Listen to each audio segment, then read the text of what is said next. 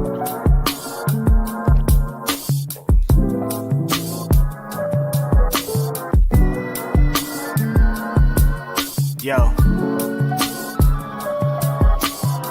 It's Grapsody with Will, Phil, and Reg, trying to keep it real instead of what you usually get from these talking heads. It's Grapsody, we're here to fill the void. 3 black fans, different perspective, got to fill your voice. Coming with the podcast, talking majors, indies in between. Yeah, it's all that, and we're down with Fightful, better fall back. Coming for respect, we connect like a ball bat. No need to double check, these are all facts. You're listening to us talk raps. You're listening to us talk raps. Will, Phil, and Reg. Yeah, we're Grapsody, here to talk raps. Yeah, we're Grapsody, here to talk raps.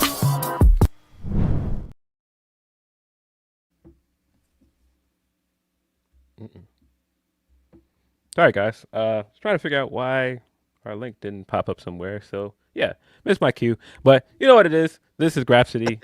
It's Monday. Stuff is out of order, but have no fear. We are here. I'm Phil Lindsey. Of course, I am here with Righteous Reg. What's going on?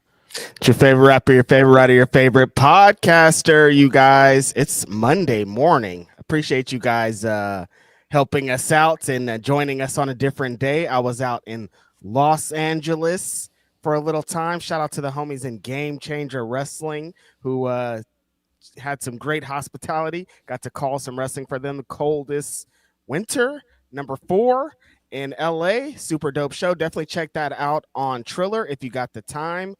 And I spent a little bit of time in Bakersfield. Shout out to the Bakersfield homies. But what's up with you, Phil?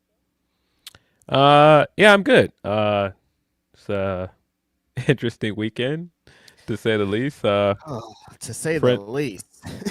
Friends came through. It was some warm weather. Unseasonably warm here for Chicago, but it was all right. I think Twitter is like down. I think that's why our live link didn't go up. I was wondering why there was a little message on StreamYard that was like, hold on a second. Something happened. Something went crazy. So, yeah, maybe that is the reason, because somebody was saying something about an Andrew Zarian tweet in our chat, and I was trying to go find it, and I could not find it. And I think it's because Twitter is being weird, as always. Yeah. I think Twitter is being weird. That's why I was confused. I was like, what's going on? Why don't I see our live link? But that's what it is. Twitter. You ugly. We're not supposed to be on there anyways, but life is life. Yeah. doesn't work well since a certain person took over it, but awful human being. But yeah, you guys, it's raining out in Oakland, California for some odd reason. Weather is changed overnight, and things are interesting. Yeah, like you said, Phil, crazy weekend, crazy weeks. There's so much news, there's so much information, there's so much craziness going on. Hopefully everybody is chill, having a good day, having a good start to their week. It's a holiday, I guess, or something going on. People are probably home from work. So if you're spending your time with us today, appreciate y'all. Yeah. Today is President's Day. For people that celebrate such things. Not my president, brother. But I seen another guy that, I still am proud to say was our president at one point, out and about, active during All-Star Weekend, still looking just as, cool as ever, still just unbothered. What a guy. Did you see his alien conspiracy video?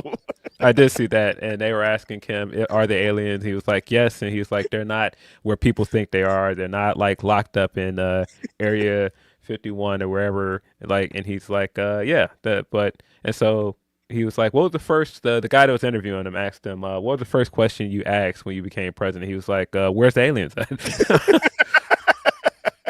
He's so funny, dude. Like, he still just has that charisma. It just exudes from him. He just seems so unbothered. We're like, dude, we need you. Come back. But he can't come back. He's like, I'm never coming back. Y'all stop talking to me. I totally understand why. There's that. But yeah, another fellow Chicagoan celebrating his birthday today. Elite lyricist, one of my favorite rappers of all time. Lupe Fiasco turned 44 today. happy birthday to Lupe. Also, this year celebrating the 20th anniversary of his first studio album, going on a tour for that. Chicago is definitely a stop in this tour, so I was like, might have to pull up for one of those. Is it? It's the last stop. Last stop in Chicago, of course, because like, how else would you do this? Happy birthday, Lupe Fiasco. We talk about this guy very often on Grapsody. If you know Grapsody lore, you know who Lupe is and what he is to the both of us in relation to hip hop and what he brought to the table. I saw that flyer. There's like 3 California dates for the 20th anniversary of the Cool and I mean of Food and Liquor, and I was like, gots to be at one of them, guaranteed to be at the San Francisco show.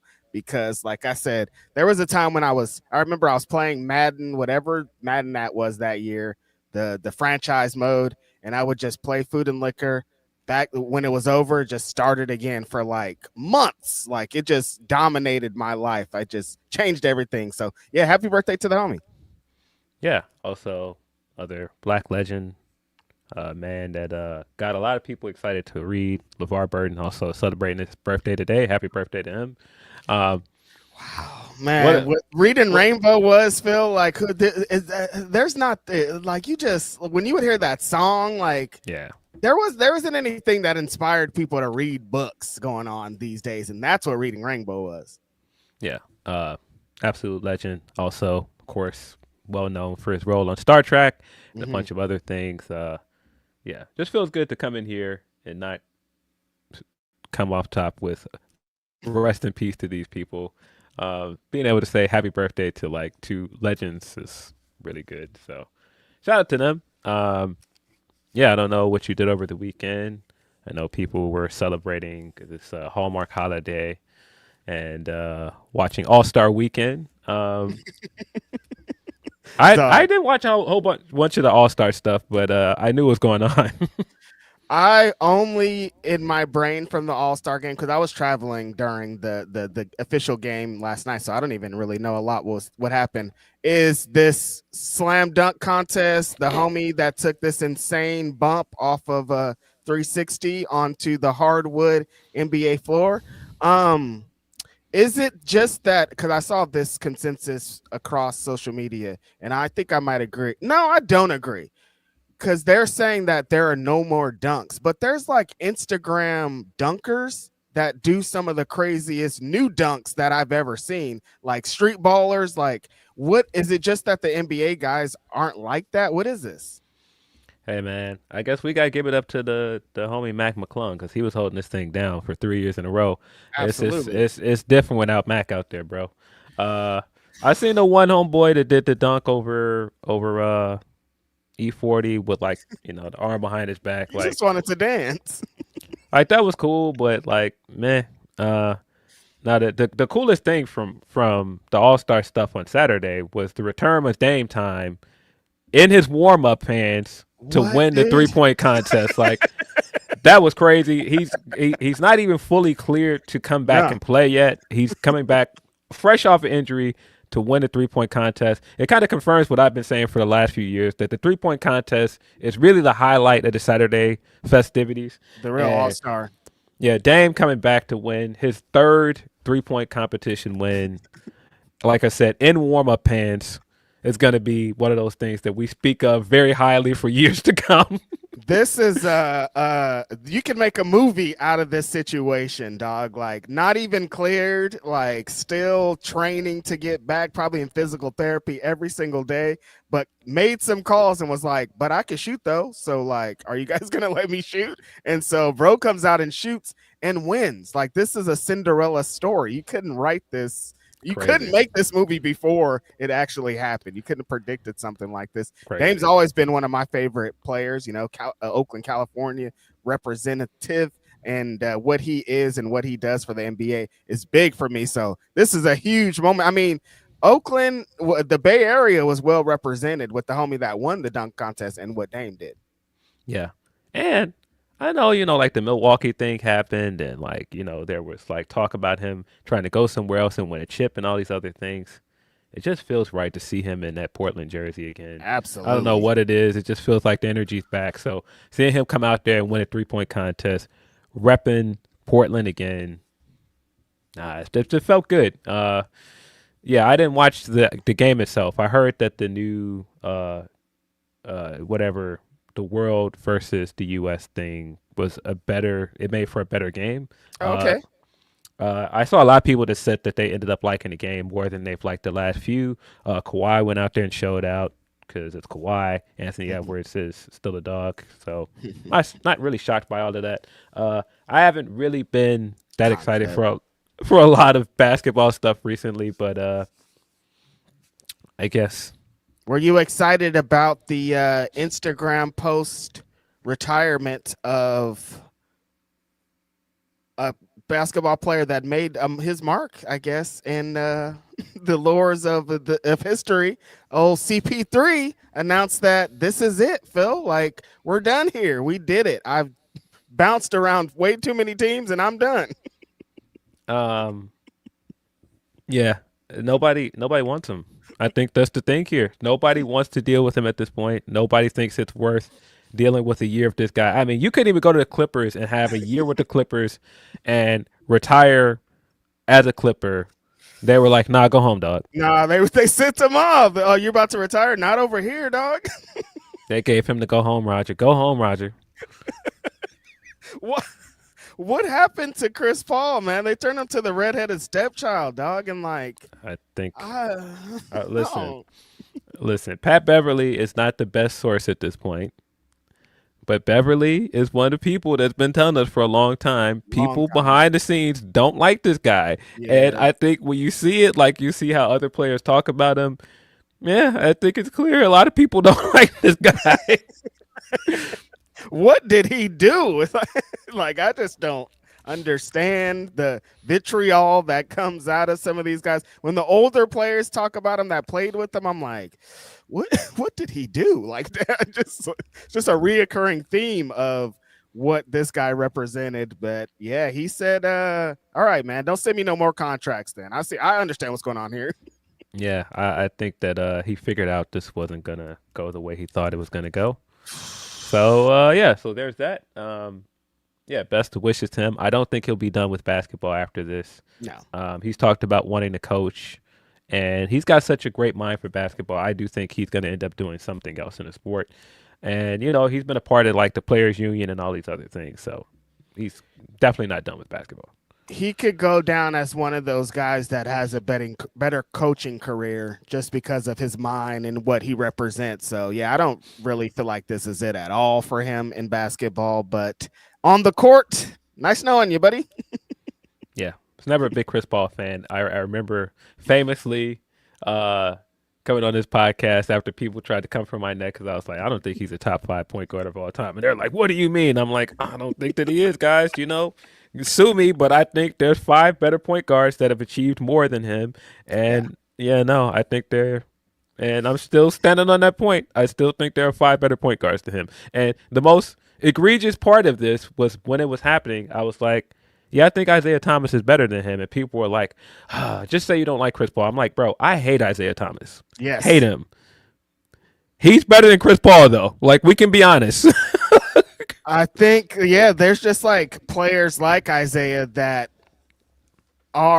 did things and achieved higher things and didn't do it the way that it just went down a little bit easier for them and didn't have as much crazy fanfare. But like, it's top 5. There's a lot of NBA players, Phil. A lot of point guards, dog.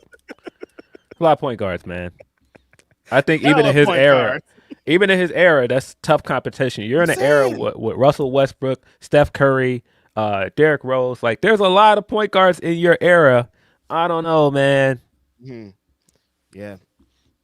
I kind of feel like because like immediately when he announced his retirement, I thought about Russ because him and Russ have like a lot of, like you just mentioned, like they ran and they're on the same times. They kind of have the same kind of thing attached to them. And like, I don't think he's better than Russ.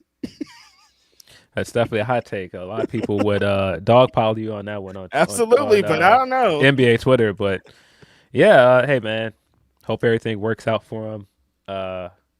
Yeah, the the holiday stuff that I laughed at because somebody sent me a message Saturday and they weren't doing anything, and I was just like, on Valentine's Day, like the Linkin Park's record, on a Valentine's Day, on a Valentine's Day.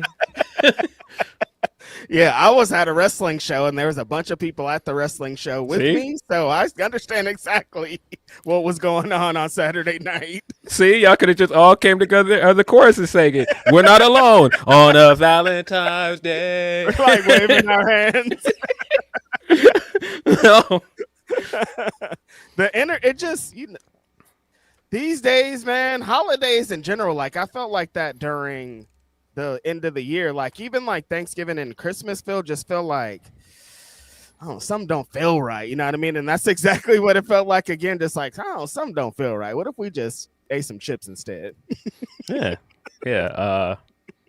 Which, by the way, I will never stop saying Minutes to Midnight is a very underrated Linkin Park album. I know, like, it came after like their two classic albums, and it was like a very divisive album because it had a different sound and all that. Minutes to Midnight is a great album, though. They made like a big all songs are gonna be in every Michael Bay movie album, and anytime artists do that, people stand hard on either side, and a lot of people were standing on the "you guys sold out, we can't believe it, this isn't the Linkin Park we know" side, and I think that clouded what they got of what the album really is. Yeah, what I've done was definitely etched in our brains because of the Transformers movie, and it was played now social media.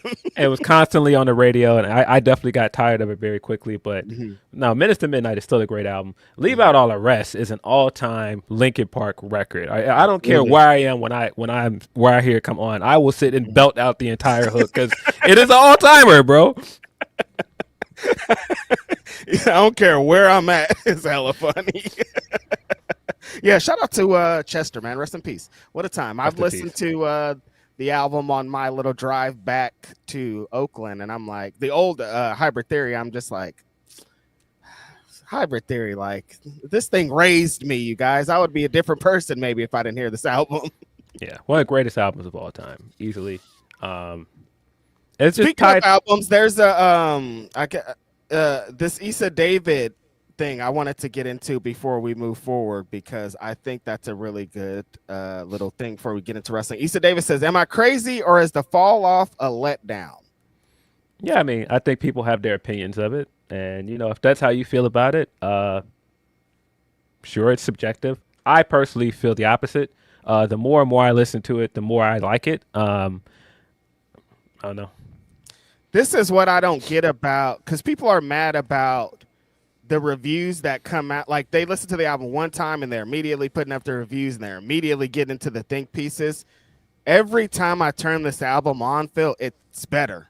Like, it sounds better, the songs connect differently. Like, it just, you have to, I don't want to be one of those, oh, you got to really listen to it. But like, sometimes you got to feel it. It got to be inside you. You got to live with it in order to really grasp what it is. Like, yeah, I can't agree. So, David, I think it's getting better with every listen for me. And I think that the goal of what he was doing, I think he did it. And like, I don't like what would be the something else. Like, I don't know what people thought it was going to be. Like, initially I was like, okay, but like listening to it in full, I'm like, he kind of said all he needed to say. He kind of did all he needed to do. What more could you have won? I think like production, there's a couple of things I could see people being upset, but for the most part, I'm like, this is like cold production. This is like, it kind of enhanced the songs for me because it's like his total vibe, I think the vibe where some people are like, it feels like a letdown, is that it was hyped up to such a degree, and he talked about how much work he put in, and people are seeing it as like his magnum opus, like his final album possibly.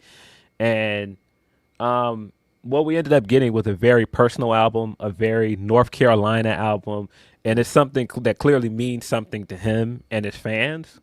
And so I think if you're not as like a big like Cole defender, it's not going to hit you the same way.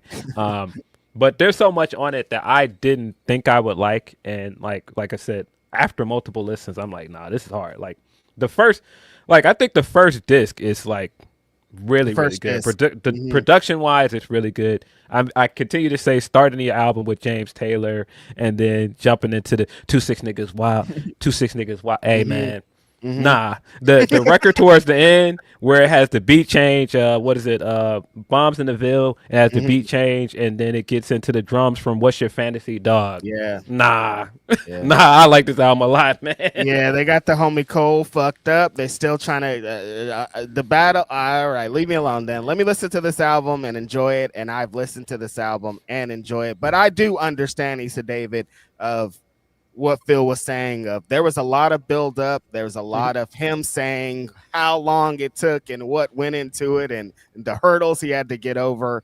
And it like, I mean, it is a personal album. It's like I don't listen to Mr. Morale often because it's so personal. So I understand that aspect. Sometimes it's like, all right, brother, I don't want to look at myself in the mirror. And these are kind of look at yourself in the mirror raps.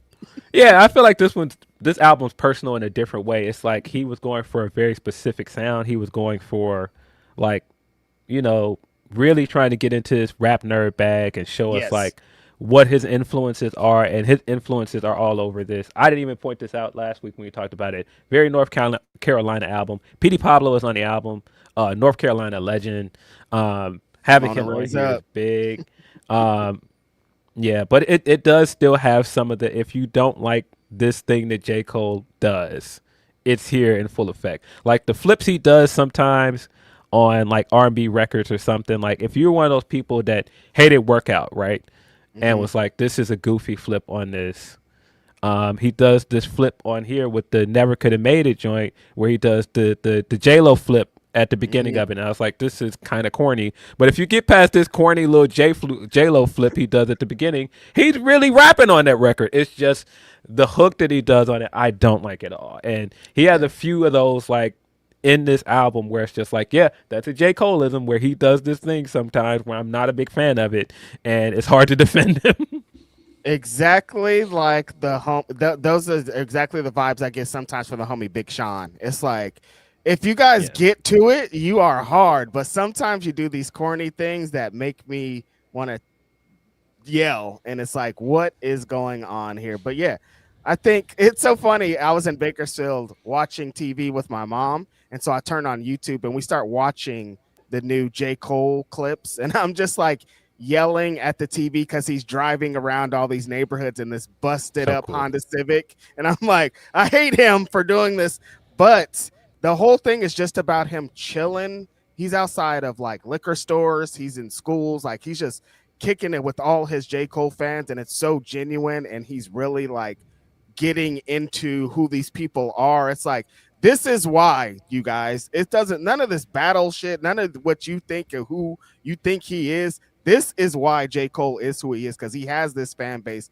and he curated it a certain way for a reason. Yeah, you could tell like his fans really love him, and he does a lot of stuff specific to his fan base, and that's why they gravitate to him the way he does.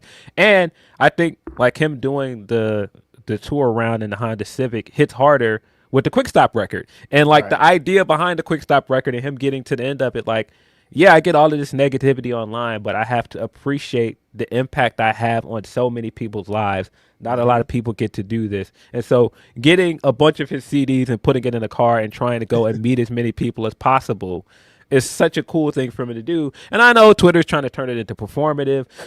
This guy is a millionaire, sorry. And, you know, he's still trying to act like he's struggling. I think you're missing the point, Twitter, because Twitter misses the point on things a lot. And I think a lot of this is just people that either don't like him or don't really get it. And if you don't get it, it's fine. But, and that's why I said to start this with David, like, bro, if you don't like the album, it's subjective. I personally really like it, and it's funny, every time I listen to it, my favorite song on it changes. Initially, I really liked the Safety record, then it turned to Legacy. Yeah, it just keeps switching every time I listen to it now. Yeah, that well, every time they try to put this performative J. Cole thing on him, it's like he always does things like that. The Dollar and a Yeah. Dream tour he did, where you could play $1 to get in. He always tries to like do like a give back thing, but like Hmm. people think because he's grown in popularity and who he is as a rapper that he's not going to continue to do that, and that he's trying to tap into some weird thing. But it's like, no, he's gonna. This is why we know this album. This is why we're still talking about J. Cole, because of things like this and the fans that go to things like this. Yeah. Shout out to friend of the show, Lyric. I was talking to her about it from North Carolina area, and she was like, "Nah, people down here love this album." I was like, "I figured." Um, because it's for them. I feel like this is a very regional sounding album. This is a very North Carolina album. I mean, like I said, starting it with James Taylor, Carolina Boys is outside. I Mhm. was like, yeah, I see exactly what this is.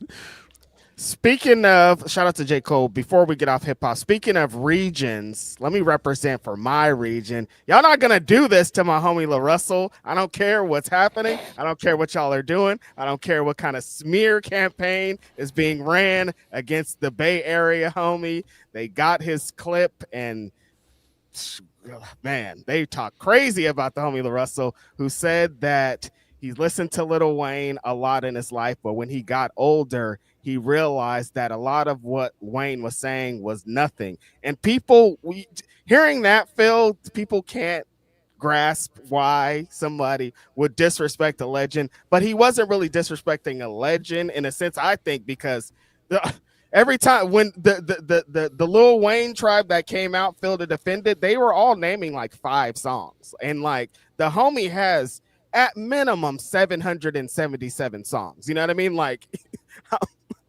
you can only name 5 ones that he really did the thing. You guys are answering it here himself, but like I think more than that, it's like you can't say nothing about nobody. And he wasn't even like Lil Wayne's the worst rapper of all time. Why are you guys listening to him? That's not what he said, but people turned it into that, and like you can't even talk about him. You're not a big dog here. What about this? And it's like, what is this, you guys? Um, yeah, people were definitely on La Russell's neck on Twitter. People were out with their hands up, like, you, how dare you? I'm not gonna let you disrespect Lil Wayne like this. It's just like, guys, I think we can calm down. I laughed very hard because somebody did exactly what I knew the internet was gonna do. Because they were like, "Oh, I'm hearing people say don't disrespect Lil Wayne," and no, I'm saying is that the clip under it, "Don't stop." It's just like, you know it's gonna come, but it hits, it still hits hard. Hilarious. And I mean, of course, these things don't work in Wayne's favor because he put out an album that a lot of people did not like last year.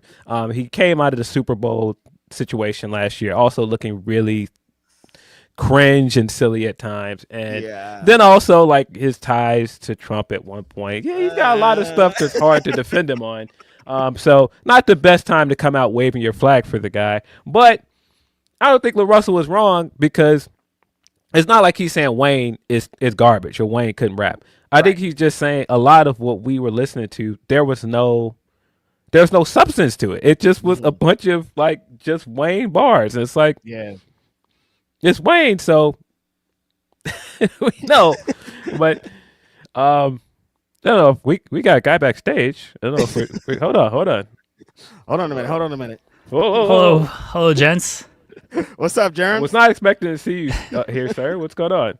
Well, I was gonna come in and I was gonna have like a mask on or something to implicate my burner, and talk shit about you guys and talk shit about Joel and talk shit about SP3, all from like a burner account. But I don't do that. If I'm gonna say something, I'll just say it. But I have nothing bad to say about anybody anyway.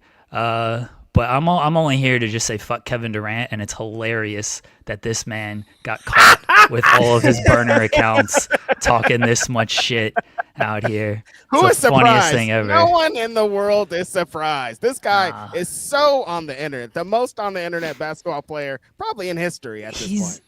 He's one of the greatest basketball players of all times, and he's out here spending all this time on the internet. Like, what are we doing out here? Listen, you doing be out bored. here? Sometimes you have all that money, Jeremy, and you're bored. You know. I guess so. I don't know anything about having that much money and being that bored. So No, yeah. sounds like a good problem to have. I've only seen people talking about this burner thing. I don't know the specifics of it. Oh, you So I've gotta only catch up, Phil. I've only seen the specific. I've still only seen that. I still think one of the funniest things that ever came out was when what's the guy Rappaport put out the DMs between him and Durant was telling him basically pull up, and all these people were like, "How dare he threaten him like this?" I'm like, "God, this is actually really funny." Yeah. Have you not seen Busby? Busby is Durant's in Busby's DMs. I don't know anything about this. What is this? You don't know? Am I breaking news to you guys now? You're breaking news on the show. Well, I talk to Busby pretty often, so I already knew that part. Okay,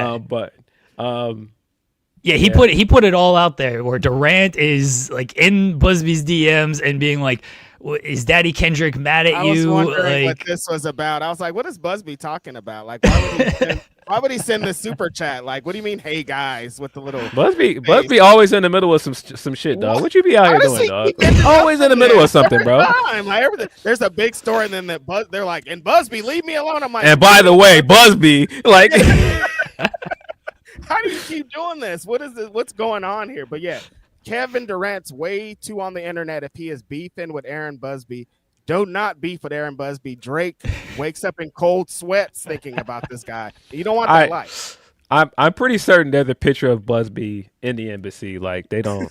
Yeah, he's on all the most wanted lists in there. All the keep out of it and don't disturb lists. Like get this guy out of here. Shout out to Busby.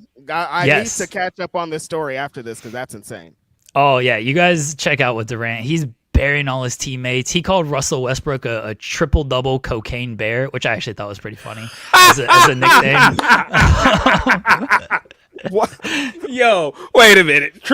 Double cocaine bear is wild, bro. Yeah, that was actually really good. I was like, you know what? I don't like this dude, but I respect this nickname here. Why you do Russ like that? No, it was actually a compliment because he was burying Kyrie Irving because he was like, Kai. Yeah, it was. He's like, Kai didn't compete with me. He's like, Kai didn't compete with me. The triple-double cocaine bear would actually compete with me. So he was complimenting Russ Westbrook out of all of this. Oh my God. Yo. Yeah, why are you It's actually here? amazing. While you're here, did you have an answer for Issa David's question? Do you think that the Cole album is disappointing? I liked it. I'm not the biggest Cole fan in the world. The album felt more tailored to like hardcore J. Cole fans, and that's not me. Yeah, and that's not me. But like, I like it overall. I thought it was too many tracks. It's tough to be that consistent. It's a lot of for music, 24. man. Yeah, it's tough to be that consistent for 24 any tracks. rapper, any artist exactly. at that point. Yeah. So I think like he probably could have like cut it down and it would have been a little bit better. I like 29 better than 30. I don't know if I'm majority or minority. Okay. But like overall, I think it's good. I'm excited for the new Baby Keem this weekend though on Friday. Like Baby Keem's got the new album coming out, so I'm excited for that. But I thought overall like it's good, but since I'm not like the most hardcore J. Cole fan, I can't say it's like great or anything. Yeah, Super fair. Great review. I'm doing a simulcast, by the way. Like we're doing In the Weeds live right now. It's like I'm just gonna hop on Grapsody and do both shows at once. So Joel is actually listening to me, and he can't hear you guys at all, and he's just listening to me talk about the Kevin Durant and the rap stuff while he's just sitting there like doing nothing right now. I love it. Shout out to Joel. Nah, fuck Joel. I don't need a burner to say that. I'll just say it. You guys be well. I'll talk to you guys later. Thank you for. I think this is like my first actual like appearance on the main Grapsody show. I show up on the Select show. Oh yeah. People don't know that I did producing for you guys like during the first few episodes because Will would always message me and be like, "Hey, I can't access this or I can't access that." I was like, "I got you. I'll pop on." So I'd sit backstage for a lot of the shows, but I think it's my first time like on the actual Grapsody main show, and I had to invade it to be on it. And again, fuck Kevin Durant. That's all. Appreciate you, bro. You've always helped us out and done things behind the scenes. We really appreciate you around here. I try. You guys are the best. I appreciate you guys. Enjoy the rest of your show. Bye, everyone. Thank you for calling me seasoned, Mr. Muscle. Seasoned. I'll talk to you guys later. Bye. Peace. All right, bro. Yeah. It's, yeah. Busby.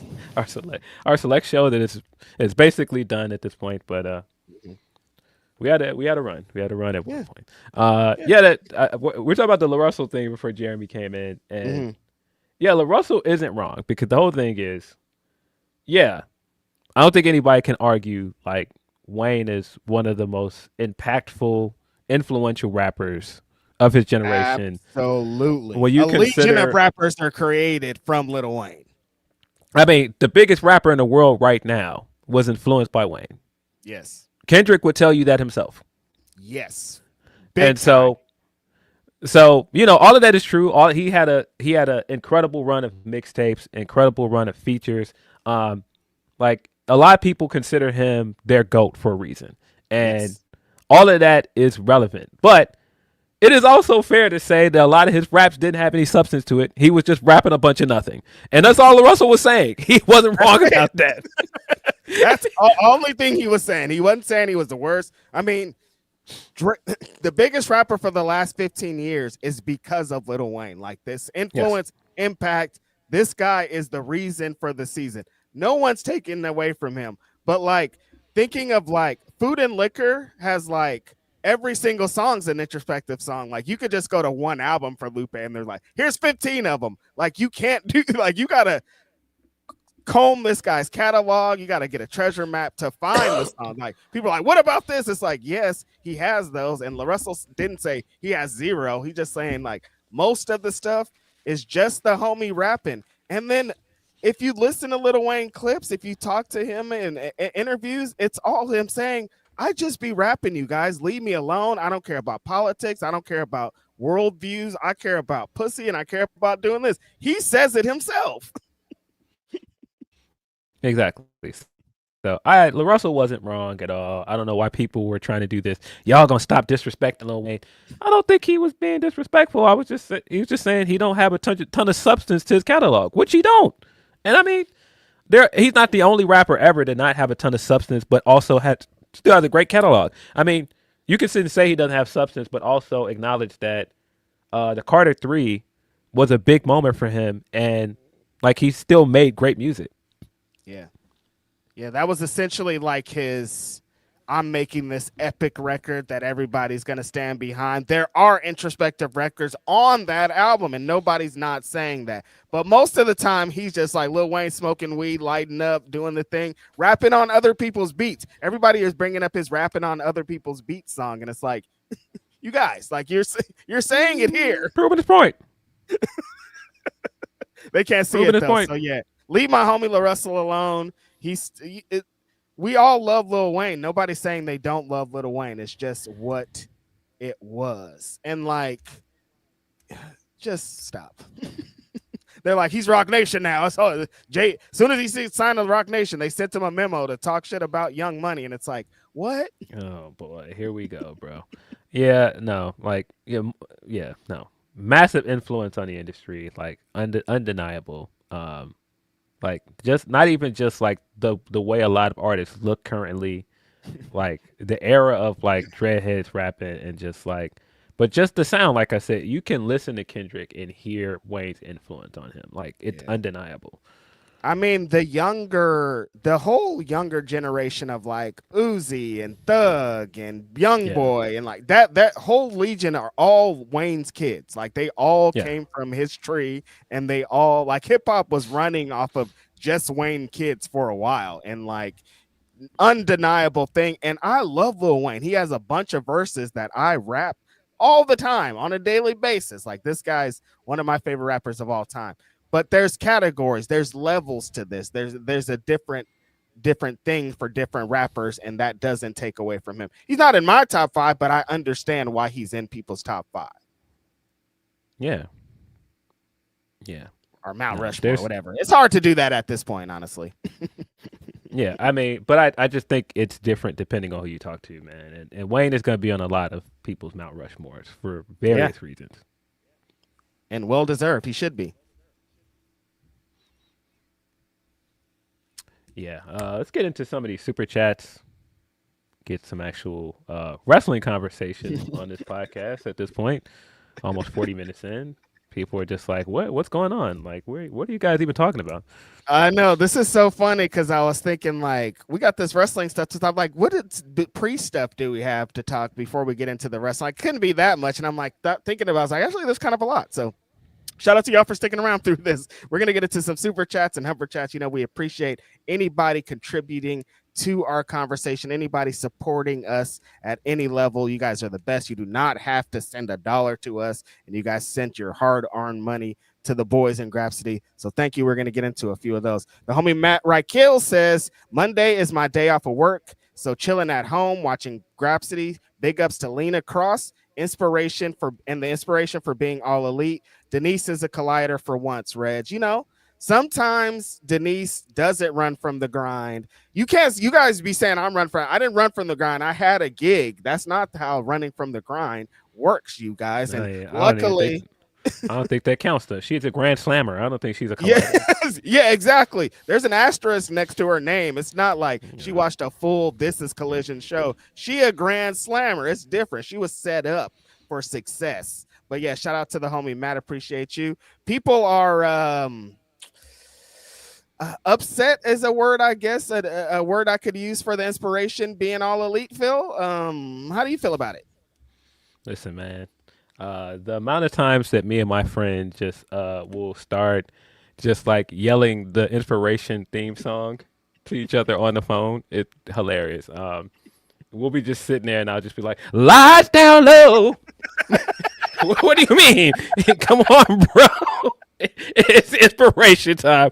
I don't know what y'all talking about. Get Harley on the screen singing that theme song.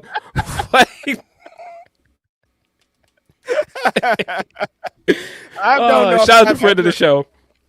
Go ahead. I was just saying, shout out to friends of the show, Emilio, because we do that all the time. It's just like we'll just be sitting there, and it'll just randomly one of us will just be like, "Lights down low." Shout out to the homie Emilio. Big ups to the brother. Yeah, I don't know if I've ever seen people this upset at an AEW signing. I'm like, I think you guys could potentially be overreacting a little bit. I think so. Like, I think people are jumping off the ledge pretty high and they are saying some wild stuff. Like, I don't even know if it's all that you guys are saying. Like, there's a division in this company that needs tag teams. There's a division, a place that needs more competition and people that have been to places and done things, and I think they represent that. They're not about to come in and dominate the TV time and have Kenny matches over Kenny Omega and think that what you think they are and take opportunities from people who deserve it. They're coming in to help the division. Yeah, I think that it's a good signing because you are starting a tag division. You need more tag teams. You need more established tag teams that have chemistry together, that have experience as actually working tag team wrestling matches. They're not just singles wrestlers put together as a tag team.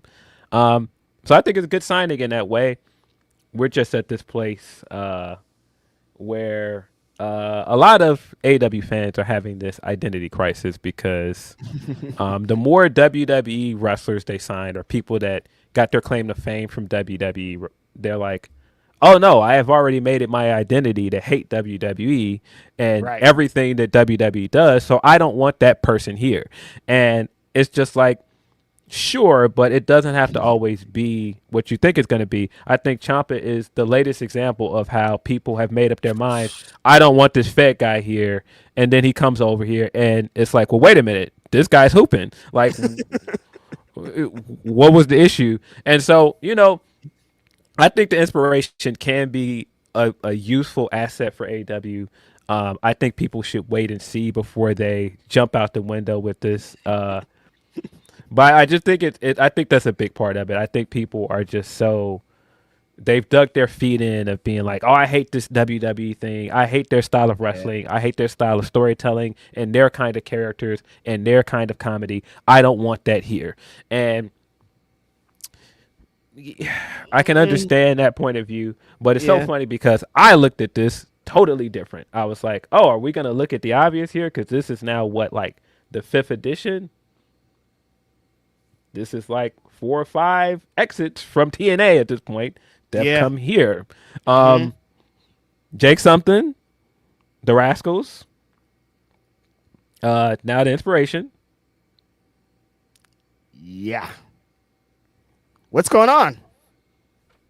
Sure seems like something's happening there of like people keep making it seem like, oh, TNA is in a great place. They have a TV deal, but you now have people making exits to come here.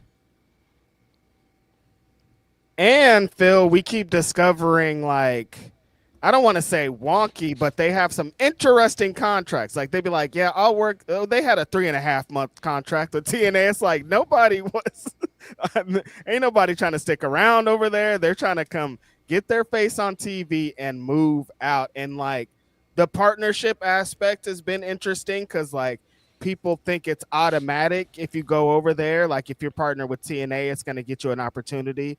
And a lot of people are trying to separate maybe from who they were and become somebody different. You go over to AEW, you can kind of create yourself a new identity. That's what the Rascals are doing. And I think that's what the Inspiration is trying to do. You know what I mean? Just like come over here, do something different, be able to do their gigs and their shtick on a different wrestling program. Yeah, I mean, came in right away, got to debut in their home country on a house show over the weekend. I saw a lot of people that expected them to show up during Grand Slam, and that's where we got Lena Cross instead. Again, I'm not ready to react yet until we see what it is they're actually doing. I think that this could be a good opportunity for them. It could be a good opportunity for AEW to do something different. I don't know. I'm in wait and see mode before I just go, no, never. And also, I like the Iconics. I like the Iconics when they were with WWE. I thought that WWE should have done more with them as a tag team. I thought that first year or so of the women's tag division, they kind of mishandled it. And I felt like out of anybody in that tag division, the Iconics should have been a home run for them. And I was really confused as to why they weren't. They tried to split them up at one point and make them singles wrestlers, which why? And then like just everything about how that ended up happening, and then they ended up getting released. And so no, if they're still trying to work as a tag team and still show that they can contribute to the industry, I don't see anything wrong with this.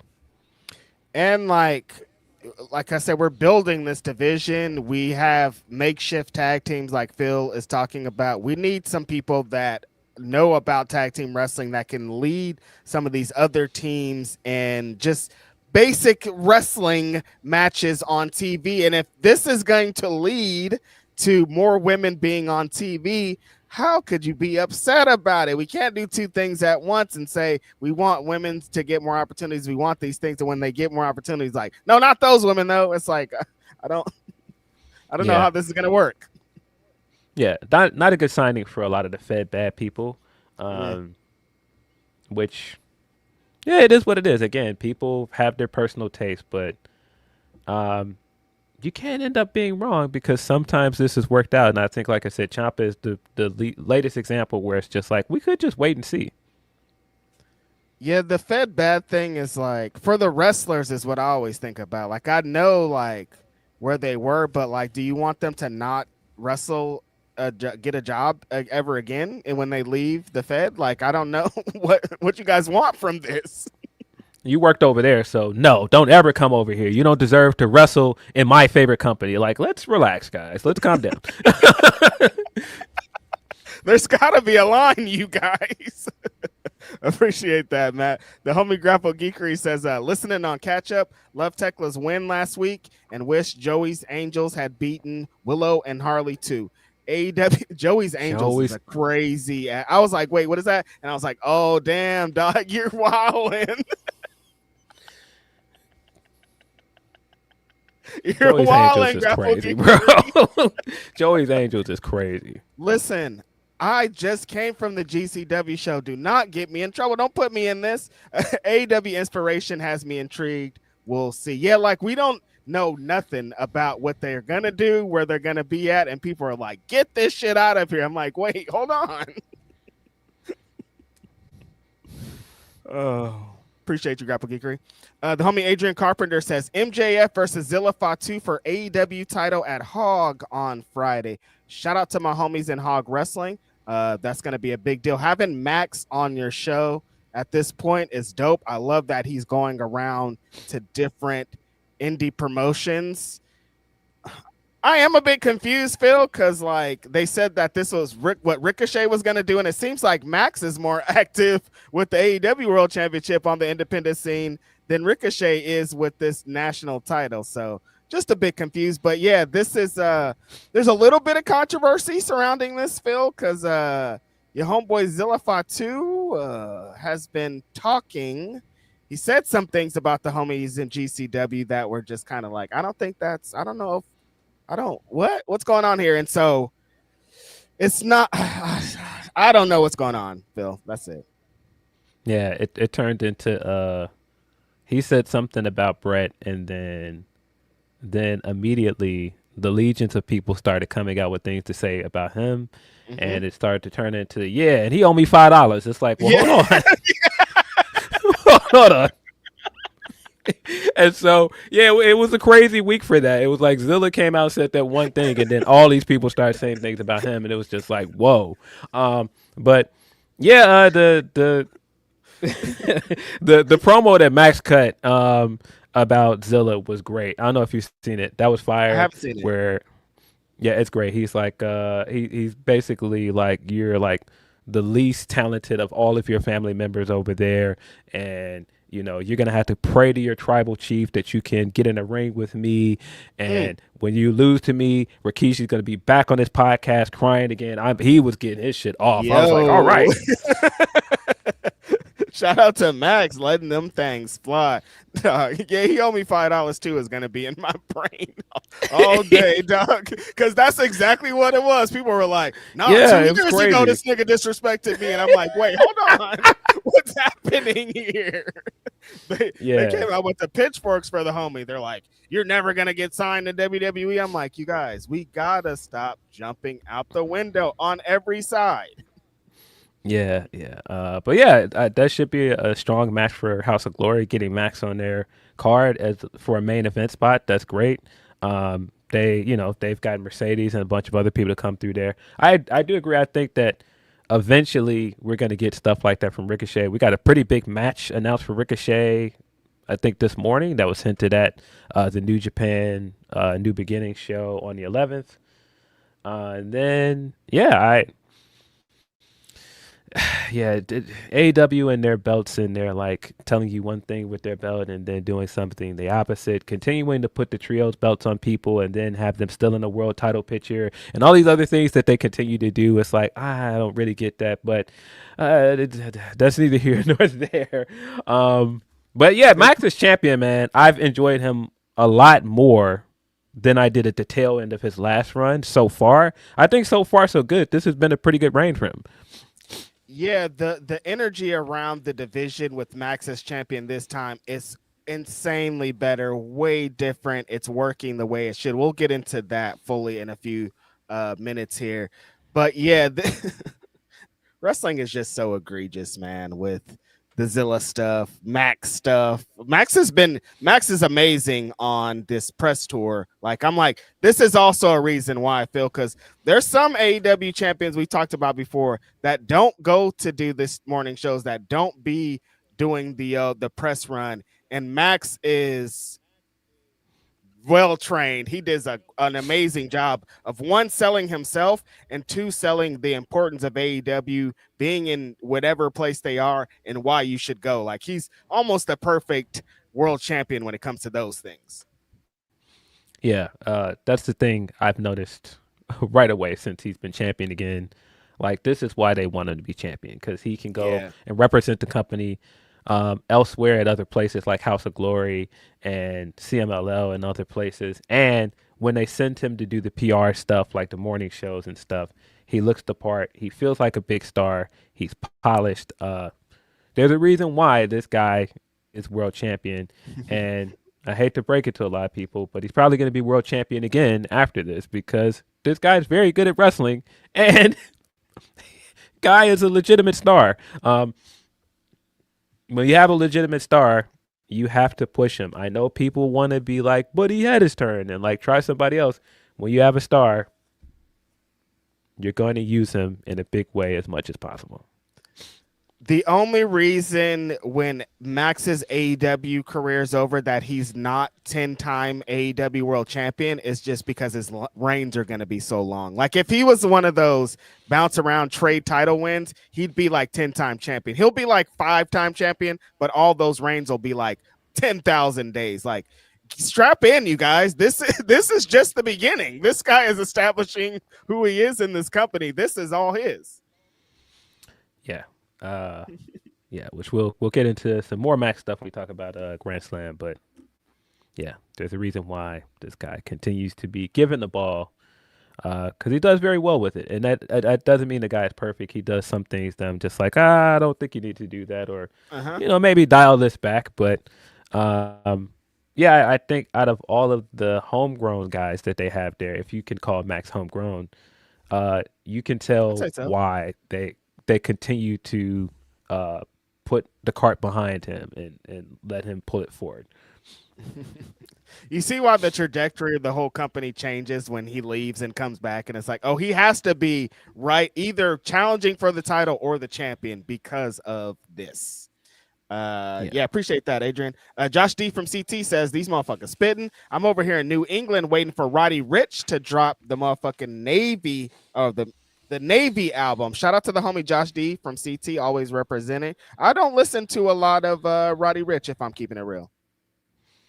Yeah, not really my style, but yeah, shout out to Roddy. There's a bunch of rappers like there. I read something NBA YoungBoy had like the highest grossing rap tour ever for whatever he is in his position, and couldn't name one lyric, couldn't name one song, but I understand why he has his legions of fans. No, I've never understood the NBA YoungBoy thing. Somebody's listening to NBA YoungBoy. They're constantly talking about his streaming numbers and his touring numbers, and I'm just like, I don't hear his music ever, but somebody's listening to it. There's apparently like a legion of gamers that like fuck with him heavy, that keep his numbers up, and like he has these different pockets of people that really go hard for NBA YoungBoy, and I think that's dope. But like again, I only think of that damn when he's in the Bandito gear dancing in the fucking desert. That's the only thing I really know. Oh, you're talking about Corday. Oh, that's a different guy. Who's the guy dancing in the desert as Bandito? That's not YoungBoy? No, you're talking about what do you call it? Why am I drawing? I just said his name. YG why am I drawing a blank on this guy's name? Because we don't be listening to that. Yeah, because I was just making fun of him, but yeah. Yeah, you're talking about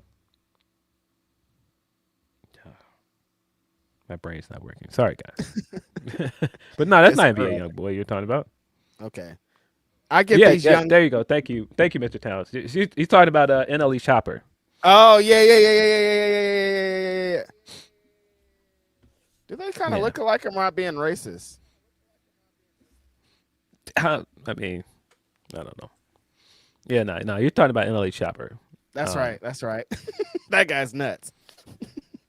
NBA YoungBoy's nuts too. That's why I'm like, some of these young people that go for, I'm like, these are not the greatest like characters, but like as artists, I understand.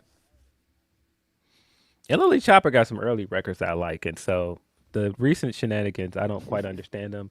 That video of him in the desert doing that song that is supposed to be a diss track, by the way, is really, really funny because all of the songs that people put over it, like the Wild Wild West and like Release Your Inhibitions, hilarious, bro. Or when they just took the music out and it just sounds like he's on a basketball court or something, that one takes me out. Yeah, hilarious video. Oh, my bad, NLE Chopper, getting you confused with another rapper. I'm acting like them. I appreciate that, Josh D. Orion Ben says, I got my inspiration Harley and MXM TV promo ready. Can you have comedy and wrestling, Phil? Is that okay? Yeah, I think you can. I just think people get really touchy about comedy sometimes. I think the AEW audience keeps trying to act like, no, we just want the graps. You guys are not telling the truth because you guys like comedy bits. Comedy bits have been a part of this company since the very beginning. You just like comedy bits from specific people. That's all. Yes. The Kenny Omega, hella bits. His wrestling career is filled with bits, dog. The Bucks, like bits on bits. They bring some of their bits to the fucking matches from BTE. Like, this is a company that was founded. Hangman used to be doing nothing but bits on those early BTE episodes. Full Gear, he was the bits guy. You guys, like, this is what this company is. Yes. But people still hate it. Yeah, I mean, all of this. I don't think people remember how silly a lot of early AEW stuff was. A lot of stuff Cody was doing early on. Like all these guys were doing very silly things. But you can't. I don't know if we can mention Cody on this pod anymore. Cody was actually very funny on BT. People might not remember. He was hilarious on BT. Yeah, some of this Cody stuff again. I just keep saying some stuff belongs in a group chat or in conversations off to the side. Everything isn't for everybody. And I want you guys to learn this lesson. Someday you will. Everything is not for everyone. It's not. Just keep that in mind. Sometimes that joke you think is really funny and you want to go and get all these engagements. It's okay to not. It's all right. They just keep trying to put it on all of us. Phil, casting this big shadow. This is your guys' fault. This is not my fault. I had zero parts in this. Take my name out of it. I just don't like it. You know something I thought was really funny when it was happening, and I said this to somebody because I saw someone's tweet and they were like, yeah, see, this is, all you black guys that made this joke. And I was like, I just think it's very funny that this guy is doing something that fetishized black men as a white man, and we're somehow wrong. It's our fault. It's somehow our fault that he's doing it. I was just like, that's not crazy to y'all? Like, all right. Okay. And I was just like, when you say y'all, I'm like, no, I never thought any of this was funny to begin with. And I've said that multiple times. I've warned people. I've outright warned people about these jokes, putting koofies on them. I warned people, and people did not listen. This is now where you're at now. I don't want to hear it now. Don't blame all of us. Don't say y'all. It ain't y'all. Take that y'all out of the conversation. Take this we out of it. We ain't speaking fucking French. Get that shit the fuck out of here. That has been my life mantra this year, Phil, of this don't look crazy to y'all. I'm like, you guys are tweeting things that I'm saying. This don't look crazy to y'all. There's photos coming out. People are saying, I'm like, nobody's like, this is wild. They're not, Phil. They're just like, yeah, do it. Like, it's funny. Let's make a bit. Let's do an article. I'm like, I just don't like it.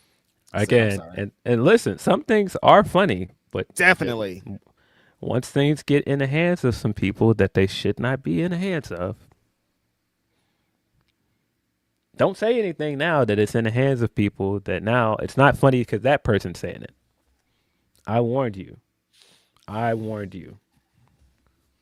Listen, as soon as you open that cookout gate, Phil, anybody can come in. Like if you tell the doorman it's chill, start letting them in, then they all coming in. Because I don't know if that sign was AI or something, but it keeps flashing in my head, and I'm like, this is y'all fault. Like, I'm putting y'all on it. This is y'all fault because y'all was slapping hands, doing shit during Black History Month, and like didn't have to do that happen. I got on this podcast when we were a trio, and I warned people about putting koofies on this guy's head, and I watched other black people subtweet us and make subs about us and acted like I didn't see it. No. Don't say y'all now. I don't want to fucking hear that shit. I don't want to hear it. Don't say nothing to me. I told y'all. Don't say nothing to me. Leave me out of it. Don't ask me what I think about it. No, I don't want to hear it. And the funniest part about this is the all three of us are the hugest Cody fans. We love Cody, but we were all like, no, 0%. We want no parts. Don't do this. We know where this is leading. And it led and landed at where we said, you guys. And I just don't. When Dave is discussing this and saying, I'm like, we got to shut it down, I think, Phil. I think this is it.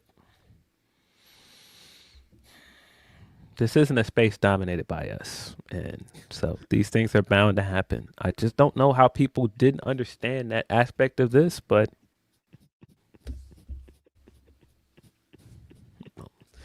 this isn't a space dominated by us. A lot of people, that's not going to hit on anything, but like when discussing topics like this, when there's things like this and they're not, and we have no say in this, it looks even crazier. So he goes in and fucking Vince Russo and Eric Bischoff. It was like, wait, hold on. I don't want to. No, hold on. Yeah, I recognize this and how like different this is, and I just keep saying like just hire more black voices, get more black people at some of these outlets because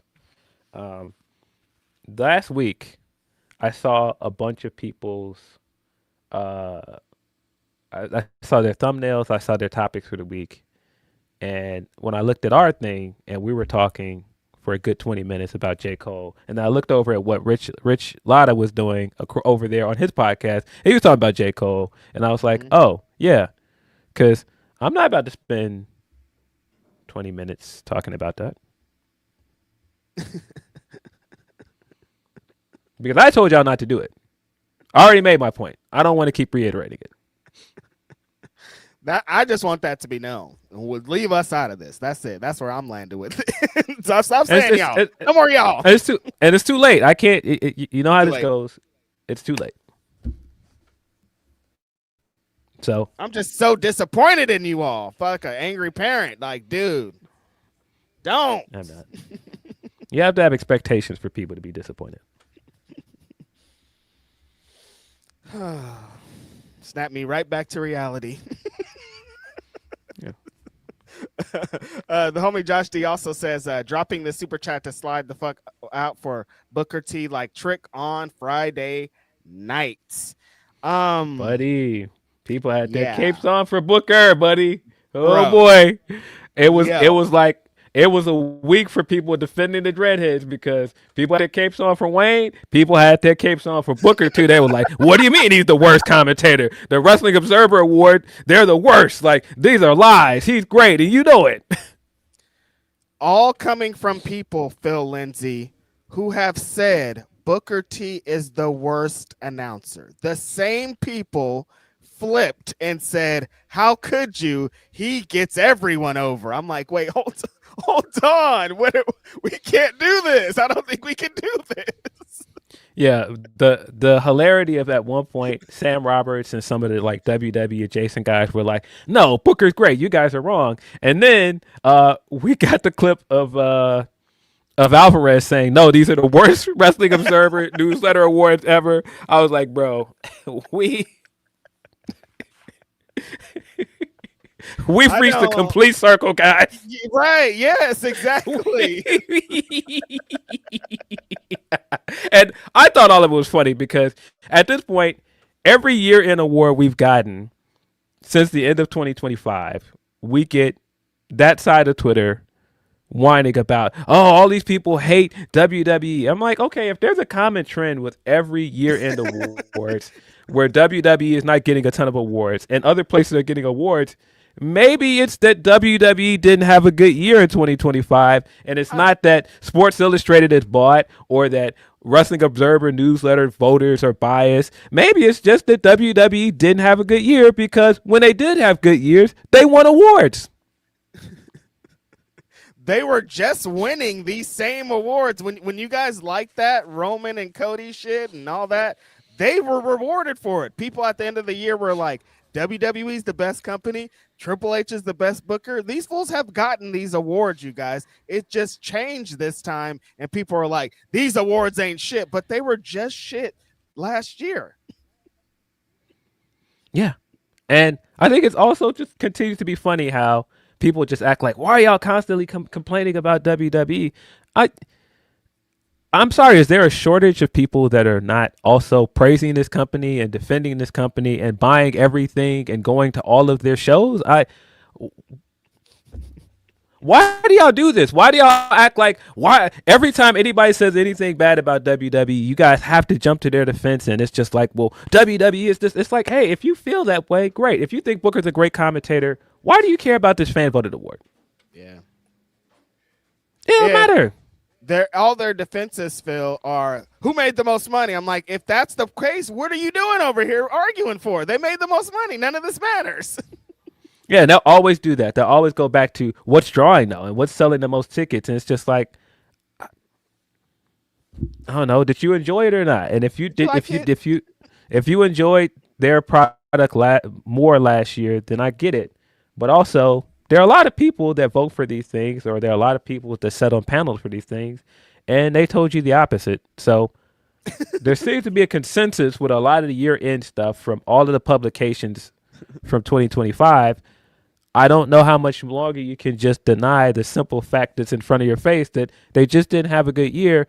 And when you look at the current talking point, the current headline about the WrestleMania ticket sales, that tells you everything you need to know, doesn't it? Because, yeah, they did the same city, same venue last year, and they're trying to hit the same amount or at least reach higher than they did last year. And this is where we are. You got a big blockbuster match in Roman Reigns and CM Punk, and those tickets still aren't moving as fast as they want. Maybe it's because they didn't have a great year last year, and maybe, just maybe, in this economy, people are tired of you trying to price gouge them.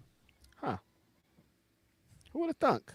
I could. Nobody could have predicted this, Phil. Not one person in the world could have predicted pricing out all of your diehard fans and travel, cities, all the stuff, and then being like, well, why aren't they showing up? What's going on? And then also, even getting beyond that, because I think if they had a strong ass show, a strong ass card, it wouldn't even matter. Like, these people would fucking show up. They just aren't as interested. Like that's the money would be second to a lot of people. I think a lot of people are saying the money just because the show isn't worth it. Like, they're like, I don't care because the show's not what it was, and like that means so much. So when people keep bringing up money, I'm like, who cares about that? It's all this. Like, I think TKO had this idea of what UFC does, because UFC does 10, 12 Las Vegas shows a year or something, but none of those are in stadiums with 70,000 people. I think that's the difference. Like, if you did Vegas 2 years in a row and the next year you came back and did a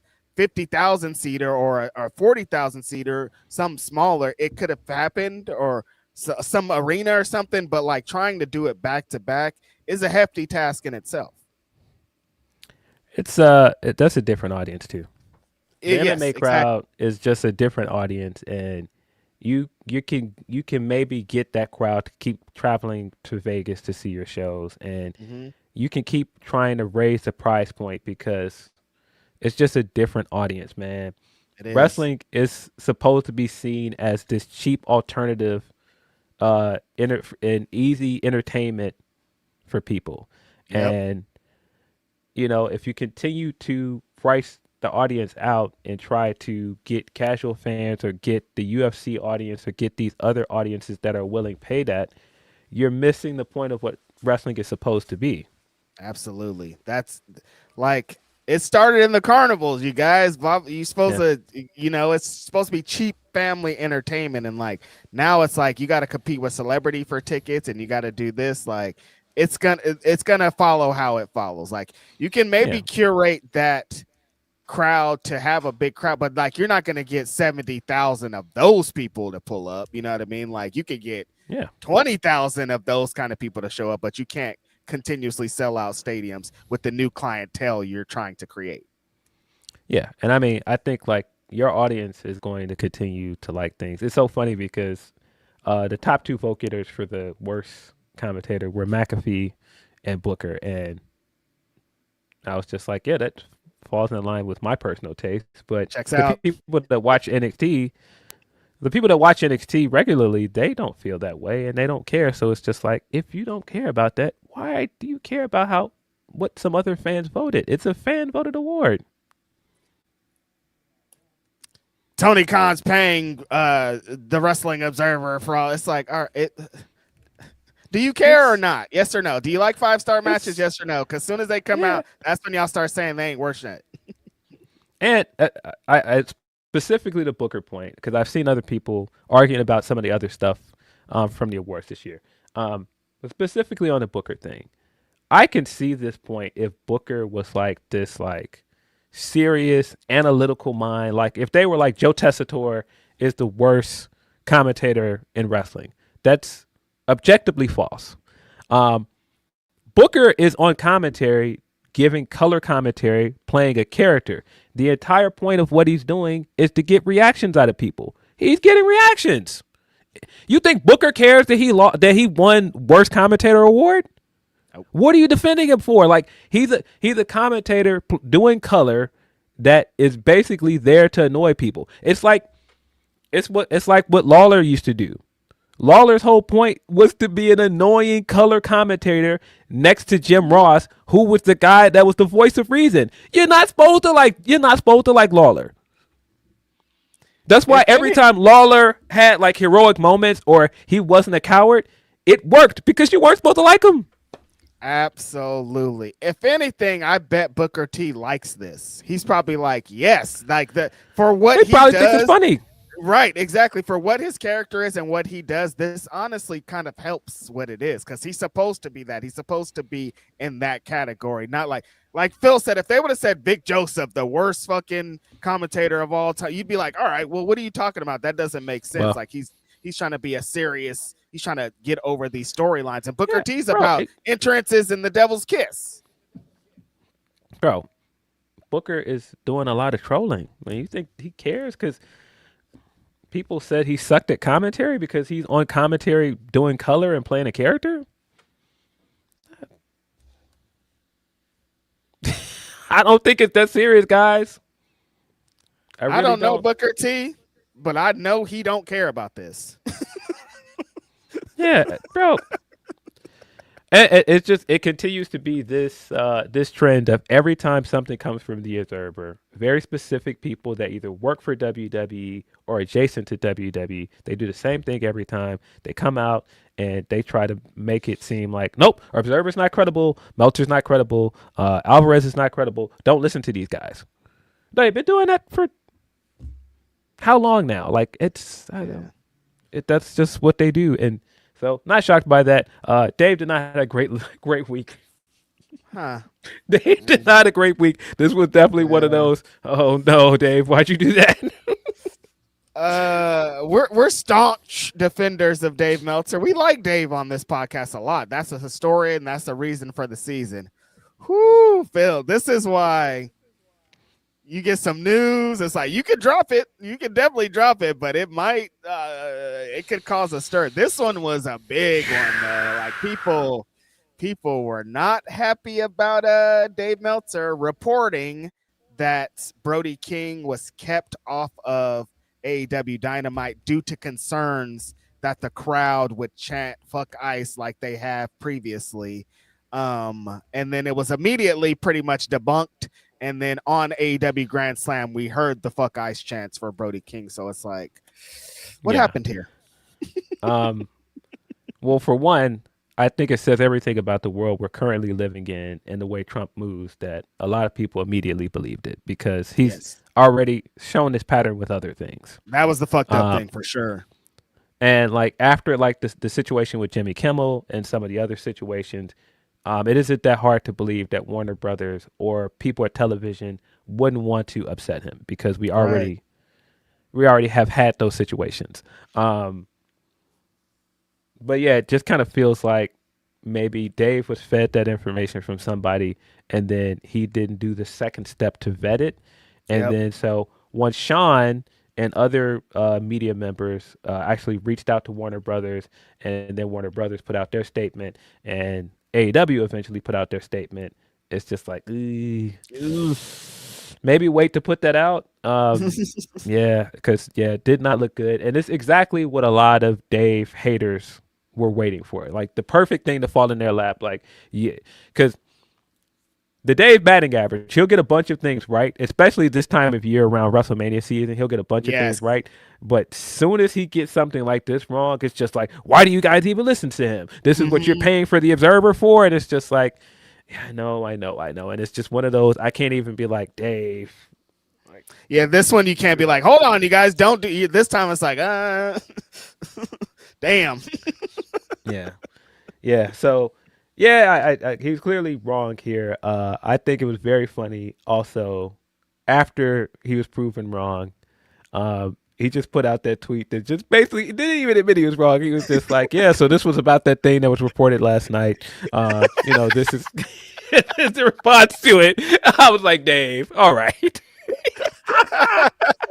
Dave couldn't even come out and be like, my bad, dog. He's like, look, this is what they said about what I said. How do you feel about it?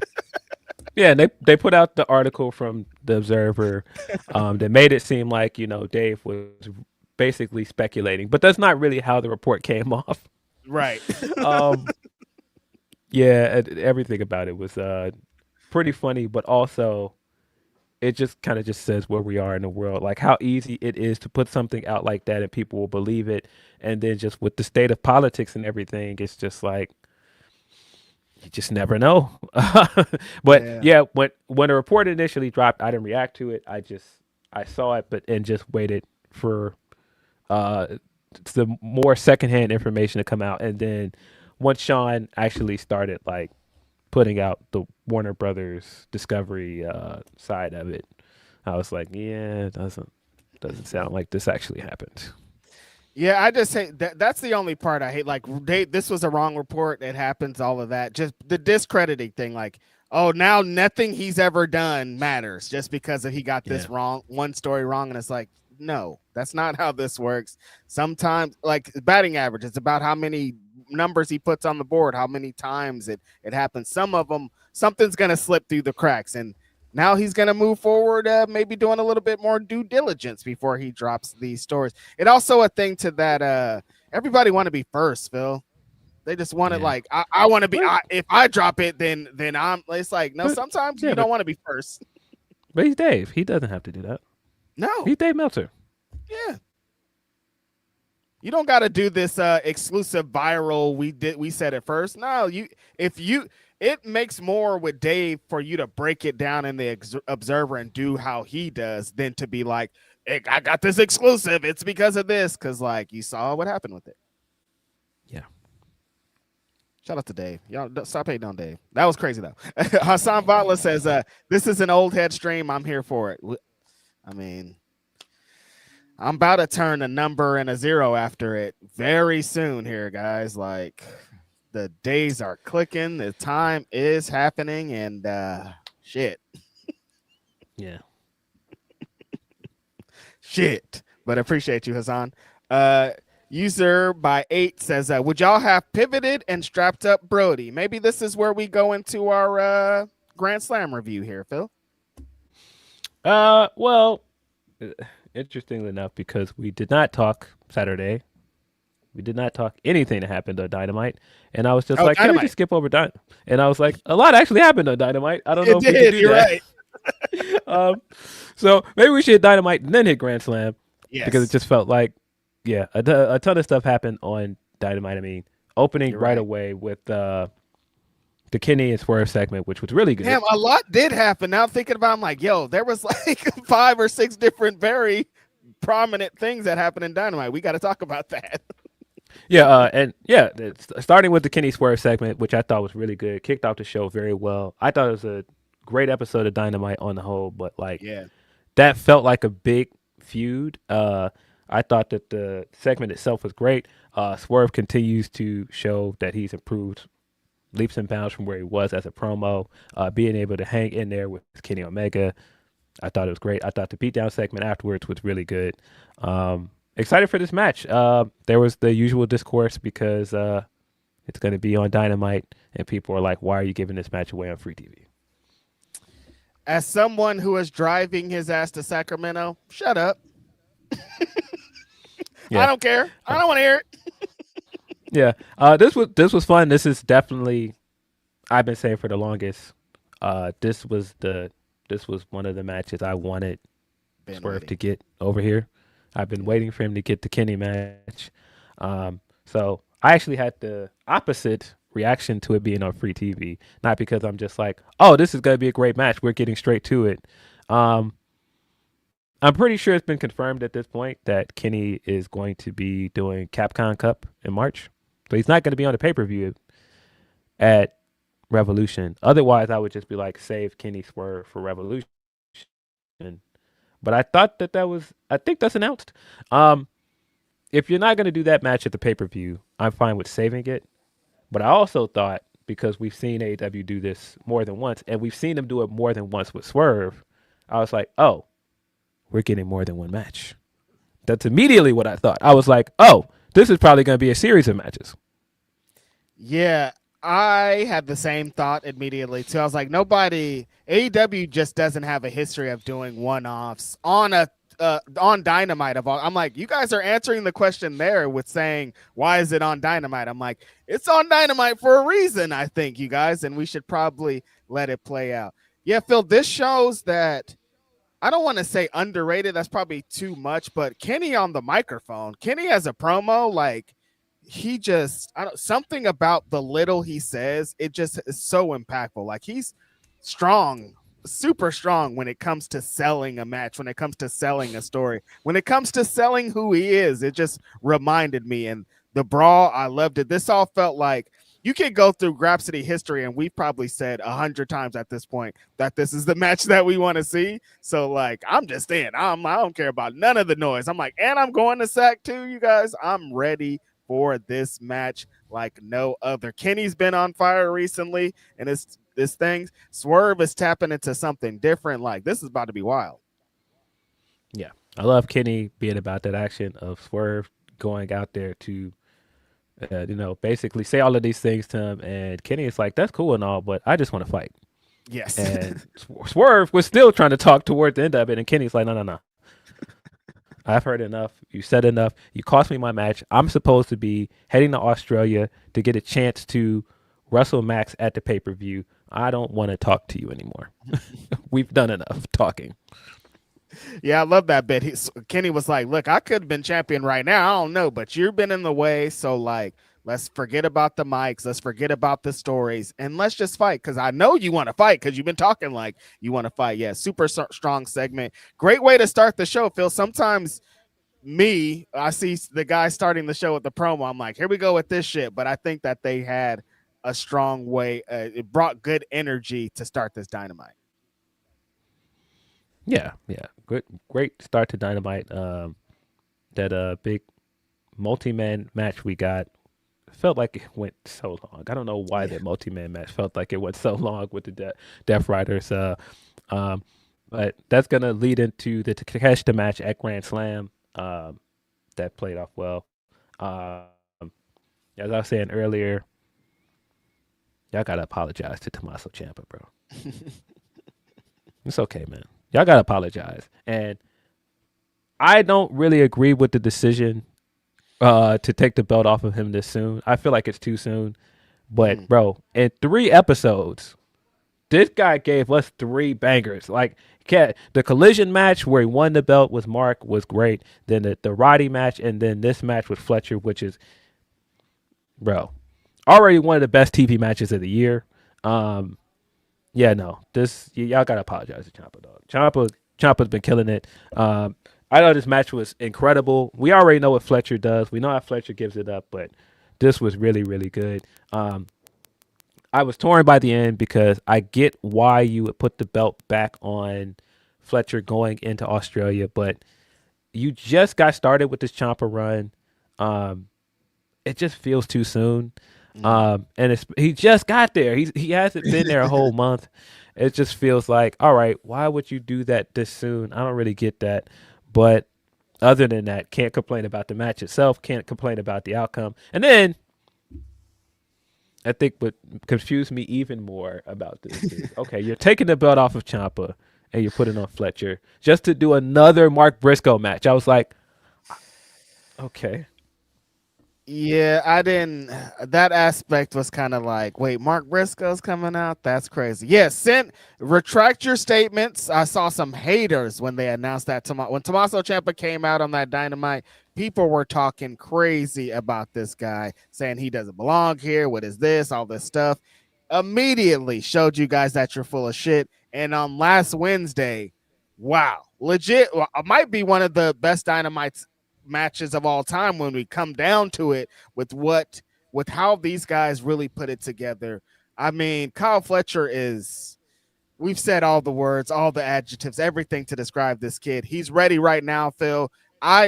The reason that I think it'd have been okay if Tommaso would have retained, because I want Kyle Fletcher to be in the heavyweight title division, just because you gotta match this guy up with all the guys, because he's incredible on both sides. But Tommaso coming in and changing what everybody thought about him, some of them knees he was throwing against Kyle Fletcher, I was like, oh, whew, okay, all right. No, these are real, I think. Like, I don't, y'all are fighting out there. Just like his intensity, it felt like who Tommaso Ciampa is supposed to be was like 1-on-100, and these guys just sometimes there's too many false finishes, Phil, and as somebody who likes spot foo, even I could admit that. I bid on every single one of these. Every time I was like, oh damn, oh wait, like it was just back and forth. 2.9 kicks out, and then when it eventually happened, like just an incredible performance from both guys. Like that's what the TNT Championship should be about. That's what the Open Challenge should be about. That's what this division should be about, is matches like that on TV that are incredible. Yeah. Ciampa, he's in incredible shape, which, like, astonishingly incredible shape. He's moving well. You can tell he's motivated. Yes. And can't ask for more out of that. I have a guy coming straight in as a new signing. Seems like he's motivated to not just do AEW. He wants to do other indie stuff. And so this could end up being a year of Tommaso Ciampa, guys. I don't know. He's so far so good. He's been incredible to start this year. Yeah, this match was really good. Probably biggest surprise of the night. We got the return of Private Party in the triple threat tag match for the #1 contendership. Yeah, this match was fire, but man, I was so happy to see Private Party. There were a lot of reports about them at one point. People thought that they could be jumping ship and heading to WWE. They were off TV for a long time. We had no clue what was going on, but yeah, I was really happy to see them back here. Yeah, there was too many great emotions surrounding this match for me specifically. You guys know they be booking Righteous Reg Invitationals. This is another Righteous Reg Invitational. Myron Reed is making his debut on Dynamite. I'm like already in for this, and he did exactly what we expected him to do, Phil. He was doing all that Myron Reed shit. He was moving exactly like I wanted to see him move. Incredible. Dez, that fucking shooting star side thing he did off of the fucking top rope to the floor, I'm like, still incredible. Like, just just get these guys the trios belts. Like, I don't understand. I'm mad about earlier. I didn't mention when the Hangman stuff is like, they gave Jet Speed the trios belts and they're on TV less. What the fuck is going on there? What are you guys doing? Fix it. Seeing the Bucks in this element, I love seeing Bucks against people that are inspired by the Bucks. Like, these tag teams under the learning tree of what the Young Bucks are, what they created. I didn't expect the Private Party to be the tag team at all. Like, it wasn't in my brain. They haven't set us up for it. They haven't prepped us. Like, I didn't know anything. So an insane surprise. Great to see those guys back. Like Phil said, there was a lot of talk of these guys going to WWE. I thought there was a world that they could end up in NXT just because of the way the chips are kind of laid out. But way more excited to see them back in AEW. The tag team division is getting better and better with every week. These guys were going absolutely insane. It was hard for anybody to follow Tommaso and Fletcher with that just energy from the crowd, from everything. But this match and the main event, I think, did it. So it all worked out. Yeah, this match was really good. I saw a lot of people talking about Byron's cutter, and like I've never seen somebody do a cutter like that all the way to the floor. I'm like, oh man, strap in, buddy. It's okay. Get on the bandwagon. Myron is that dude. I've been saying it for years. This guy should have been signed a long time ago. I've been seeing him do that cutter everywhere he goes for years. He's incredible. Now Desmond is incredible. I just think like, man, yeah, Myron should have been over here. Push this guy as a singles wrestler. Do all of the great things with this guy. He's so good. Yeah, because I kind of almost want them to give, like, for Dez and Zach to join the tag division and Myron go solo. Because he represents something, some certain kind of energy that I think in the TNT division or against the homeboy Ricochet, like, dog, come on. What do you mean? Yeah. But yeah, they were great. They fit in perfectly here, which not surprised at all with the style of wrestling in this match. The Young Bucks are the Young Bucks. When they got into their bag and we were back to getting like the super kick party and like them just turning around and super kicking everything that was moving, I was like, we are back. Tassels are back. Vibes are back. We don't have to speak of the rest of that stuff ever again.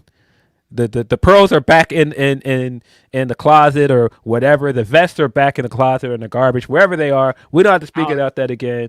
Tassels are back. I don't know what none of that stuff is. I've erased it from my memory. They never were EVPs. They never had that fucking Succession theme or whatever that they had. I don't know about none of that. I know about them tassels. PWG Youngboy was doing backflips on Wednesday. That was a Reseda ass match, I tell you. And anytime I could get one of those, I love it. That's always going to be my favorite thing about AEW is they can evoke those emotions of sitting in that hot ass place in Reseda, California. And like, I will never be mad at that. Yeah. So yeah, glad Private Party was in the mix for this match. I thought that they looked good coming back. Mark Quinn is yoked up. Isaiah, did they not stay out of the gym? I'm like, oh, you guys just eat meat and lift weights, I think, right? Yeah, Mark is yoked up. Isaiah's in great shape. He talked about it on his blog that he dropped. That that was what he was doing while he was away, getting in great shape, having a good summer, like going and traveling the world, and like great for him. I said, good to see them back. They were missed. I think the tag division needs them. The tag division needs like day one guys. They need consistency. I think more than anything, the tag division needs to be booked consistently, and it needs that's the most important thing. Competitors, man. So yeah, very happy to see Private Party. Possibly the shock of the night. Not really a shock to me, considering the discourse coming into the show. Thekla is the new AEW Women's World Champion following the main event of AEW Dynamite this week. Her and Chris Statlander had an awesome strap match. But it just kind of felt like we were trending in that direction with just how popular Thekla was starting to get with the fans. You could see it online. You could start to feel it in the audience. And it's not that I think that, Statlander wasn't a great champion, because I see the discourse around that as well. I think Statlander was a phenomenal champion in terms of the matches. Like, her title defenses have been fantastic. She's given us like some of the best AEW women's matches in this reign. I mean, even the two matches with Thekla were really good. I really liked the TV match they had before. This match was even, I don't even say it was even better. It was just a different style of match. It was like hard hitting. It was grittier. Intense. I really like this match, but I think that Statlander has unfairly gotten like some kind of wild criticism coming out of this reign, because people wanted her to be champion, and it's happened so often where people are like, I want this person to finally get their win, and then when they finally get their win, it's people that, I'm ready for somebody else to win. It's just like, well, hold on, let her have her moment. And then I think we had to deal with the discourse of people like, oh, well, the crowds are quiet during their matches, or, I don't know what her character is. And, well, this is AEW's fault because she was booked poorly. I think how do I put this plainest terms? I think that people overuse Yes. bad booking as a excuse for something not doing well. Yes. Because I don't know how much better you could have booked her as champion. She beat the top 2 women in the division. And not even just the top 2 women in the division, 2 of the top 2 stars in the entire company. Yeah. She had like dominant wins, not just like she had to struggle to get past any of these women. Dominant wins throughout this reign. Over Jamie Hayter's another one. People wanted Jamie Hayter back in the title picture. People wanted Jamie Hayter to win. She beat Jamie decisively. And a hard ass match too. Yeah. So I don't think it's that she was booked poorly. I think that AEW still sometimes struggles with like the utilization of women and when to put them on the show. Yeah. How often to put them in front of the live audience. And I think that that's part of what she suffered from here. I think she needed a chance to cut more promos in front of the live audience. I think that she needed more time to stand on her own, particularly after the Babes of Wrath won the tag titles. She was put in way too many catch-all segments with them where it was like she was just there and she didn't stand out on her own like she was doing early in the reign. And you know, I get that criticism, but then when you say, well, she was booked poorly, wait a minute, though. She was not booked poorly. It's not like she was booked like a lame duck champion. It's not like she was just going out there and losing to people she shouldn't have been losing to or even having inconsistent matches. No, she was dominant throughout this reign. Even the way she lost the match. She lost the match because they cheated. And she looked like a badass, all bloody and everything. Isn't Chris Statlander one of the most well-booked women's wrestlers in AEW history at this point? Like, if you go through, like, she's always been featured as somebody. She's always been told that, I mean, like, the fans accept her as a homegrown star, accept her as one of the big AEW women's division stars. She's always been put into good positions. When they started to come with I'm like, not the bad booking doesn't really make sense. She's been put into positions to shine. Like Phil said, there are a couple of extra things that they could have did, like more in-ring TV segments, maybe a few that you can attach to a little bit more. But like anytime she got into it, and the matches were fire. Every single one of the matches, I think, as champion were heat. And there's an issue because like Tony took this fucking division to super high heights, Tony Storm, and what she did as champion and being represented on every single show, Phil, and given all the opportunities. So now everybody, and they should, thinks that any champion beyond her should be treated like that and should be put into those same positions. But what the Tony character is different than all these characters. You could put her in these different positions in different moments and different things, and that's why it worked. Statlander is a fucking wrestler, dog. They want her getting over is in the ring. Her getting over is with the matches. Her getting over is who she is as a wrestler, as a character, as a human. And I think that a lot of that was achieved. Like I said on the internet, I still think a big part of the reason is that fucking theme song, but nobody wants to listen to me. Get this generic shit out of here. You gotta be able to get jiggy with the person if you really want it to attach. I can't get jiggy with this shit, Phil. But yeah, I think that if you look back, if we made a compilation like they used to back in the day, Chris Statlander's AEW women's division, AEW women's champions defenses, it'll be a fire ass DVD. And like I think that's what we'll be able to look back on. So I understand what that happened, but the match was fire. I think one thing I've noticed, Phil, Thekla, I was talking about it in the group chat. Tekla's cool. I think that one thing that WWE does with their women's division is that like Rhea Ripley feels cool. You know what I mean? Like they have wrestlers that feel cool. That's one problem that I think AEW needs to work on, is making their women feel like big, cool deals. Like when you see Thekla, she has swag. She's walking around like she's the baddest fucking wrestler in the world. I was happy for her to win just because she was like, this is my shit. This is all mine. Like I'm out here like just moving like somebody. Everybody, a lot of the women in the AEW's women division, and for good reason, they feel like your friend. They're nice. They're happy to be here. Fuck all that, dog. It's about championships. It's about being the best, and Thekla moves like that. And I think that's what sometimes the separation is. Like what puts Rhea Ripley over the top and as a big star is she feels cool. She feels like something. She doesn't feel like a wrestler playing a character trying to blah, blah, blah. Feels like an authentic somebody. And that's what Thekla feels like. And I think that's why it was so important for her to win the championship here. The thing that I loved about it, like I said, was intensity. Like they're bloody. They got the old strap from Bryan Danielson. His blood is still on it. These women are really punching and hitting each other and trying to slam. Like it felt like this strap needed because they can't keep their hands off of each other. Like what the old school meaning of what a strap match was, these ladies did it. And like, I think having Thekla win here was great. Like I loved all of it. Like I just don't understand the vitriol people have for Chris Statlander when I think she's been put in a lot of good positions. Yeah, I think Statlander is great. I think she's quirky.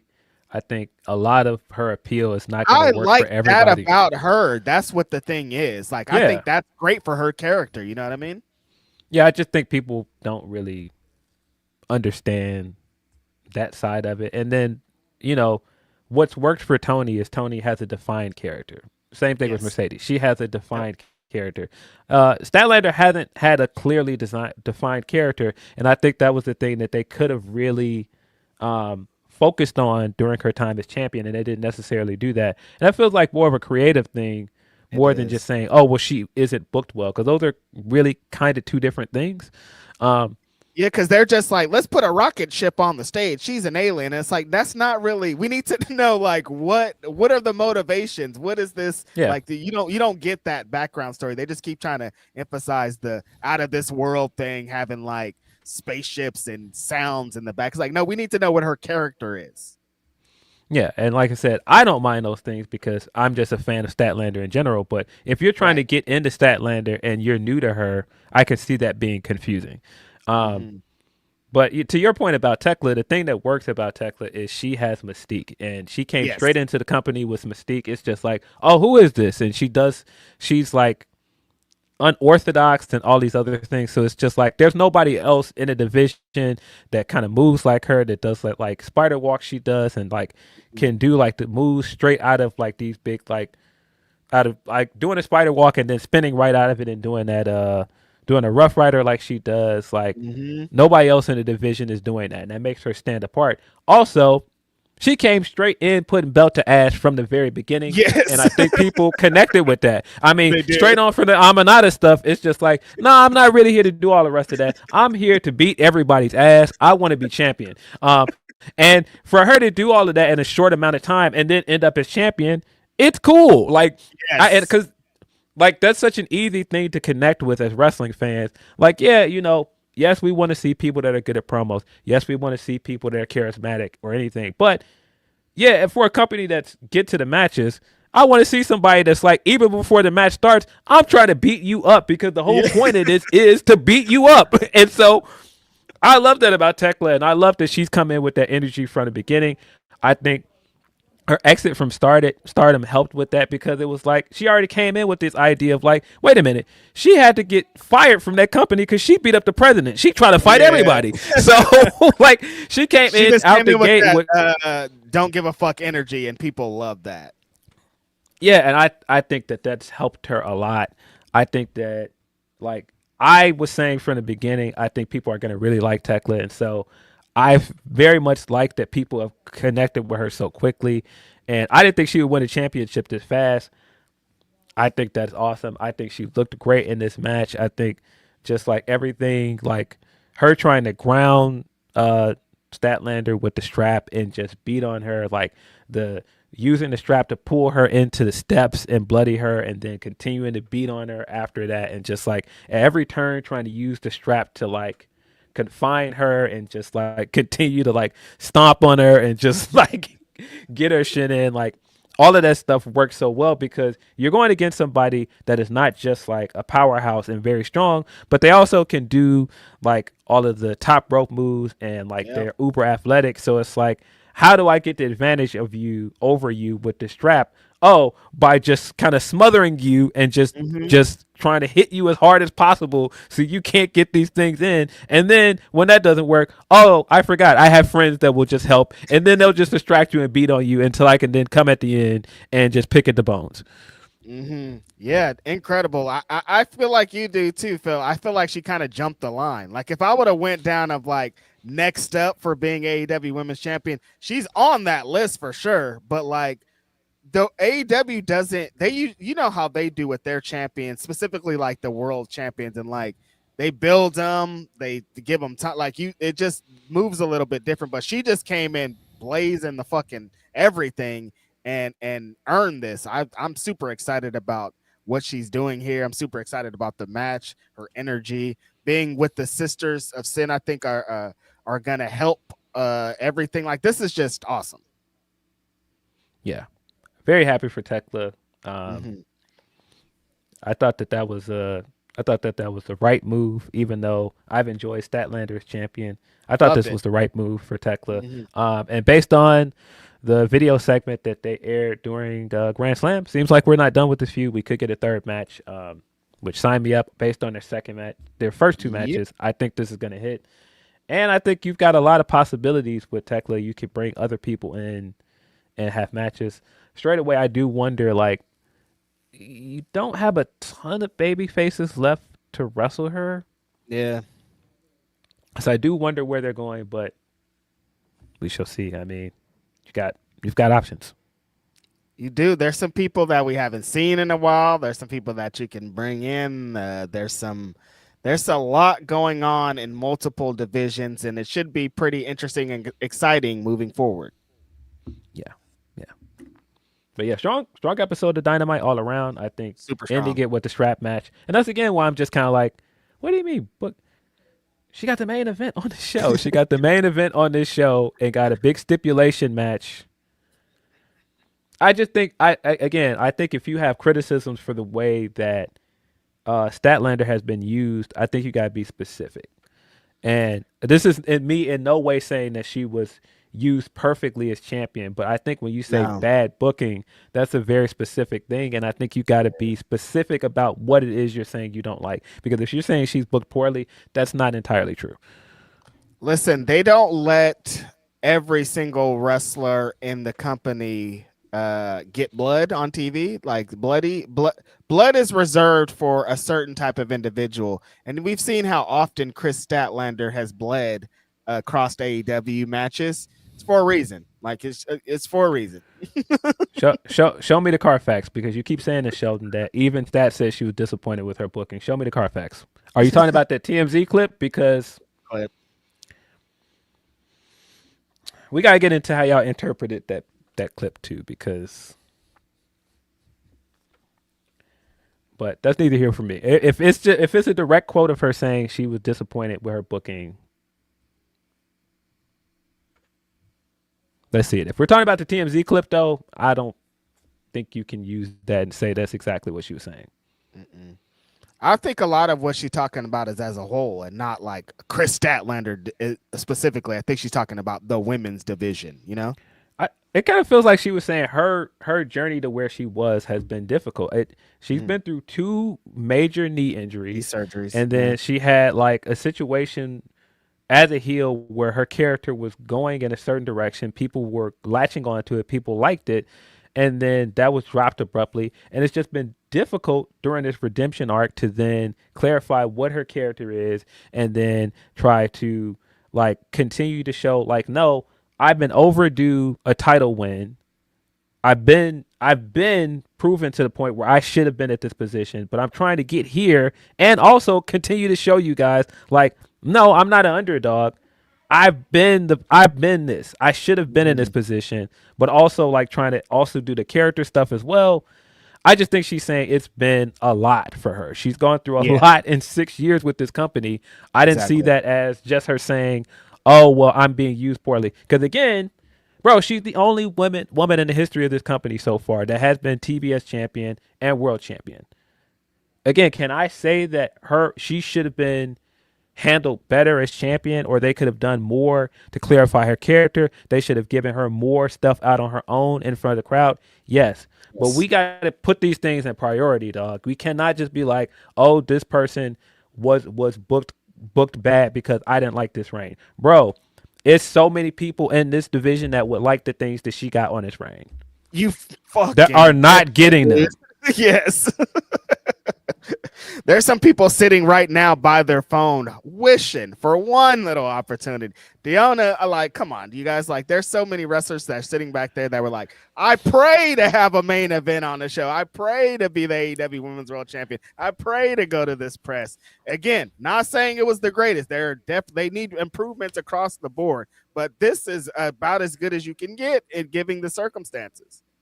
Yeah, that's why I'm like, and again, I'm not trying to dismiss anybody that's saying that they could have done more with her. I do think that, but I just think you got to be specific in that, because when you're just saying booking, that's not exactly what happened here. Like, I think two things can be true. I think you can say that they gave her a ton of opportunities and they tried to book her strong as champion, but they didn't quite hit the mark in terms of presentation and clarifying her character, or really setting her apart on her own at times where she should have been. Right. And I feel like it ain't over, you guys. This ain't it, dog. Like, she will be champion again. Yeah, she will be champion again, guys. I don't think this is it. And like I said, I think her getting emotional in that TMZ interview gave a lot of people fuel to then go, look how poorly she's treated over there and she should leave. And it's just like, a lot of that's not being done in good faith, guys. I saw some Chris Statlander to the Fed tweets, and I'm like, oh, what? She was just the champion. Yeah, and so that's why I'm like, I think, you can criticize their use of women's wrestling. I do think AEW still have some hiccups with women's wrestling that they need to figure out. Yes. But I mean, Statlander has been somebody from the very beginning, since she came in the door, where you could tell they believed in this woman and they wanted to give her as many opportunities as possible. Mm-hmm. They believe in her. You can tell when they believe in a wrestler, Phil. It's very apparent. They don't just give anybody a win over Mercedes, guys. And Tony. Back to back. They don't. That's how she started this.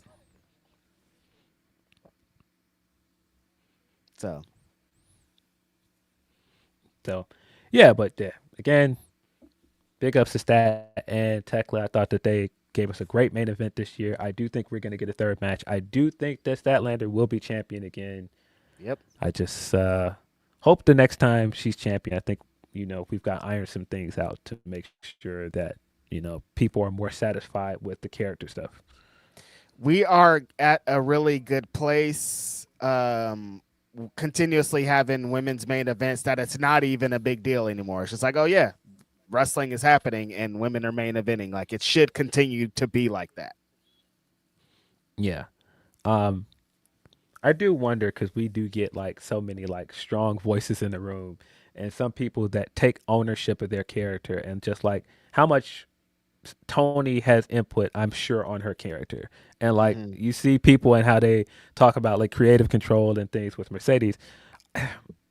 I just think for some women in that division, they need somebody in the room, in the creative room, fighting for them. I think that's what's missing for some of them.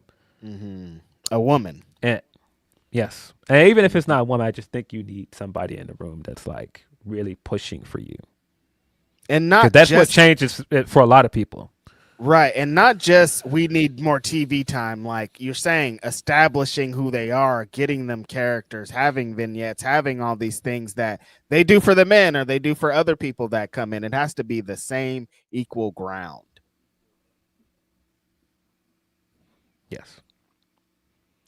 Suppose that's a good place to get into AEW Grand Slam Australia, taking place in Sydney, Australia. Believe this is the second year in a row AEW has gone to Australia.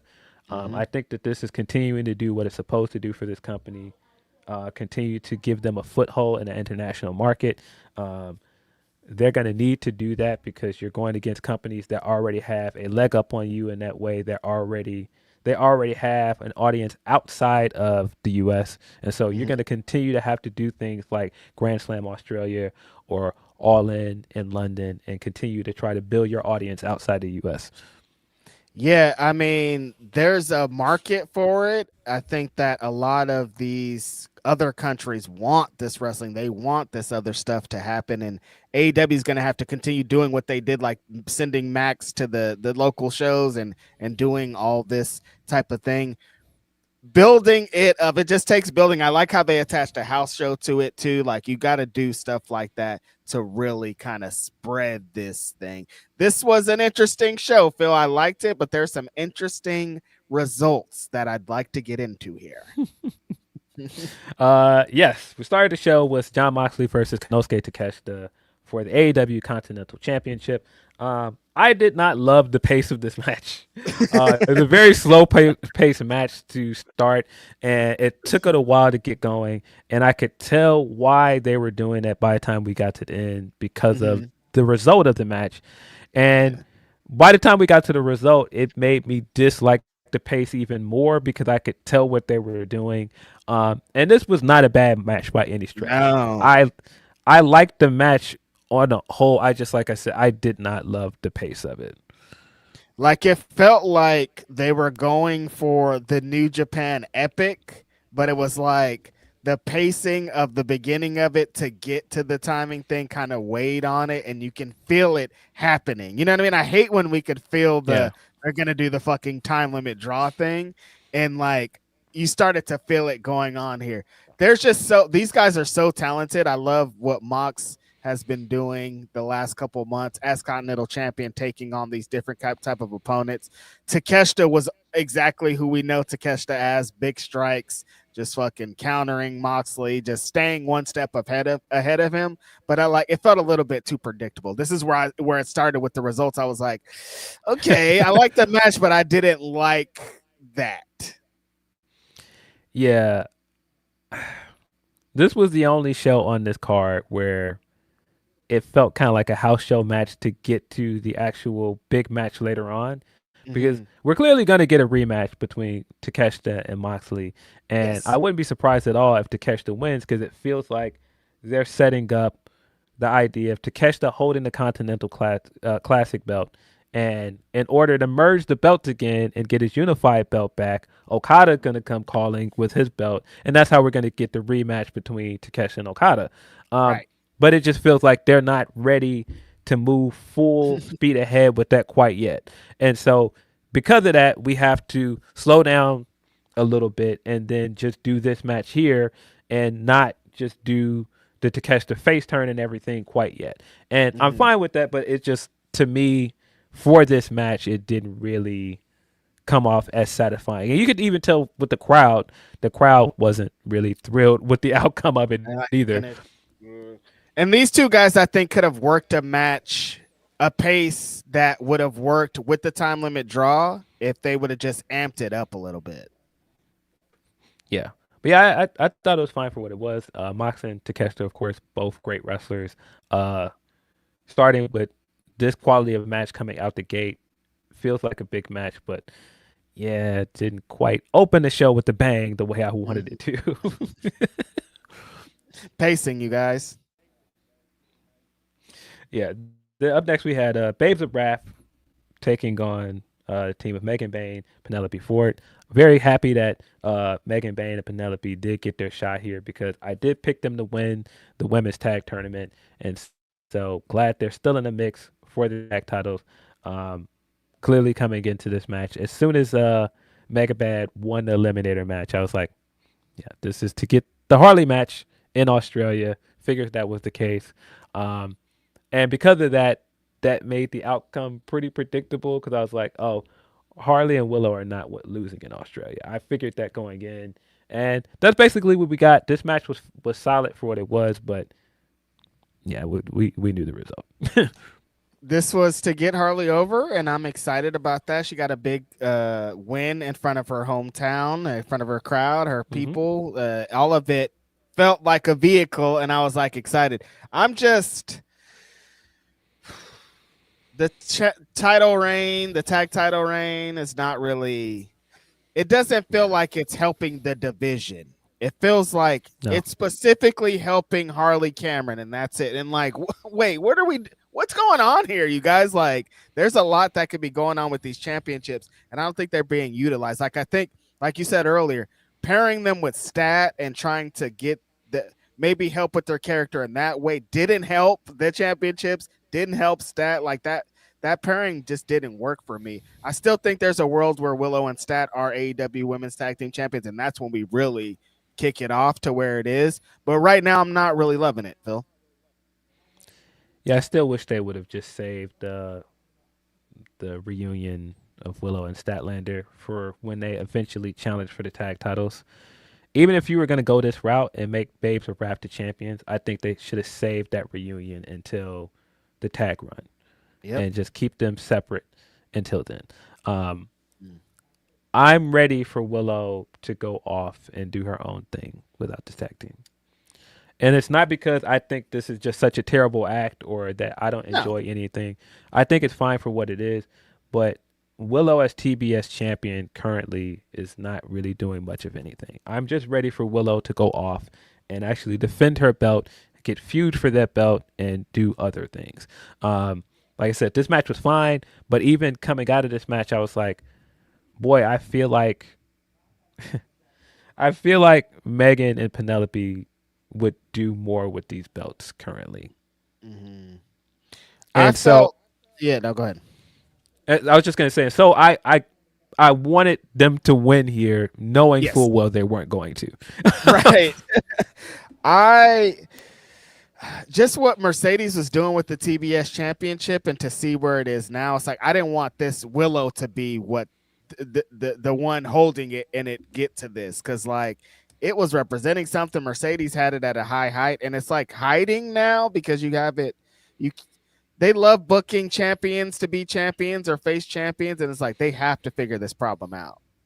Yeah, I don't like this thing we keep doing where it's like, what's okay for somebody to win a secondary belt, but then also go, I still want to be world champion. It's just like, just defend the belt you have, maybe? I don't know.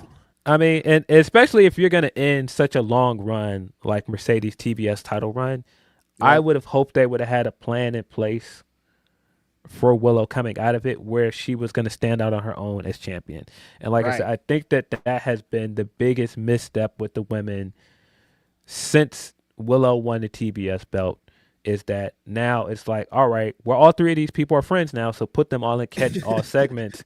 And it's like, yeah, it was cool for about a week or so, but I don't want you to keep doing that, because let them go off and have their own feuds and do their own things. Yeah.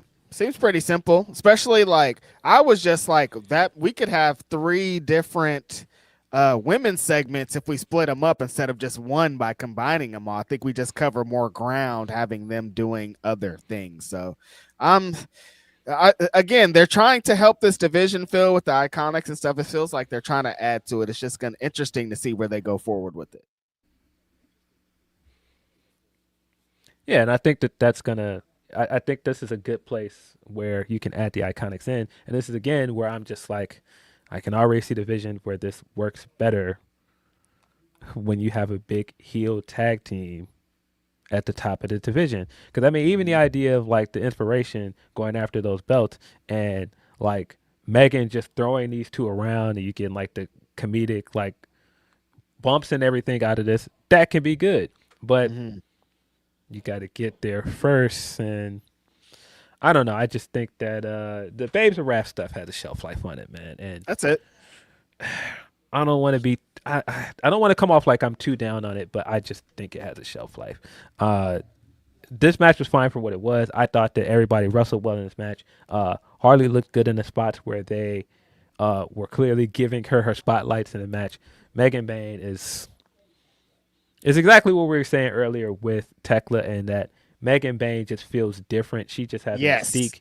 She has like a presence to her, and every time she's in there with the other women, you can tell, you can feel it. It's like, as much as we're saying like Willow deserves to be off on her own, I like the idea of like the tag team and like the stable we get towards the end of this match. But let's get some singles feuds for her. If we're coming out of this match and we're doing anything, get some singles feuds for her, man. Because that was the direction we were heading in at one point with the match with Tony, and then we completely diverged and didn't go back to it. Yeah, I think with Lena Cross joining them and replacing Megan in the tag team is the move. Because exactly like you're saying, Phil, how I feel about Thekla is exactly how I feel about Megan Banks. She comes on the screen and you're like, who is that? Why is she like everything she does feels big? She looks like a big, like everything about her feels like champion, and you gotta get her in the mix in one of these divisions pretty soon here for what she represents. I think that she's so dominant and she looks so cool out there. Like you gotta pull the trigger with her pretty soon. And it looks like they got a replacement for her in the tag team. Her standing face to face with Cross, that was a fucking visual right there. It's like, this is all great. Yeah. I thought match looked great. Penelope Ford continues to be incredibly underrated. She does that like matrix moves where she like ducks all the way down, and she did it in this match. Didn't even duck hard. She did like this like subtle duck out of the way, like he thought stunner. That was great. And but of course, Babes of Wrath retained here. We got the debut of Lena Cross afterwards. I think Lena Cross is a great addition to this company. Having her debut here was also really smart. Putting her with Mega Bad, I'm not mad at that. I think she fits with them. They look impressive together. And like you're saying, if this is to give Penelope a new tag partner so that Megan can challenge Willow for the TBS belt, or even challenge Thekla for the women's belt, I'm fine with that. But yeah, that's 2 matches in a row. It's just kind of like, okay, this is okay so far. Okay. This show really picked up with Hangman Adam Page versus Andrade Idolo for the #1 contendership for the AEW World Champion. Bro, we sat here and said it, and I said it. I was like, yeah, the guy that I want to get from over there and come back over here and keep hooping like he was doing before he left is Andrade. I have never felt more validated by a take in my entire life because this guy has been amazing. We're gonna get into this New Japan show before we get out of here, but the New Japan show and this show and some of the other AEW matches he's had for the past 2 weeks, this guy has been cooking, man. The Swerve match he had like a few weeks ago, like I said, the New Japan match he just had with Gabe Kidd, and then this match, this guy has been on fire. Dude, I watched him wrestle at the Hog Show against Amazing Red, and I was like, he might be untouchable at this point. He's walking across water, you guys. Like, unbelievable the way he's moving through. And yeah, somebody was saying, somebody was asking about, I mean, the consensus around this show was they thought Andrade should have won and they thought that Brody should have won. And the way that Andrade's been moving through, I'm like, I understand you guys, because he was moving in this match specifically 1,000 miles per hour. No surprise, him and Hangman have great chemistry. The way that he was just his heel to Hangman's baby face and just incredible performance. I can't say more about Andrade. He might be, they should strap him up. I don't know what's going on here. I told you what I thought 2 weeks ago. They might need to strap this guy up. He's incredible. He looks incredible. He comes out there in his fantastic shape. He's doing the gimmick where he's flirting with the woman in the crowd and taking the selfies. All of it is great. The full package of it is working. This guy has been fantastic. Like some of his counters to Hangman in this match, where Hangman tries to do the springboard moonsault, and then he just jumps on, catches him midway, and hits him with, looks like a Spanish fly coming out of it. Mm-hmm. Fantastic. And he continues to be like unbothered and cheeky about it. I don't know if you saw the tweet before we got on here where that spot I'm talking about, he tweeted that with another move for you to steal, Logan Paul. What? Hold on, I didn't see this. Hey, nah, Andrade has been in his bag, bro. I'm loving it. Listen, I didn't see this Logan Paul tweet, but strap him up even more. I was just kidding a few minutes ago. Give this guy the championship. Yo. He's incredible. What a guy. I did laugh at, I saw, because Hangman stole his bit with the ladies, and somebody was like, no, Hangman, no more selfies. I was like, listen, Yo. y'all gotta All chill, right. I think. All right. All right. Nah, but yeah, Hangman is Hangman. We already know he can have phenomenal matches. He's a main event caliber wrestler. But just Andrade in this match and just the way that he kept up with him, the physicality in this match, like the big high spots they did in this match.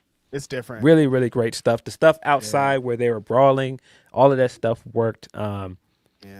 Yeah, I was disappointed that Andrade lost, guys. I can't even try to hide it.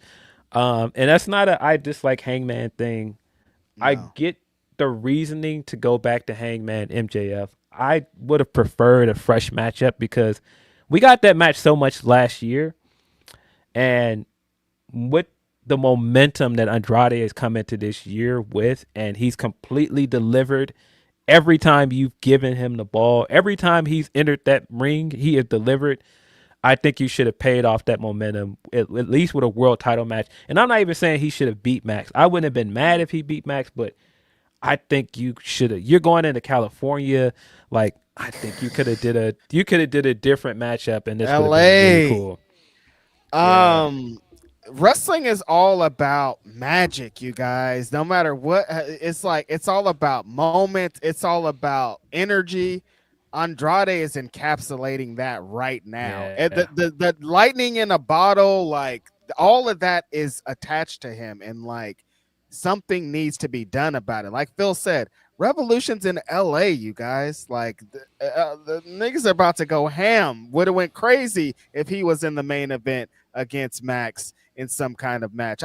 But just like I said, beyond that, when you got lightning in a bottle like this, when you got a guy that's on 1,000 that feels like there's nothing you can do to stop him and he's going insane, capitalize on it, do something about it. And we saw in this match what it was. People were saying that the things have completely changed for Hangman, Phil, like since the article and since the selfie, people feel differently about him. Do you think that it showed during this match with the crowd and how the responses were? I think more than anything, the way Hangman lost the belt hurt him more than anything with the audience. I think some of the stuff with the Marty thing, it upset a lot of his like core fan base online. But I think more than anything, it's how he lost the belt, and it's the fact that Andrade has more momentum than him. And at this moment, Andrade is a more exciting wrestler to watch. And so I think people just wanted Andrade to get the win. And you had the chance to do this really cool thing with Andrade coming out of all of the legal situation and then immediately amassing all these title shots. Okay, he would have had an AEW world title match. Spoiler, also an IWGP World Heavyweight title match coming up, and a House of Glory title match. So I think it's more so. I think it's more so that people wanted to see you reward Andrade's momentum, and I think that's what people were disappointed with. I do think that there is clearly a lot of people that are among the Hangman FC online that are very disappointed in him, and they don't want to see him get this kind of win. So the timing kind of sucks. Yeah. But I think that's more of an online thing than anything. We haven't seen much evidence that has like affected his response at shows yet. I think you're bringing up a pretty good point here, though, about how he lost the championship. Because I think, coming into the title reign and how he was moving and winning the Owen and beating Ospreay and how he was talking, it feels like the reign and how he lost it didn't match the energy he brought into winning it and carrying it. And I think like in kayfabe, as fans, the fans kind of feel that, and it could be the crux and a leading to Hangman turning heel a little bit. I think I getting a little bit of those vibes, just how this is all laid out. Because like Hangman still was this, like he did his part in this match. He was exactly who we know about Hangman, throwing fucking bombs in a lot of this, trying to knock Andrade's head off, flying all over the place. Shit was hard, but like.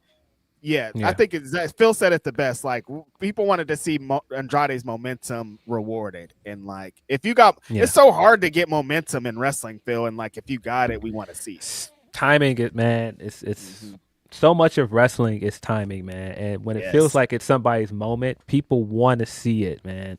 And it feels like it's Andrade's moment right now. It feels like Hangman had it coming out of like Double or Nothing, and that was like that led into All In, and he got the big win. I just still think that the way the end of his reign was mishandled. I don't think he should have lost to Joe. I think at the very least he should have lost it at World's End to Max. I don't think you needed to do like this quick Joe title reign in between there. And I think that kind of cooled him off. And he's gonna lose to Max, Phil. I think that's also part of it too. I don't think people really believe Hangman's gonna win. So like what?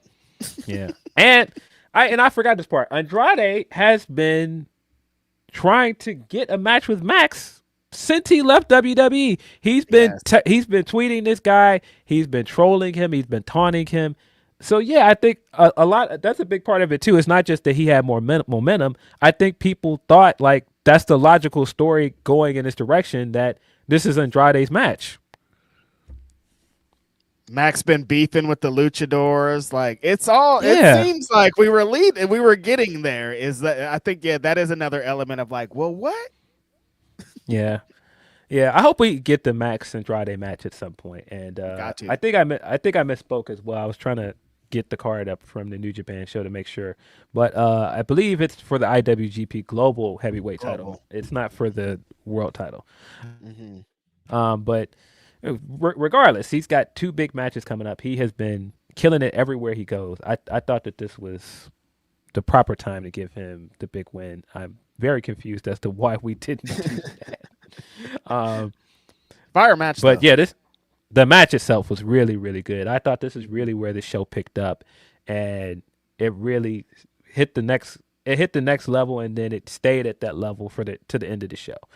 Because while I don't think the first 2 matches were bad, they were just okay for me. Didn't feel the caliber of the rest of the show. They were good matches, but it just didn't feel like big matches, you know? Yeah, I agree. It didn't feel like the rest of the show. It felt like the rest of the show was better. It felt like, I don't know. It's hard to explain. Like, cause it might have been just that the first 2 matches felt predictable, and I completely bought in on Andrade winning this match, and then when he didn't, I was like, oh, okay. I was disappointed, but it was also like, well, it's not what I predicted. So still fun. Still fun. We got the mixed tag match after this. Hair versus hair match. Orange Cassidy, Timeless Tony Storm versus Wheeler Yuta and Marina Shafir. The biggest takeaway from this match is that Wheeler Yuta is one of the best heels in this company currently. He is the most consistent heel in the Death Riders. This guy gets the most consistent reactions. The way this guy continues to play up to the crowd and everything he's doing, he's been fantastic. After the stuff on Wednesday, coming out there with the clip-in of Mina's hair, really, really well done. Even like some of the cowardly stuff he was doing in the match, it was just like, oh, we hate this guy. It's like he continues to play in our face and use Brian's moves, and it's just like, boo this man.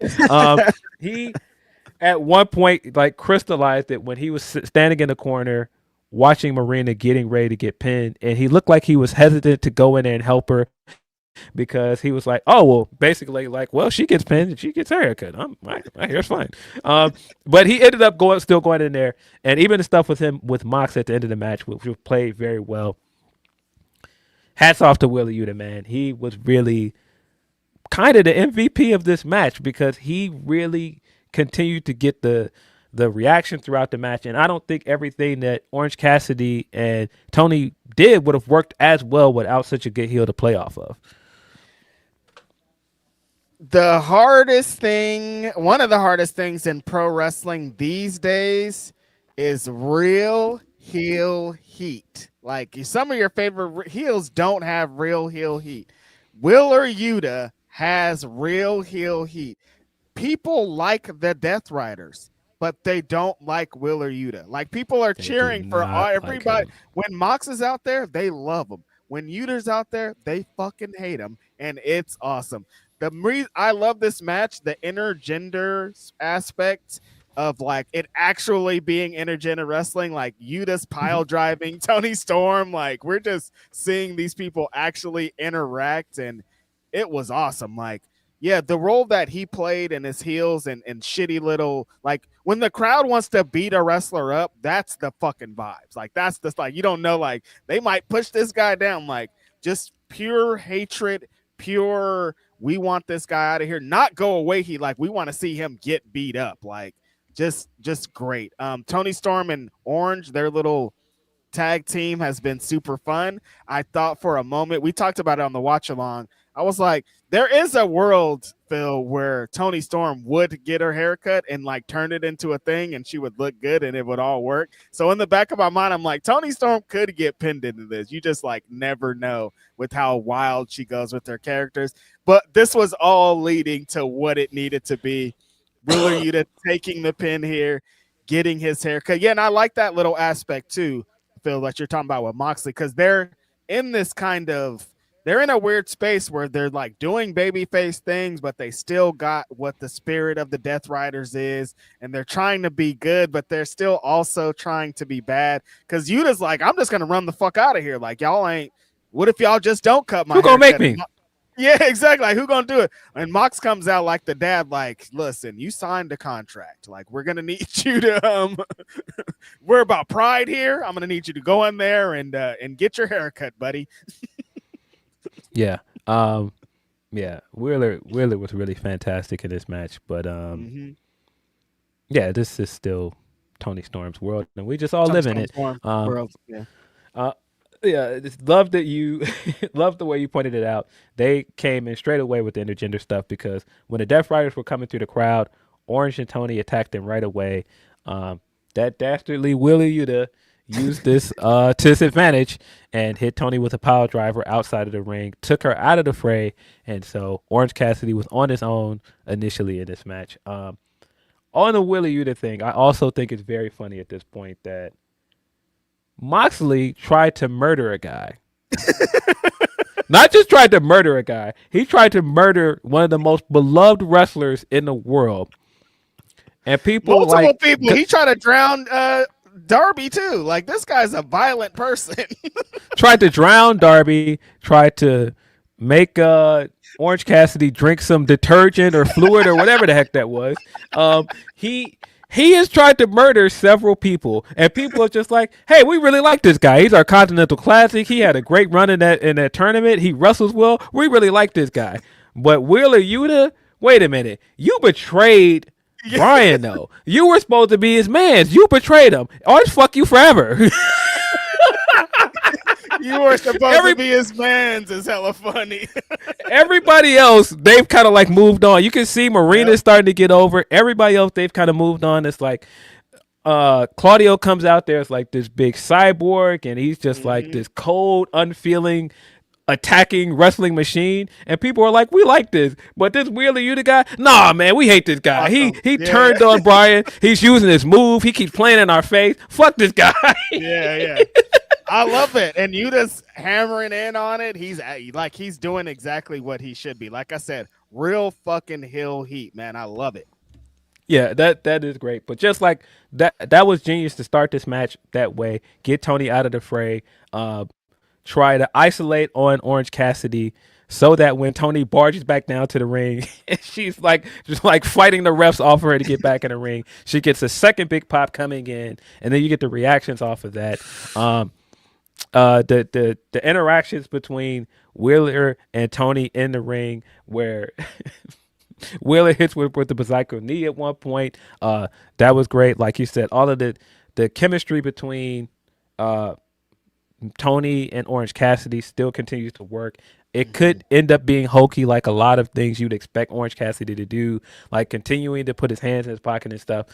But it just works because it's him, and he's just like effortlessly cool. I don't know how he does it, but all that stuff worked. I thought the final sequence of Tony hitting Wheeler with all of her offense, and then picking up the win for her team, I thought that made a ton of sense because Tony's the biggest star in this match at this point. And this is Australia. Give her the big win here. And Wheeler gets comeuppance because he cut Mina's hair in the segment on Wednesday. And soon as they came out with that chair, Luther came out there with his barber outfit. Mina could not wait. She came out with that chair right away, like, yeah, sign me up. Let me cut this dude's hair. She's cutting his hair and having the time of her life. Tony is next to him, like, yeah, how you feel about that, you bald bastard? Hilarious. Take that. Yeah, perfect. Great. The perfect way to end this match, the perfect way for him to get his comeuppance. Like I said, the intergender aspect, like I think this hit all the marks. Yeah, this was a very fun match. I thought that this was a great use of Tony and Orange Cassidy. They kind of stumbled into something with them, and this was a great use for them on this card. And then the aspect of using the Death Riders. I don't really love that Mina has been in this damsel in distress place with this storyline, and the even in the Blood and Guts match, she was used kind of the same way as this damsel in distress. I don't really care for that aspect. But I do think that it worked in their favor here because when Wheeler did get his comeuppance, she was right there to gloat and be petty, like, I want to get the first cut. And yeah, both her and Tony cutting his hair and Orange doing what you'd expect him to do, coming in with the clippers, like, sorry, buddy. He's cutting them like, well, not really sorry, but could have been me, but could never. This glorious mane. Just cutting his hair. Hilarious. But yeah. But yeah, also love that aspect of Wheeler trying to do the healers thing and go, well, who's going to make me? I'm in the most dangerous stable. We got the numbers game. You telling me that these two people are going to make me cut my hair? I don't have to do nothing. And he tries to run away. And then Big Daddy Mox comes down there and was like, what are you doing? We hold on to our wagers here. Well, you got to wager. You got to live up to your wager. Get back in there, get your haircut. Gotta have Papa Mox come and let you know, man. We on a different vibe here. Like a year and a half ago, we might have did this, but nah, you got to get in there and get them locks cut. Get in there, get their haircut. Everything about it just was hilarious. It almost felt like Mox was telling him the whole time, I've been telling you your hair's too long all along. Get in there, get their haircut. So Mox pushing him. He's like, at one point, like Mox is like doing like the umpire thing, like yelling in his face, like get back in there. And he's trying to walk past Mox, and he's like pushing him back in the other direction. Like, no, you're getting this haircut. This is happening. You lost this match. This is the consequences. And it didn't even feel like just Mox is like, no, this is the upstanding thing to do. It was just like, no, you made a wager. You got to live up to your wager. And he looked clearly disappointed when it was happening because he's getting his haircut. And he was like, this guy couldn't be me, even though I'm already bald. Yeah, exactly. No, great bit, though. Yuta stumbling into having this long hair. We knew it was going to get to a hair versus hair match. It being intergender Tony Storm, like all the elements. Good shit. Yeah, really, really loved this match. I think the ending of it made it even better. Wheeler getting his comeuppance, all of the Death Rider stuff and the Mina stuff with it, I thought that made it even better. Yep. Probably match of the night, even though I said earlier in the show, I did not want this match because I was like, oh, we're doing something new with Ciampa. Why are we going back and doing this match for a seventh time? The thing that kind of frustrated me straight away, it's just kind of like, wait a minute, why? We're doing this match again. I don't know why we're doing this match again. We know it's going to be good because these two guys don't have bad matches together. But why are we doing it? Then we got the match, and I was like, oh, that doesn't matter. This match was really, really good. Yeah, I am on here to eat crow, as they say. Righteous Reg, known ladder match hater. Like maybe my least favorite match stipulation at this point, just because we did it, you guys. We've exhausted all the options. I don't want to see this. So when they announced it, Phil, same as you, I'm like, 7 matches again. I love both of these guys. These are Yeah. two of my favorite wrestlers. Like, I don't know if we can do this. Then they started doing this ladder match, and I was watching it, and I was like, oh, okay. These motherfuckers are crazy. And they were, I don't know, like, what, dog? I mean, I should have known. Mark Briscoe, historically, him and Jay have some legendary tag team ladder matches. Like, he's shown, like, when it's ladder match time, he's going to get down. He was trying to kill Kyle Fletcher in a lot of this. Jay Driller on the fucking ladders, like, throwing that. That one spot where Fletcher throws Mark off onto the ropes on the apron, like what's happening here? These guys are trying to hurt each other. Yeah, I take everything back that I said about ladder matches because these guys did something incredible. Like, just like I said, most of this is just car crashes. It's just this. It's just people not going towards the thing. This was like, oh, we've had 6 matches. We kind of don't like each other, and let's see who can kill each other and grab the title first on top of the ladder. Like, the elements again.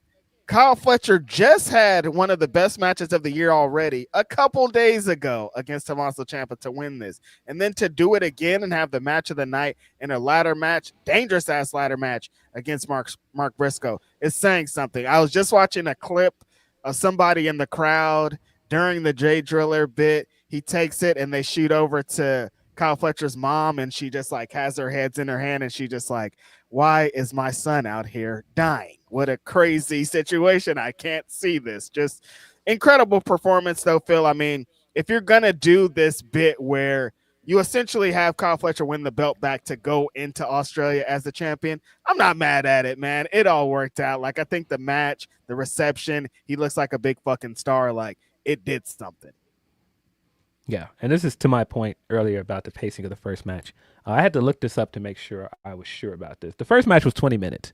If I would have had to guess, I would have maybe assumed that this match was longer because so much more happened in this match. And I think that they maximized their 16 minutes in this ladder match so much better. This match was 16 minutes. That's it? Yeah, no, the pacing on this was completely different. Like, that's exactly what I'm saying. Mox and Takeshita could have ramped it up, and it would have meant something in those 20. This felt like a 28 to 29-minute match with how much stuff they put into it and how they paced out the spots. That fucking brain buster off the top of the ladder. Like, what, dude? Yes. Kyle Fletcher continues to do this character arc where he doesn't just want to beat you. He wants to hurt you, and he wants to make sure you don't come back for a rematch, especially this guy. I've had 7 matches with this guy. You've been a thorn in my side. I want to beat you and make sure you never come back. And that came across multiple times in this match when the ladder was just laid up on the top rope, and he just lawn darted this guy across the ring, and his head just hit the front of the ladder full on, and he's bleeding. I was like, okay, all right. This is the kind of match we're in for at this point. I'm like, everybody be careful out there. There's a lot of moving parts and a lot of stuff happening. But yeah, that's exactly what it is, Phil. Kyle Fletcher wants to kill these guys. He's like, I could get up there and get the belt right now, but I need to kick you in the mouth as hard as I can first. I need to drop you on your dome 10 times to make sure you don't get up. My goal is to put you in the hospital, and it shows with every match. What a just dangerous, violent individual. Yes. I also really love that because we get so many obligatory multi-man ladder matches, that's just become the thing on a lot of cards. Like, when a lot of people put together these big stack cards, we got to put like a ladder match on here. It's become like overdone at this point. And so we don't get a ton of one-on-one ladder matches. And I think now when we get them, they feel special. And a lot of times it adds so much to some of these feuds. Like, when I think of like Cody, Sammy, and that ladder match, how good that one-on-one ladder match was.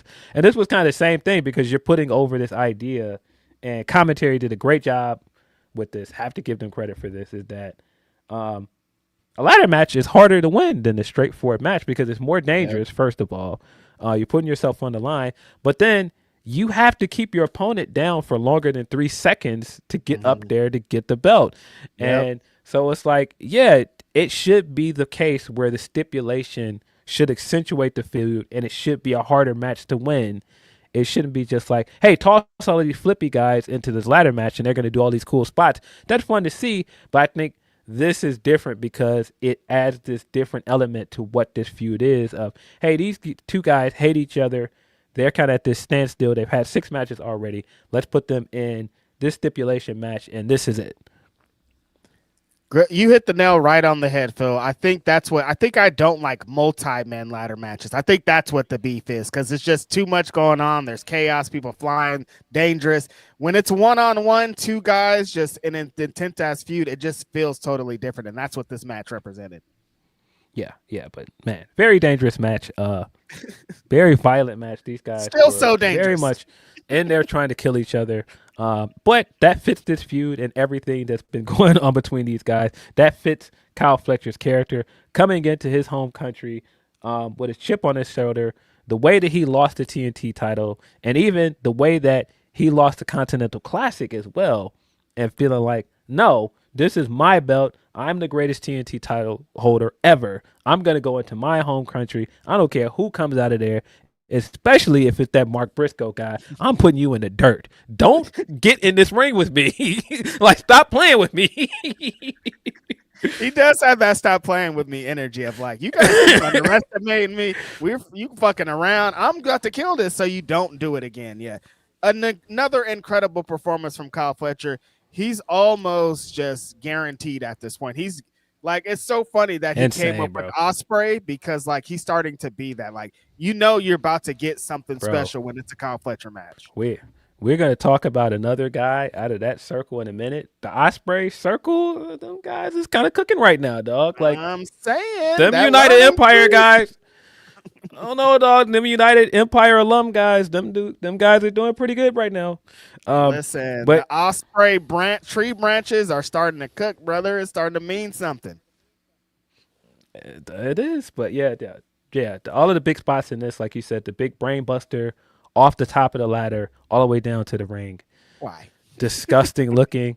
And Mark trying to climb up on the other ladder, and at that point, Kyle isn't even trying to hit him with a big move. He's just like, no, I've already done the damage to you with that brain buster. Get out of here. I'm just going to tip this ladder over. Get out of here. This is my belt. This was my time. Perfect ending to the match, because he probably could have did something else big there, but after everything, it was just like, no, this is over. You just don't realize it's over. It's over. Like, get off this ladder. I'm about to climb up and get this belt. Yeah. Really, really great match. Great rivalry for these guys. These guys have not had a single bad match. Kyle reigns supreme after this. The clip they showed online. We've got a pink belt, ladies and gentlemen. We're finally here. I don't know why we didn't get this the first time around. I don't know why we had to sacrifice a good Ciampa title reign in the making to get here, but we're here. We had to sacrifice all these things. We got a pink belt, ladies and gentlemen. It's time. It's been time. When we talked to him last year at All In and the pink stuff, it's like, yo, you gotta get Fletcher that belt.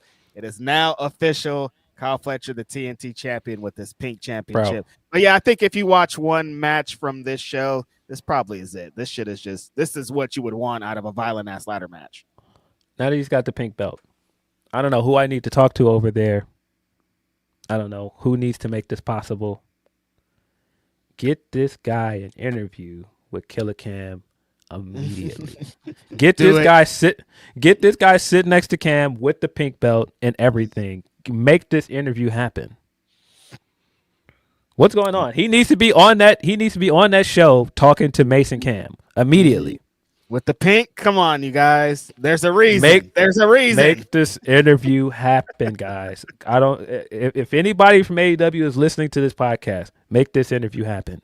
But this is, I don't care. We're probably going to get some bad Cam questions in here, but the entertainment value out of it alone is worth it. Just make it happen. Book it. Main event, MJF defending the AEW World Championship against Brody King. A lot of people wanted Brody King to win this match, and that is just a testament to what Brodito did for him as a tag team act, and how after the match with Bandito happened, Brody really continued to set himself apart as a singles wrestler. I think people have been begging and pleading for this guy to be in this spot for a long time. And you could see it in the build to this match because people wanted this guy to win. And then with everything that came along with it, like the mainstream stuff, the political stuff that came with it, it just felt like the same thing as the Andrade thing where this guy was having a moment.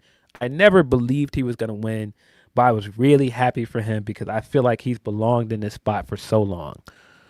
Yeah, there wasn't a moment where I was like, Brody King's new champion, but it was like they gotta again capitalize on momentum. All these news outlets blasting him, everybody just showing their support for Brody. The time was it was pretty good time to think about it, at least. Like there is a possibility that he could if they want to capitalize on these momentum. But again, on the other side, Max was incredible in all the things he was doing too. It's like, well, they're not going to stop this momentum to start something else, even though in wrestling life they should. Like if this was as great as ever in a moment, if you want to get a little bit mainstream with the stuff, strap Brody up. But I understand why they did it. Yes. I think coming out of this match as well, you just can see in the build to this match and in this match what Max does so well as a heel. He doesn't step on the other person when he needs to, like, accentuate what they do well, like accentuate their strengths as a wrestler, accentuate their strengths as like a challenger. Like Brody isn't like the best talker to get in there with, but this is a big, terrifying man. And at every turn, Max is putting over, this guy is scary. I might talk all the shit in the world, but when this guy is in front of me, no, this guy's really terrifying. And so I'm trying to get out of there. And that came across in the build to this match. That came across in the Eliminator match. And then at the start of this match, when Brody was kind of dominating and just being relentless, it was like, you could see Max was like, I got to get out of here. This guy is crazy. He is over me at every point, and that's exactly the energy Brody knew he was going to do. Like, that's what the promo builds up, I felt, where Brody was like, I don't even have to say a lot because when it's game time, I'm going to beat your ass. And when it was game time, he started throttling his ass. Yeah. So, yeah, I got to get out of here. This guy's crazy. And as soon as he tweaked his ankle, you could see that smirk come up on his face like, I got him. I got him. I see a weakness. I got him. As soon as he saw that weakness, immediately grabbed his leg, starts banging it against the post, starts targeting the leg, and that played into the rest of the match where, because he had a banged up wheel, he couldn't go at him with full intensity like he started the match, and Max completely used that to his at his disposal every time he got a chance. Terrific heel stuff. Coming out of before him using the stupid kangaroo kick gimmick to get the crowd to cheer. This time using it to mock the crowd. The way he kept continuing to play to the crowd. That worked really well throughout this match. This guy's in his element where he can do this kind of stuff. That's why he worked so well in the CMLL shows. When he knows like he can use like the I'm an American, I hate your culture, and I could just play on low-hanging fruit.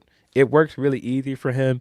And once he realizes he's got something and he's got something under your skin, he's going to keep working it, and he's going to keep getting heat off of it. That worked really well throughout this match.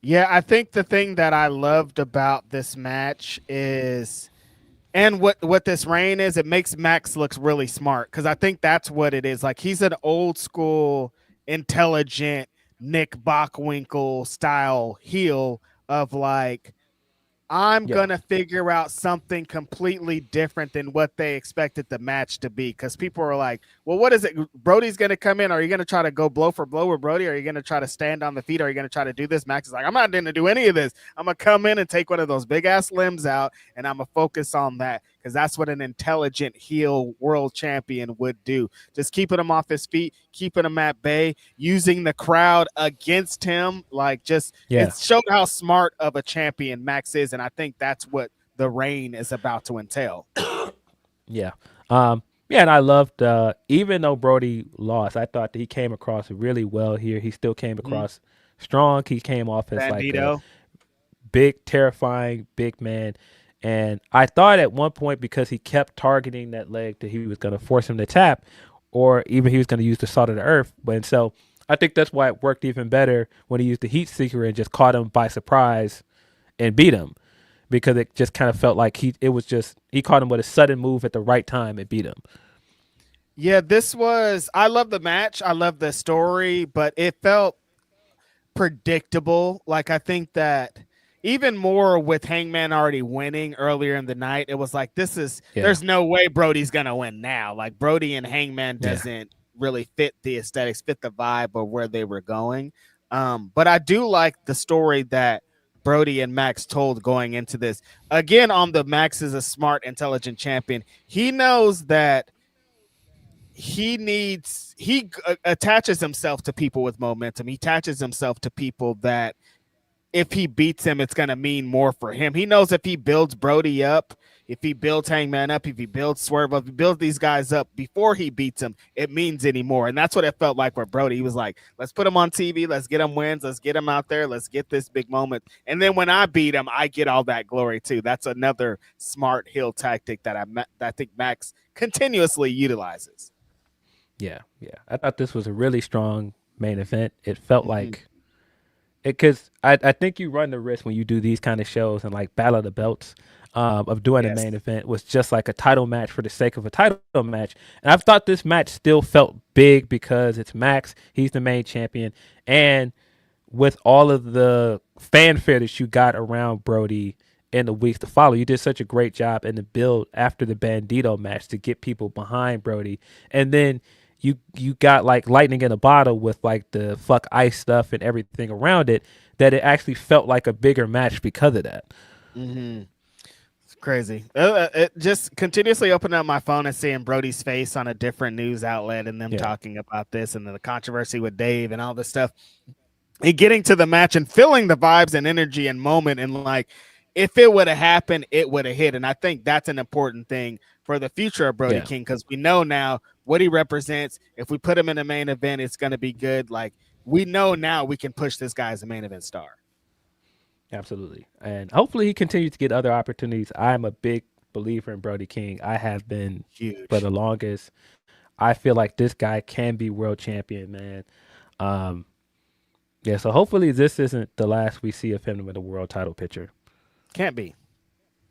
But Max is holding on, Phil. Like, is it where it happens? Like, how long does he hold it? Does he make it to All In? Does he get to Ospreay? Is Kenny gonna get back? There's still a lot of good questions kind of lingering off Max being the world champion. Yeah, it feels like we're gonna get past the Hangman match. I'm assuming we're getting a Kenny match sometime this year. Dynasty, maybe. I'm not sure. But you think we're going to get the one-on-one Swerve? I want it to happen. I'm just not sure. I want that because that feels like a money match to me. I'm not sure if we will, but you still got a ton of options for Max coming out of this match. You've got Hangman set up as number one contender, but you still have a potential match with Andrade. You still have like the Swerve match potentially. You have Kenny trying to get back in the world title picture. So you got a bunch of places you can go with this. Yeah. It's a pretty wide net that Max cast to wrestle against, so should be pretty good. Yeah. Yeah, as much as I didn't like the way Hangman's reign ended and the stuff with Joe, I think you're in a really good place with your world title scene right now because it feels active. Yep. You've got a heel and you've got so many people gunning for him. And so I can't complain about that part. I just wish they would have handled Hangman's title reign better towards the end. Did their stare down at the end, did that move you? Does that do anything for you? Not really, to be honest. I think it's just because I was so invested in Andrade winning. Not really, but I think it's because we've seen so much of Hangman. That's the only reason. Last year. And I think if you had ended 2025 on Max just beating Hangman, it would be different. And so even this matchup would be different. If Max had just beat him at World's End for his championship and he had never lost it to Joe and he cheated him and he worked his way back to get this match here by beating all those people, Totally different. Different motivations. Like the Hangman's motivations are essentially, I was screwed out of the championship. I want it back, 4-way, blah, blah, blah. But it doesn't feel like as heated as it should. There's a couple of missteps on the way up to it. Yeah, because you muddied it with the Samoa Joe thing. Right. Unfortunately. But again, these guys have had incredible matches before. Like, I know it's going to cook. They have incredible chemistry. They have an incredible backstory that they're still kind of laying the foundation for. So it's all going to work out. It's just we thought it'd be a little bit different. Yeah. We've got some super chats and I'm sure a lot of humper chats to get into. I don't think I've read any of our humper chats. Not one. So we got those to get into and yeah. Hit probably one last topic and get out of here. Absolutely. Let's finish off these super chats and we get into the humpers and our topic. Leonard Aarons III said, I see Triple K on his BS with the big homie Royce. Yeah, immediately people pointed out that he was on main event. I still think it's too soon to just, completely write him off over there. But this was my concern with him going over there in the middle of WrestleMania season because they've already got some of their plans lined up. And even if they don't have all of their directions for everybody, you're going to be put on a back burner until we figure everything out for WrestleMania season because you're just coming in. Yes. It's going to... See, this is the issue with main roster debut of someone that from a different company. Like it worked different with CM Punk and Cody Rhodes because they're already been in this company. They're already established wrestlers in the WWE universe. The big homie is not an established wrestler in the WWE universe. He's coming in for fanfare from AEW. He's coming in with that.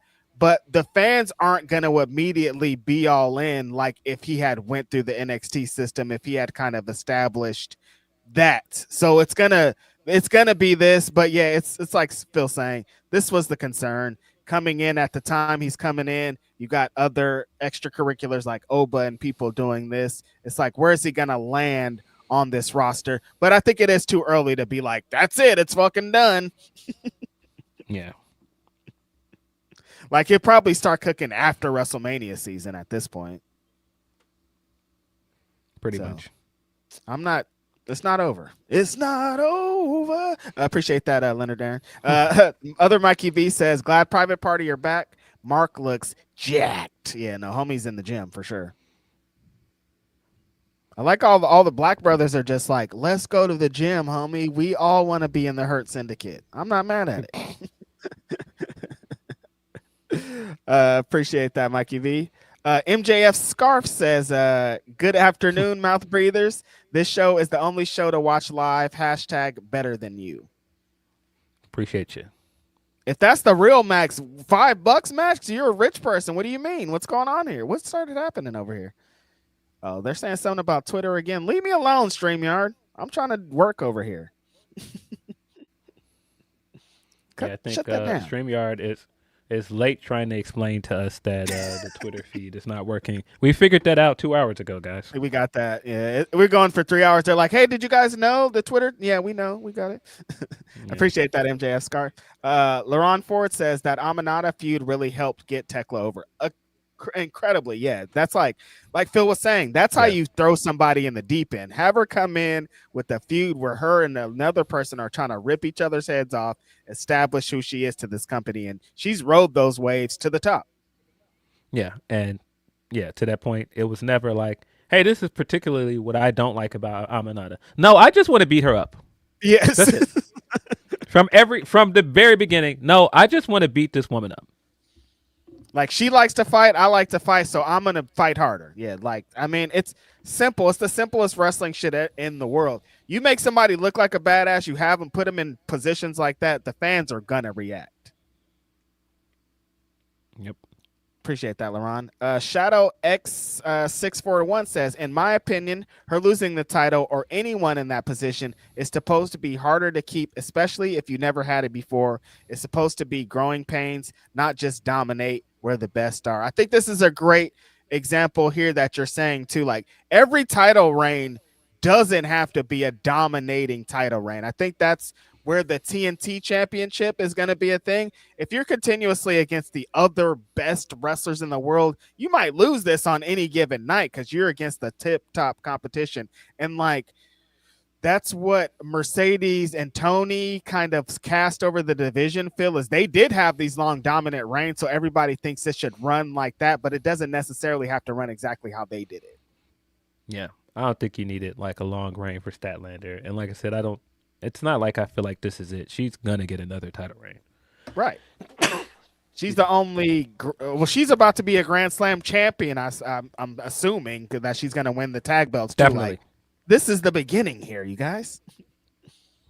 Definitely. Appreciate that, Shadow. Hassan Batla says, the fact so many people are feeling for Chris shows they accomplished their story. AEW doesn't tell stories, though, that they say. People need to touch grass. Yeah, exactly. People are behind her because they built this for people to get there. Yeah, and it's very hard to do that. I don't know if this was all the intent of the company, but it's very hard to book somebody as dominantly as she's booked, and then people are like, I still want this person to get more. Because a lot of times when that happens, the opposite happens. And we saw that with like Super Cena, just look at the way how strongly Bianca was booked at one point, and people got tired of it. So they might have just like got lucky here, and people just feel bad for Statlander because of other reasons. But that is a good thing coming out of this, that people do want to see her get more. And shit, Seth might want to lean into it a little bit. Yeah, hey, you guys keep screwing me. What is this bullshit? Because like wrestling fans like that shit. I mean, that's Stone Cold's whole MO was, you guys keep fucking screwing me. I don't like this shit. And like if she can lean into that, I think they could tap into something. Yeah. I appreciate that, Hassan. LaRon also says the tag title match is a vehicle for Harley. The tag title reign is a vehicle for Harley, but it's not helping Willow at all, and the TBS title is suffering as a result. Yeah, I'm starting to agree with that, unfortunately. It's just because, like, even in the match at Grand Slam, when Willow kicks off, Phil, when she gets into that mode, she starts pouncing people, the crowd reacts. It's still there. Mm-hmm. It's just like, we need to harness this energy somewhere else. Yeah. LaRon also says, Mega Bad was the best team in that match. The women don't get enough TV time for anyone to be a double champion. They need to get more women on TV. Not the Iconics, though, some people are saying. Yeah. No, I agree. And I think that's also part of why I just don't understand doing a double champion at this moment, because there are so many people that you need to give more TV time or slot or position in better places in the division. And so you had an opportunity with the tag titles to do something else, and I don't really understand why we did this option instead of going with something else. I don't know. And to LaRon's point, Mega Bad are a really good tag team too. Like, I think beyond just like they should get it because story, like they're fucking cooking out there. They're enhancing the division. They got tag team moves. They look like a tag team, like all the things. I think it just would be enhanced by them being champion. Yeah, I agree. I appreciate that, LaRon. Hassan also says, I don't know, y'all. A desperate Hangman versus a desperate to retain MJF got me hype. I do want Andrade to win one of the other belts, though. Yeah, I think the thing that works about Hangman winning is that they have history together, and you do just have a ready-made feud that you can go back to at any time. Yes. That's why I'm like, it's not a terrible outcome. It's just not what I wanted to see. Exactly. Like it's gonna be great. They're gonna have amazing promos. The match is gonna be fire, but like we just thought there was gonna be a different direction. Yeah. I appreciate that, Hassan. LaRon also says, I love how AEW is quickly getting the new signings in the mix on the men's side. I need to see the same energy given to the women they've brought in. Yeah. Because Maya and Hyon, they've been mostly used on Collision or Ring of Honor. Hopefully, Lena crosses in the mix more. If we're gonna move forward with inspiration and try and actually build up this tag division, we got to get to it. There's not enough time. Like I keep thinking, like, would AEW Dark, would it work again, or would it be treated kind of like Ring of Honor's treated? Maybe they should have a YouTube something. Like I just like TV time is pretty rare, Yeah. I appreciate that, Laron. Van Twinblay says, "What up, Marks? Fuck Ice. Fuck the Balta." Brody King needs all the belts, and Max is the perfect heel. Love him. Yeah. I think that Brody King, this, like I was saying, this sets the table for the future. Like I think we're gonna get to where we need to get. But honestly, I'm at like, let's just execute now. Like people that that clip of people being mad at Cody for saying Dom's gonna be the main event in 15 years. It's like, why we gotta wait 15 years, dog? Like, why it can't be like now? That's the person y'all mad that y'all have to wait for? Yeah. Okay. I'll wait them 15. I'm chill. I guess. And then Van Twinblade also says Red Fedge Marks can't be all in with the guy in WWE because all in is an AEW pay-per-view. Silly Reg. Come on, man. They can still go all in. What do you mean? But yeah, it's ridiculous out here. That's all of our super chats. I appreciate you, Twin. Van Twinnable. Van Twinnable. See, we've got some Humper chats here. Got one from our buddy out in Australia himself, Wonga. He says, "How's it going, Grapsody fellas? No spoilers, but Grand Slam was a lot of fun. Was also great seeing a bunch of locals from PWA in the Ring of Honor matches. PWA also had a good show the night before, and Fletcher was a guest on commentary." Awesome. Shout out to the Australian homie. Shout out to PWA. They love some wrestling out there. No surprise. Humper Chat's regular Tony P, he says the NBA was showing their ass this week. I know a lot of NBA fans hated Chris, but he didn't deserve to go out like this. It must have been a painful move for him, especially after the teams he wanted to retire for cut him. We don't know what happened, man. Something happened with the Clippers for them to just be like, "Nah, go home, dog." Like, and then just like in the middle of the night too. Right, exactly. Like anytime. Because people are like, we got to do something about these Instagram retirements and the way that they're laid out. Because, like, CP, regardless of how you feel about him announcing his retirement on Instagram is wild. You know what I mean? Like, whatever the situation is like something is going on, like Phil said. Something happened. We don't know exactly what, but something happened. More from Tony P says, then the Clippers went Rashawn Jones after doing a crime and celebrated the retirement with everybody else, to which his wife called out on IG. Now LA may be in a better spot, and he may not have been everyone's cup of tea, but salute to him. Yeah, that's why I'm like, something happened, man. You don't just start moving like that. Something happened, bro. He got on somebody's bad side over there. I mean, as we've seen, he's on a bunch of people's bad side, so. Bro, I just think about all the time, for you to be going in a completely different direction, and this guy is just smirking, walking. You turn all the way around to come back and push this guy. Like, nah, I hate this dude. Like, every time I see that clip of Bev, like, that guy did a double take, turned all the way around and came back like, nah. I've been waiting for this. Yeah. And there's stories, so I don't know. There's been stories for a while about CP, so I don't know. Right. We may never know. I don't know. Tony P also says we had teams getting active before the All-Star weekend, but nobody more so than Isaiah Stewart, our Petty of the Week winner. Homie is possessed by all that of Detroit energy. He wasn't in the fight, but came off the bench to rightfully make a bitch of Bridges. I did see that fight. I didn't see what started it. it was just kind of crazy. I was like, okay. People are restless in all areas. Fights and things are happening in places we wouldn't expect it. That's what's going on here at this point. And I feel them. The energy is crazy out here. I might want to punch a fool. I'm mad.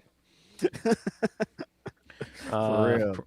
From Rafael Garcia, he says, I'm not saying TK has a type, but Megan Bain, Story Denali, Christiana Reed, Lena Cross, and the inspiration. TK climbed trees as a young youth, I'm sure. Also, love Private Party, but Shot still sounds like Short Bus Shawty. Tyreek Hill back to Kansas City after release. I'm not hearing the similarities between Shots. I think Shots is a banger. I like Shots. Yeah, Shots. I didn't like when they switched to that other song. I think this one fits him. The one with like the arm. Yeah. Isaiah was still trying to did that, you know? Yeah, I still think it was hilarious. The episode when they came out and Tony Schiavone was trying to do it and he was like doing it all off beat. Hilarious. Shout out to the homie Tony Schiavone. The other week when he had the highlighter tie and the highlighter shoes, my nigga was killing it. I was fucking with that. Phil, you like that? He had the matching shoes and I was like, yo, what he got on, dog? Like, what's this? My guy was out here shining. I'm like, leave Tony Schiavone alone. He fucking y'all up. Yeah, he was. Yeah, that was a wild fit. Tony P also says, then All-Star Weekend itself, nobody won on Friday and Saturday because no one really cared. The celebrities and Rising Star games was must not see TV. Skills comp was highlighted by Damaged Goods winning the 3-point contest and the live burial contest. All right, you did not enjoy this, huh, Tony? Like I said, the Dame stuff was the only thing I liked. I thought the Dame stuff was cool at least. Yeah, that's just because it's Dame, like it's Dame time, bro. Right. More from Tony He says Sunday was the main event though. I don't even know how people found those texts and leaked them. Burying current teammates, the drone joke leading to KD 1,000 yards into intro stare. Then you got Jordan doing what the fuck he was doing with that white boy. I forgot about Jordan winning a NASCAR championship. I was like, look at my guy. He gonna find a way to win. He gonna find a way to lift the trophy, bro. So him being down there with like all of the pit crew and everybody, and he's like the only black guy I could see down there lifting the trophy. I was like, hey, yo, this guy is hilarious. Then like his interview afterwards where he's like, well, I just felt like we were patient. I was like, dog, you didn't do anything. Yep. He is taking all the crazy, like, we did this and then we did this. We've been kicking it. It's just been a great victory for us. Yo, hilarious stuff. And so him like tugging at that white at the kid's shirt and like tickling his legs, and people kept making a big deal out of it. I was like, I don't think this just looks like an older guy playing with a kid. Why are you guys making this weird? And I know this is the climate we're in with like, stuff like the Epstein stuff and like pedophilia, but it just seemed like he was just playing with this kid. Now everybody's brains are fucking warped, and like I understand, but like, damn, we got to walk that fine line, you know? Yeah. But yeah, everything about him just showing up and holding up the trophy and like the interviews and everything were really funny to me. I was like, what a guy, man. Still finding a way to win in his 60s. Yeah. It's Michael. Jordan. I won't speak for nobody else, Michael. Sorry. Air. Yeah. Also, like, I don't know what he be doing. Eyes are still yellow. Like this guy. Every time he does an interview, I'm just like, those yellow eyes, you guys. Yeah. But yeah, every time somebody tries to start slandering, somebody was like, what was he even doing down there? And I was like, it doesn't matter what he was doing. Sometimes I feel like he is me. like get off. Not too much on my goat. Fuck out of here. Let's go, man. Let it happen. Let Mike lift that trophy. He can do whatever he wants. Get off of him. Not too much on my goat. They be mad at Mike.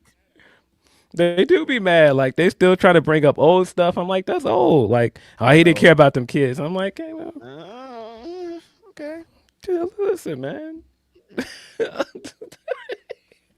Listen, yes, that Hall of Fame speech was wild, but like, What did you expect from the most petty person we've seen play basketball or any sport ever? He was gonna get his grievances off, man. come on. Everybody said it going into it. They like Charles Barkley, like this guy used to tear me down. Y'all thought he wasn't gonna bring this to the damn Hall of Fame speech? No, you knew what time it was. That's part of what makes him him. I've accepted at this point most people that are really good at anything, like all-time greats, they're psychos. And Michael Jordan is a psycho. This guy did not forget anybody that beat him at anything, anybody that told him he couldn't do anything. And he kept that, and it became part of his drive to be the greatest basketball player we've ever seen. Sometimes people that are very driven are a little bit petty and off. Like, that's just what it is. I watched the Chevy Chase documentary, and yes. Like sometimes if you're just so fucking good at something, that's just the energy you're gonna walk through with. And like that's what Michael Jordan's like, I am better than all you guys though. What do you mean? Like why can't I talk like this? What are you gonna do about it? You know? Yeah. I saw someone talking about that's what's missing with the All-Star game. The best player in the world isn't a psycho. And he's not pushing these other guys like, hey man, if I beat y'all in this game, I'm never going to stop talking about it. And so everybody else in that locker room is like, wait a minute. He comes in there and he's like, yeah, the person that loses, I make more money than you. Yep. Those people, the other people in that locker room now want to beat this guy. When you come in the room like, hey, man, I'm everybody's friend. Let's just have a good game and have fun. You're not going to get a competitive game. This is why Kobe didn't like none of these niggas. Kobe's like, I want to fight. Like, let's play. Do you want to play or are we playing? Because I ain't playing. And like, that's what the vibes was. Kobe is another one. In order to be really good at something, sometimes you got to also, I think all the time about somebody trying to throw that ball in his face and he's just not flinching. Like, that that guy is different, bro. That guy behavior, dude. That guy is different, man. That's why I'm like, this generation of players is not like that, man. It's like a handful of those guys, but the best player in the league is not like that. He's not like that. Unfortunately. Like you can see it in like a handful of guys. Like they just, but yeah. No, are there any psychos these days? I mean, in the NBA at all? KD got that side to him, and that's why this burner thing and everything is funny because. Yeah. KD is fucking super competitive. That does, he's in there. Triple double cocaine bear is gonna be stuck in my head for the rest of my day. That is crazy. Yeah, I got to get into this whole thing after this for sure. Tony also says the good of the weekend though. The All-Star game is back. The Vic and Ant for caring, and then. Billy and her mom producing a good wrestling show. To paraphrase TK, AEW been on a run of great shows, and the TNT and women's world title matches were fire. Absolutely. He also says it was text time, and Stat had another run, and it would be better. Kyle getting his pink belt. Grace giving Jade her best WWE match. I have not seen that match yet. I have to see the SmackDown match. Yeah, I mean, I'm surprised that Jordan didn't do it. So good for Jade. Yeah. The bad overall as a whole, Raw was not good this week. Most of All-Star Weekend, KDF, Drew versus Cody at Mania incoming. I agree with you, JP Reckless. Anthony Edwards definitely has that energy to him. Anthony Edwards, yeah. He's definitely of the young guys. He's got that competitive edge to him. Yeah. More from Tony P says the /what the fuck. Why Baby Cube and his feelings about Wrestling Observer Awards. We still.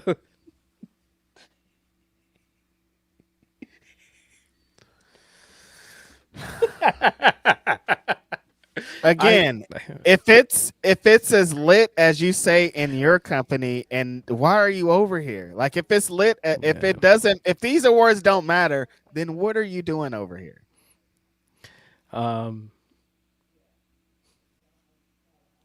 Yeah, let's try and get through that whole Harper chat before I say anything. He says, the Hunt slash what the fuck, why Baby Cube and his feelings about the Wrestling Observer Awards. We still talking about Hangman and his friendships. TNA, why do you hurt yourself?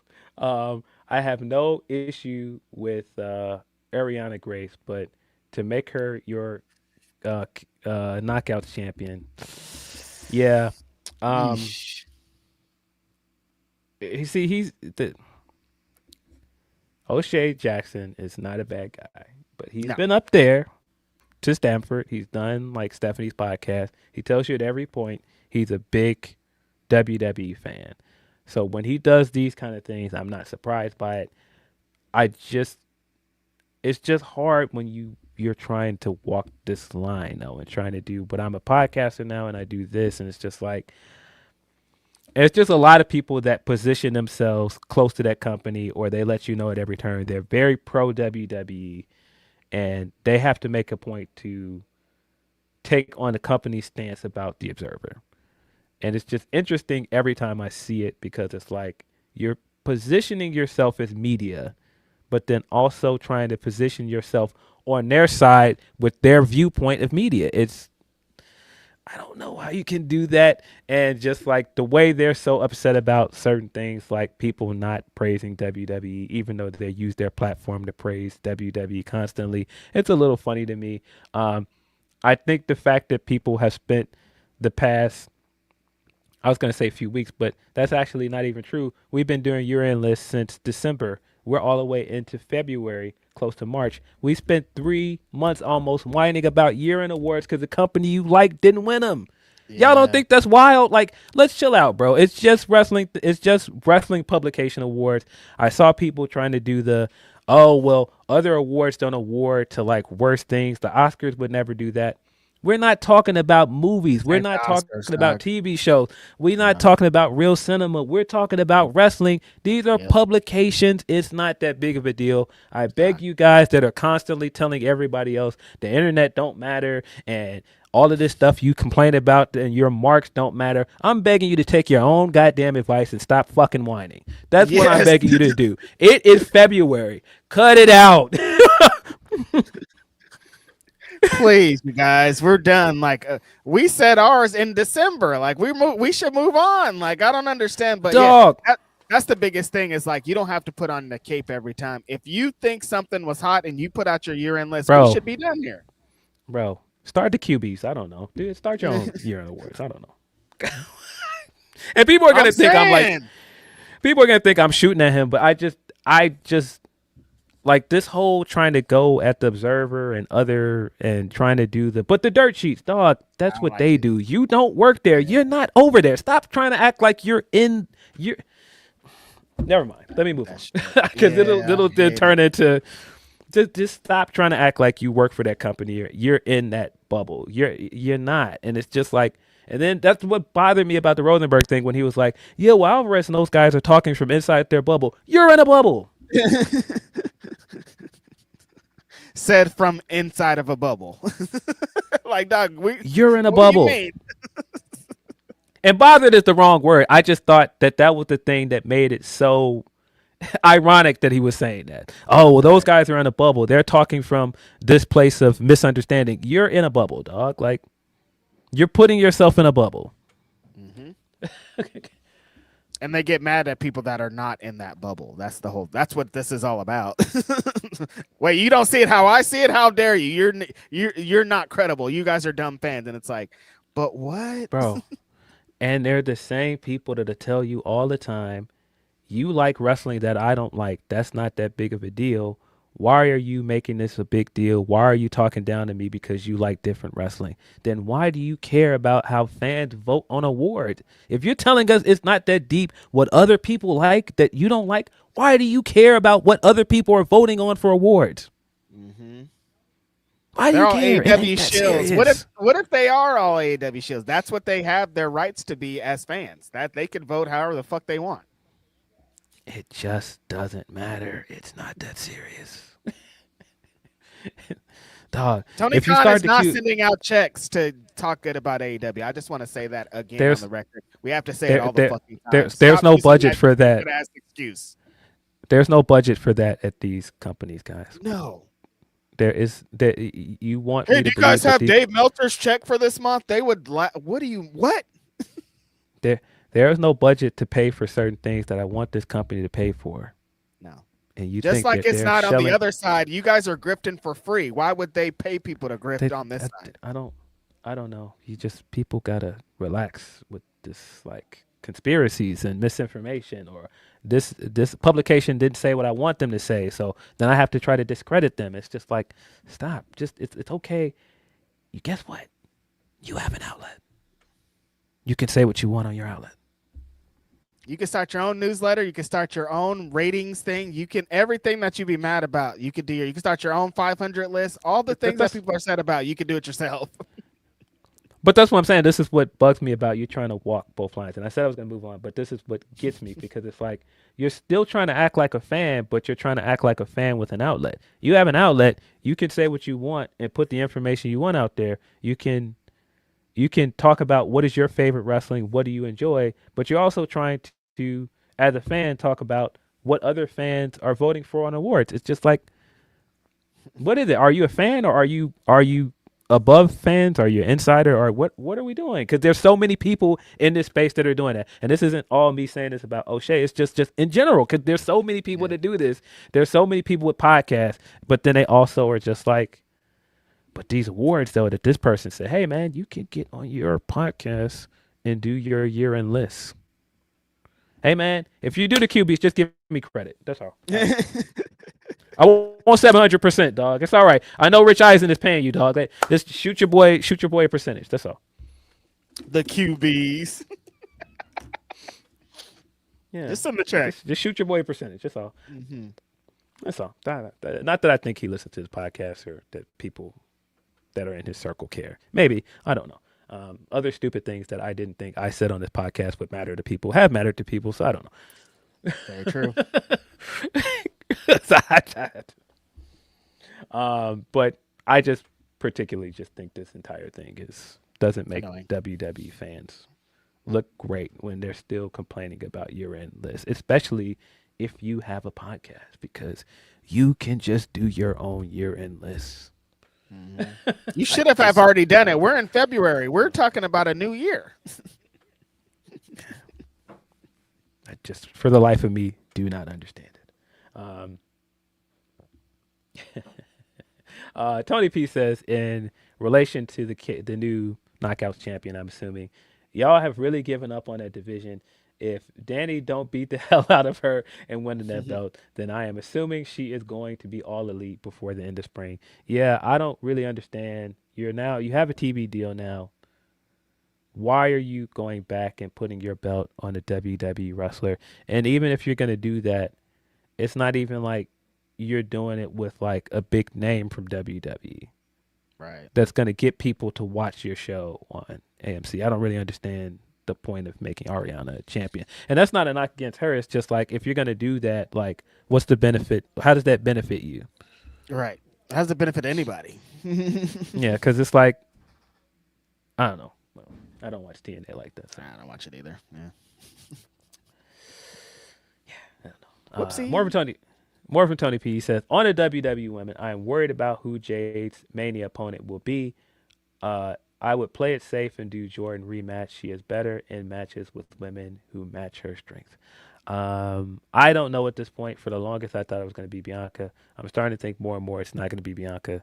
So I have no idea. Yeah, I don't know. Tony also says the old other opponents are Rhea, Shar. They both are great, but they have bouts of hit and miss with first-time matchups. The moves to bring the inspiration is not a big deal. Look at who they were facing in TNA. The knockouts ability talent pool is bare. Yeah, I think that's why I'm saying my thought process wasn't WWE wrestler coming here. It's like, why did they leave TNA? That's the question I think we should be asking. Because it's starting to look like it's starting to be 5, 6, 7, 8, 9 wrestlers at this point at the same time. So we're gonna look into that. Yes. Yeah, and then the last one from Tony says, as someone said, they're probably going to be the MXM of the women's division. My thing is, how are you going to position? How are they going to be positioned, face or heel? I feel heel since they have a lot of face teams, and if heel, how you make sure the heat is wrestling heel heat and not go away heat. I think that's very easy because I think you already have a fan base that is anti most WWE stuff, and if you position them as like that kind of act, people are going to boo them. Yeah, that's it. You got to set them up off rip and to get the fans to not immediately shit on everything that they do. And I think there's a lane for them to do it. Absolutely. And the last thing we're going to try and hit before we get out of here, well, not try to hit, we are going to hit New Japan, New Beginning in Osaka, February 11th. Their big show right after Wrestle Kingdom that really sets up the stuff heading into New Japan Cup and everything moving forward. Got a lot of wild talking points coming out of this. Some very Gato booking decisions. Some exits coming out of this that I was not expecting. Some we did expect because we talked about it. Yeah. We talked about Hiromu. The Evil's absence on the show was very glaring. And it's just becoming more apparent. Crazy. Yeah, and then it's just becoming more and more apparent when you see like all the LIJ guys that's left, like how this kind of looks interesting. It's an interesting pattern here. But they started the show with a tribute to Hiromu Takahashi after the pre-show match, and that was the first match we got on this card. Unbound Company, the team of Hiromu Takahashi and Taiji Ishimori taking on Francesco Akira and Jacob Austin Young. Of course, Unbound Company picked up the win here. Didn't expect Hiromu to lose on the way out, even though he got beat down by Akira at the end of the match. Akira tried to Pillmanize him at one point, and then he got saved, and the United Empire guys got ran off. Not a good start to this show for United Empire. Tag team lost straight away. I continue to be impressed by Akira. I think he's an incredibly fun wrestler to watch. I think he's one of the best juniors they've got over there. I think it's a shame that the juniors division is kind of stalled at the moment because they do have some really talented guys over there. And I think Akira is one of those guys that's going to eventually factor into that. There was a lot of really good tag team wrestling on this match. I mean, on this card. We're going to get into probably the best match on this card was a tag team match. And so I thought early on they established, like, even with this match and then the next Unbound Company and United Empire match, that tag team wrestling was going to be a big fixture on this show. And it's going to be a big part of this year for New Japan of rebuilding their company. Yeah, I've been seeing most people that have talked super positively about New Japan in 2026 and the end of 2025 were them talking about the tag team division and how it keeps improving legit every show. The energy around tag team wrestling feels major now, and it hasn't felt like that in a couple of years. Yeah, but this was really like kind of a farewell to Hiromu. He didn't take up a lot of the match. This was like kind of the way to really showcase Akira and Taiji Ishimori. Ishimori got the pin at the end of this match, and he picked up the win. Sorry, he didn't get the pin. He used the his finisher is the bone lock. He used the bone lock to get the win, and yeah, like I said, they basically beat Hiromu up, and he was on commentary for the rest of the show. Crazy that he's gone, you know? What the hell? It is very wild. And even the stuff at the end of the show where he was saying he still wants to be a junior heavyweight. He still had the dream of being a junior heavyweight and winning the IWGP World Heavyweight Championship, but he just doesn't feel like he can do it right now, and so he needs to take some time away. And I just keep thinking, what's going on? Like if this isn't that he wanted to be moved up to heavyweight division and he felt like they weren't going to, like it just feels like something else is happening here. And Okada and Naito have both alluded to it, that there's like a broken trust there with this company, and I don't know what it is with some of these guys. What's happened here? The evil thing, it seems like he might be making a move to the U.S. and the rumor of his relationship in the U.S. That's not that surprising, but like some of the rest of this, it's still very. It just still seems like there's so much more to this than we know. It's so different than what we've seen in previous years because it's been a lot of gaijins leaving, a lot of people not that you kind of expect. This time we're getting like people that I thought were going to be in New Japan for the next 10 years. Like Evil, I didn't think like that is kind of even like knowing his situation in America. I felt like he was about to be at the top and mid of this card for the next 10 years. Like there's some people that are legends in this company that are just leaving, or that I thought were going to become legends that there's rumblings about them leaving too. Yeah. I believe, I can't remember who on commentary said it. Was it either Walker or Chris Carlton, who said that Hiromu is the same age as Nakamura was when he left. He's 36, and I was like, I didn't even think about it that way. But he's still got so much he can do. I don't think he's going to come stateside if I had to guess. I do think he's going to end up in Noah. He is just such a Japanese guy. It's just still so hard to believe that he's not going to be a New Japan wrestler, but I still don't think he's coming to the U.S. I wouldn't think so. Yeah, but that is a thing we're going to get into exits throughout the show because that was a lot happened here. What are they doing? We got the War Dragons, the team of Drilla Maloney, Shingo Takagi, taking on Great Khan and Hanare up next. Drilla Maloney and Shingo are a fun tag team. I enjoyed them a lot in this match. But at the same time, man, Hanare, every time I watch this guy, I sing this guy's praises. He's such a dynamic wrestler, man. Just the way he looks, the way he works, he's just so cool. And I thought he worked very well with Great Khan here. And just seeing these two tag teams is again where it's just like you got two tag teams that you can keep in the mix for a while. Just like some of the tandem offense they were doing, both teams, I thought that they both looked great here. War Dragons picked up the win. Again, not a great start to the night for United Empire, but I did think that Hanare and Great Khan worked great together in this match. Yeah, Hanare is such a interesting look and unique style and character. He feels like New Japan. Like there's some guys I watch where I'm like, yes, these are the vibes, and that's exactly what Hanare does. I think pairing him with Great Khan was good too. It just feels like they represent in a really good spot there. Drilla, there's some talk about him. He said that fuck all that talk. He signed a new contract, I guess, for one more year in New Japan. Thank God, because I think he's gonna be one that's gonna like another year added on to what he's already doing. Phil, he's about to be amazing in a year. Big fan of Drilla. He cut the promo afterwards in Japanese, let the crowd know that he is here to stay because there was some uncertainty around him because some of the other War Dogs are leaving. We already are hearing that people are courting Gabe Kidd, so there's a chance Gabe could leave as well. But Drilla set the record straight afterwards that he is here to stay. He signed a new contract. Him and Shingo work. They have merged together now. I think they've got a tag team that they could use going forward. So makes sense. And then you've got, I believe he also announced he's going to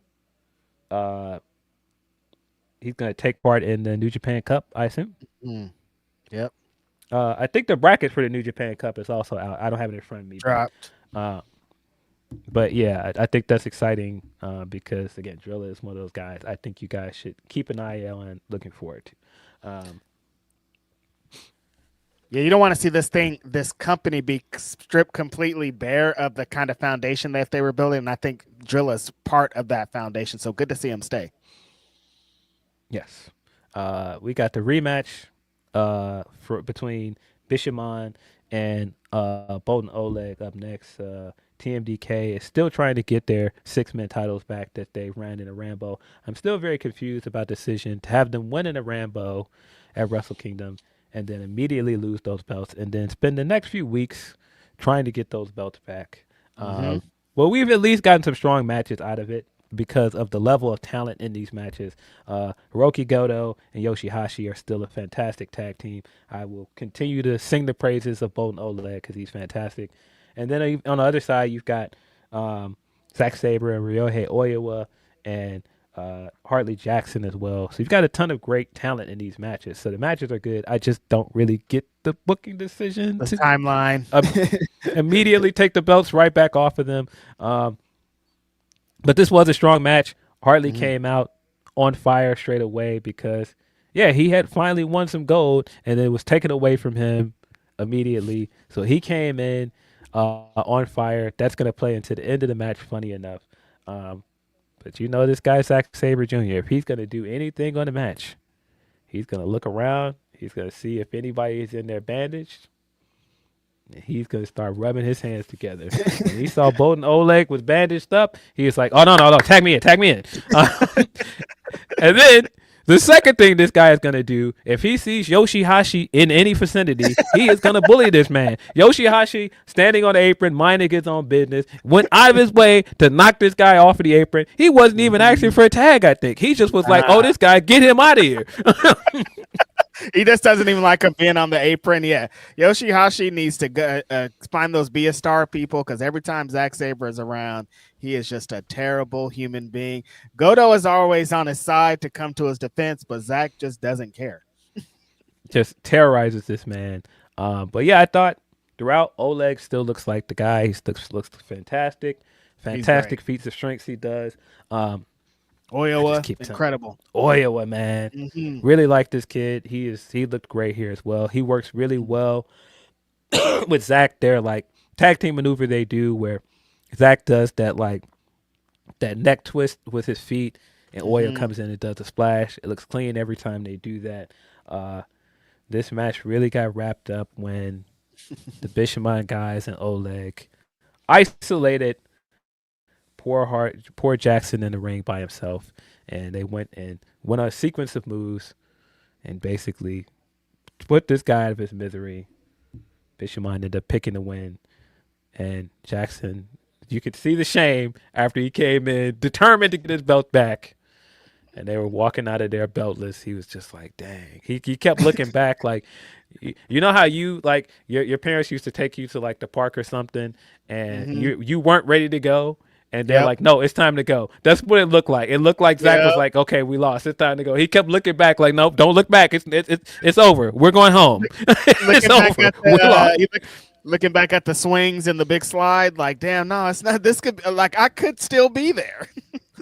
Yeah, no, it's over. It's over. But yeah, man, great showing for Bishamon and Oleg. I thought that they continue to look good as the champions. I'm curious to see who their next challengers are going to be because we cannot keep running this matchup back.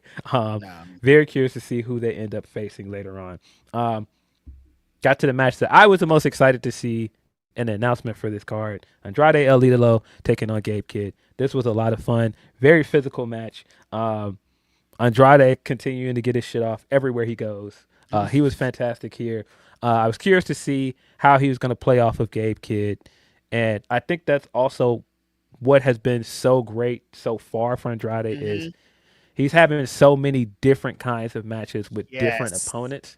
And it's not like you put him in there with somebody like Gabe or you put him in there with somebody like Swerve or Hanger. He still wrestles his style. He still figures out a way to adapt and work with that person in there. Just a tremendous guy, man. Andrade at this point is just fantastic. Yeah, he just fills so many roles. Like you can get you get insane ass striking.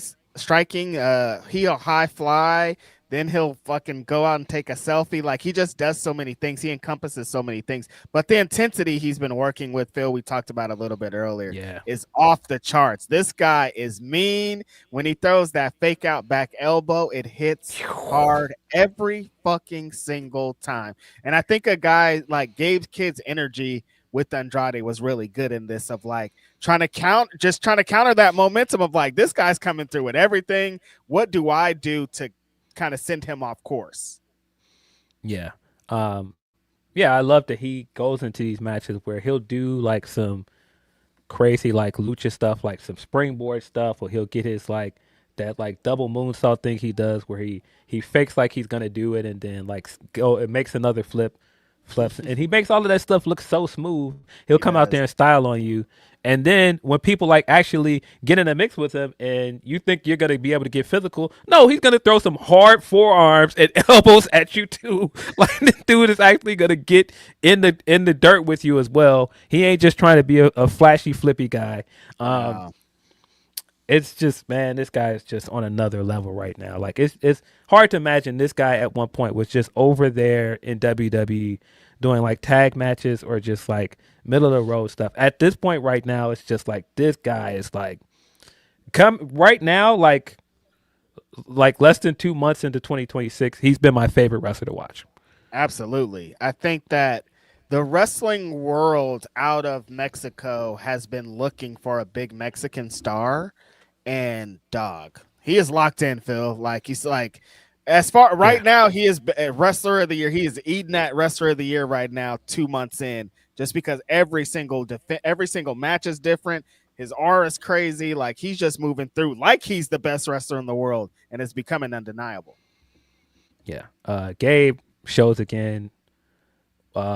When you get him like the proper dance partners, Gabe is just, he's great. He came in trying to hype up the crowd, being just Gabe as we expect, trying to look like he was unbothered by all of Andrade shenanigans. He hit the tranquilo pose and the rope, and Gabe sat straight down and did his yoga pose and waited for him to finish. All of that stuff was good. The hard lariats and stuff we got, very, like I said, very hard hitting physical match, but Andrade picked up the win here. Andrade is heading towards showdown with Yota Tsuji for the IWGP Global Heavyweight Championship. Very much looking forward to that match. That sounds like it's going to be a banger. Yeah, we got a strong card coming up for that New Japan show in the U.S. on the 27th. Yep. And just like you were saying earlier, it's good to see New Japan kind of capitalize on the momentum with Andrade. Like, we should put him in a title match. We should get him into the positions just because of the momentum. But like we're saying, beyond that, this guy's working like he's the fucking man, and you need to see him if you have it. Yeah. Callum Newman he's got basically a new presentation. Got a new theme song and everything. He is moving like the leader of United Empire. Mm-hmm. He's bulked up a bit. He's in better shape. He looks the part. He looks meaner. He comes out with like the big sword. This is what I was talking about earlier when I was saying all these guys under the Osprey learning tree. These guys is moving different, and they were trying to throw the Osprey clone allegations on Callum for a while. He has completely struck them allegations off. He looks tremendous now. Came out here to face David Finlay. The story, of course, here is David Finlay led the War Dogs against United Empire, and they were part of what sent Will Ospreay packing out of New Japan. And Callum Newman wants to be the guy that does the opposite, that sends David Finlay out of this company. And made a very clear distinction that he's not doing this to avenge Ospreay. He's doing it because he just doesn't like this guy. I think that is fantastic. Man, Callum Newman, I think he was one of the most improved wrestlers of 2025. David Finlay continues to be a guy that I will say time and time again, I was not a big fan of him before he joined the War Dogs, but he really transformed himself into a main event caliber wrestler. He's had so many great moments with the War Dogs as a leader. He really stood out. He had some phenomenal matches. Every time you gave him tournaments like New Japan Cup, he had a great one in the G1. I think kind of like an underrated run in the G1, really. And so, yeah, putting these guys in there is definitely one of those like clashes to see who's going to be going forward. We already know the reports coming into this that David Finlay is not long for New Japan. And with the momentum, Callum Newman's coming out of 2025, you're really pushing him as the leader of really what seems like it's going to be the top Gaijin heel faction in the company. So the outcome to this should not have been much of a surprise. No. Callum Newman picked up the win here, but really what shocked me about it is Callum Newman came in this match with a lot of intensity, a lot of ferocity early in the match. Even before the match started, he was standing there after he took his rain jacket off. He's just basically shaking in the corner like, start the match. I want to beat on this guy. And as soon as the match starts, he jumps on him immediately. David Finlay gets back into the match. He gets control, but once Callum got back in control, he never let up. At the end of the match, he was basically relentless. Hit him with the double stomp move that he does now, which is clearly an homage to another Prince that used to work for this company that did a double stomp off the top rope. And so, yeah, he does the double stomp, and he does the classic heel move of picks Finlay up right away. I'm not just going to pin him. Stomps on him again. Hits him with his own finisher, stomps on him again, and then pins him. And the entire time he's pinning him, staring Gato down the whole time. He's got that tattoo of the throne on his hand, and forces Finlay up to kiss it. Then looks straight at Gato, and it's like, you can kiss it too. I'm like, oh no, I like this guy. This guy is clicking on all cylinders, character wise. He's great. Yes, I think starting off the year with him getting that face-to-face with Ospreay and be like, first of all, I want to beat your ass. And second of all, get up out my ring. I think establishing that I'm not about to be the second coming of him. I'm about to be the first Callum Newman. Like, I think that was perfect. And the energy he's been moving with since then, Phil, has been top-notch. And this was it exactly right here of him being like, listen, I'm tired of all the talks. I hear a lot of people are going to leave New Japan. Well, I'm another one that's here to stay, and I'm about to take over, so let's get rid of these fools. And if you need me to get rid of these fools, then I will get rid of these fools. Incredible fucking work. That's the type of stuff we need to see, because this is real. There are departures. We do need some people to step up and go to the next level, and Newman is going to the fucking next level, brother. But yeah, David Finlay, not surprising. We know he has a brother, or if you guys don't know, his brother works for NXT, so like, there's a lot that he can get into and move forward. I think he's carved a really good place for him.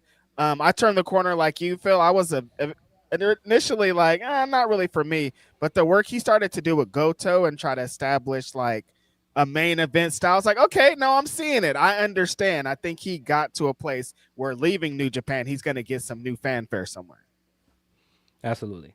But yeah, the succession of moves that Callum Newman hit him with at the end of this match, it looked absolutely diabolical. Like he did the way he dominantly beat him was just like kind of stunning, and it shouldn't have been, because we know Finlay's leaving. Yep. But it was just still like, I think I'm still kind of looking at him like, oh, this is Callum though. Like, no, this guy's He's officially not that guy no more. Like I said, when he took Finlay's move, hit him with that overkill, and then stomped on him again. Excalibur, that's the name of the stomp move he does. Hit him with Excalibur, and then hit him with another finisher after that. I was like, okay, he's not getting up. I'm sorry, he's not getting up. Finlay was very emotional after the match was over. He bowed to the Japan crowd, kissed the logo, gave Gato a big hug. Very clear at this point that he is leaving the company. He's been doing a tag team with Hiromu during this run with Unbound Company. He talked to Hiromu on the way out, apologized to him. Hiromu was on commentary, and proceeded up the ramp. Again, continued to wave to the crowd. Very clear this is probably his last appearance with New Japan. The fact that this kept happening, Phil, they kept doing these tributes and letting wrestlers breathe and give their last goodbyes. I'm like, what is going on? It seemed excessive. Yeah. So yeah, the report is his contract is officially up. I believe he's done. He's done with New Japan. There's reports that WWE is interested. Of course. I'm not sure where he ends up, but I wish him the best. I think he's going to do well wherever he goes. I think he's proved a lot in the last 2 years of what he can contribute to a company. So, yeah, best of luck to him.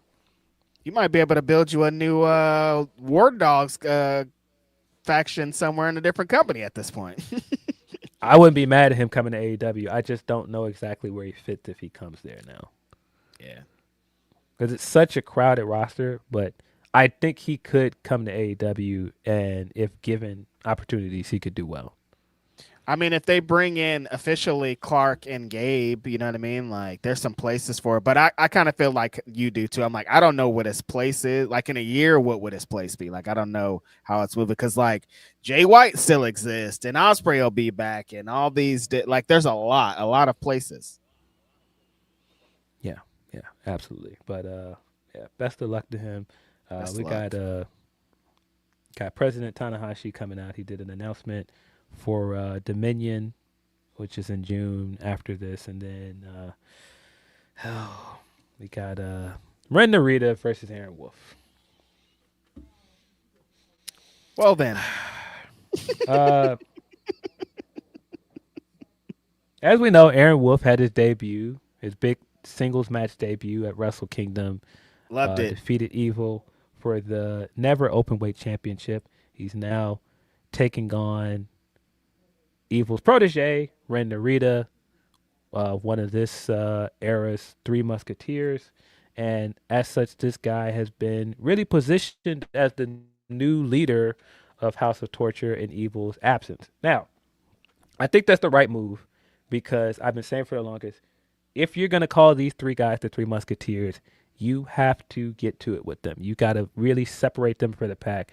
And Ren Narita is a guy that I never really understood him joining House of Torture to begin with because he has a ton of potential. But now that you've got a spot now, there's an opening for somebody to lead. Yeah, absolutely. Yep. Make Ren the guy because you want to push him forward. And if you're doing anything this year, you want to push the younger guys forward as leaders. That's also why pushing Callum forward makes sense because you want to push a crop of young guys. I also understand what you think you're trying to do with this match and what that's going to do for Ren and everything I'm saying. Because if everything I'm saying is true and you want to push a young guy, you want to cement him as the leader of this group, give him a big win. Yep. Not like this. This was not good. We did the usual House of Torture shenanigans. Aaron Wolf's coming down to the ring. House of Torture guys jump him while he's coming down to the ring, roll him into the ring, and the match starts. We get a 2-minute match where the second the referee gets knocked out, we get a ref bump. Like I said, it had to have been less than a minute into this match. And it's straight away, House of Torture guys come in, start jumping them again. At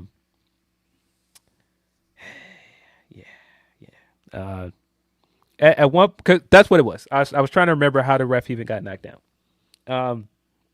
Aaron Wolf got Ren up for the ankle slam, clean, hits him with an ankle slam. On the way down, Ren's foot hit the ref. That's how he gets knocked down. As soon as the ref goes down, all the House of Torture guys come in there. Usual stuff. Dick Togo's choking him with the wire, and right after that, Ren hits him with the big leg drop thing he does. Hell's Guillotine. And that's how he wins the match in 2 minutes. You got this big star that you brought in, make a big deal out of this at Wrestle Kingdom, gave him this big match, made him the champion in his first match with the company, your biggest show of the year, and then by the next big show, you're taking the belt off of him in 2 minutes. Why? Why?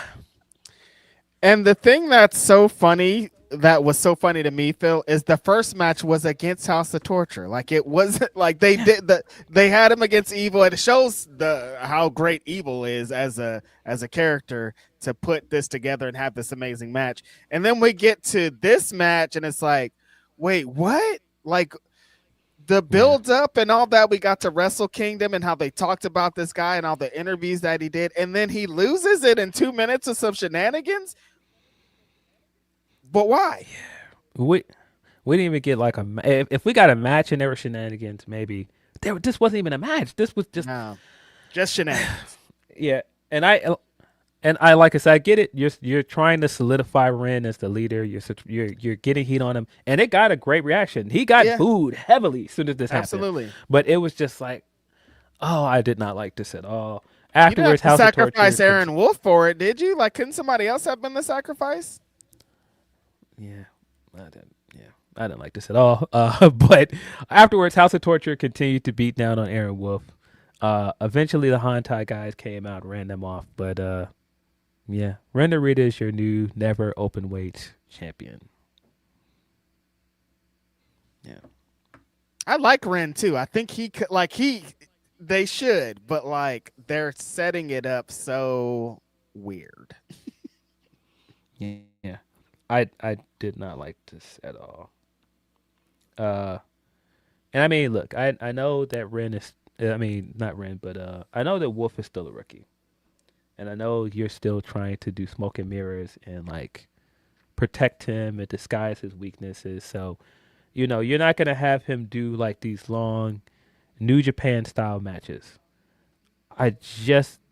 If you were gonna do this though, why did you put the belt on him in the first place? There's just so many questions to ask here from a booking standpoint that I just don't understand. Yeah, I don't get it. Great reaction though. Great reaction. Sometimes we don't the House of Torture stuff on the outside looking in.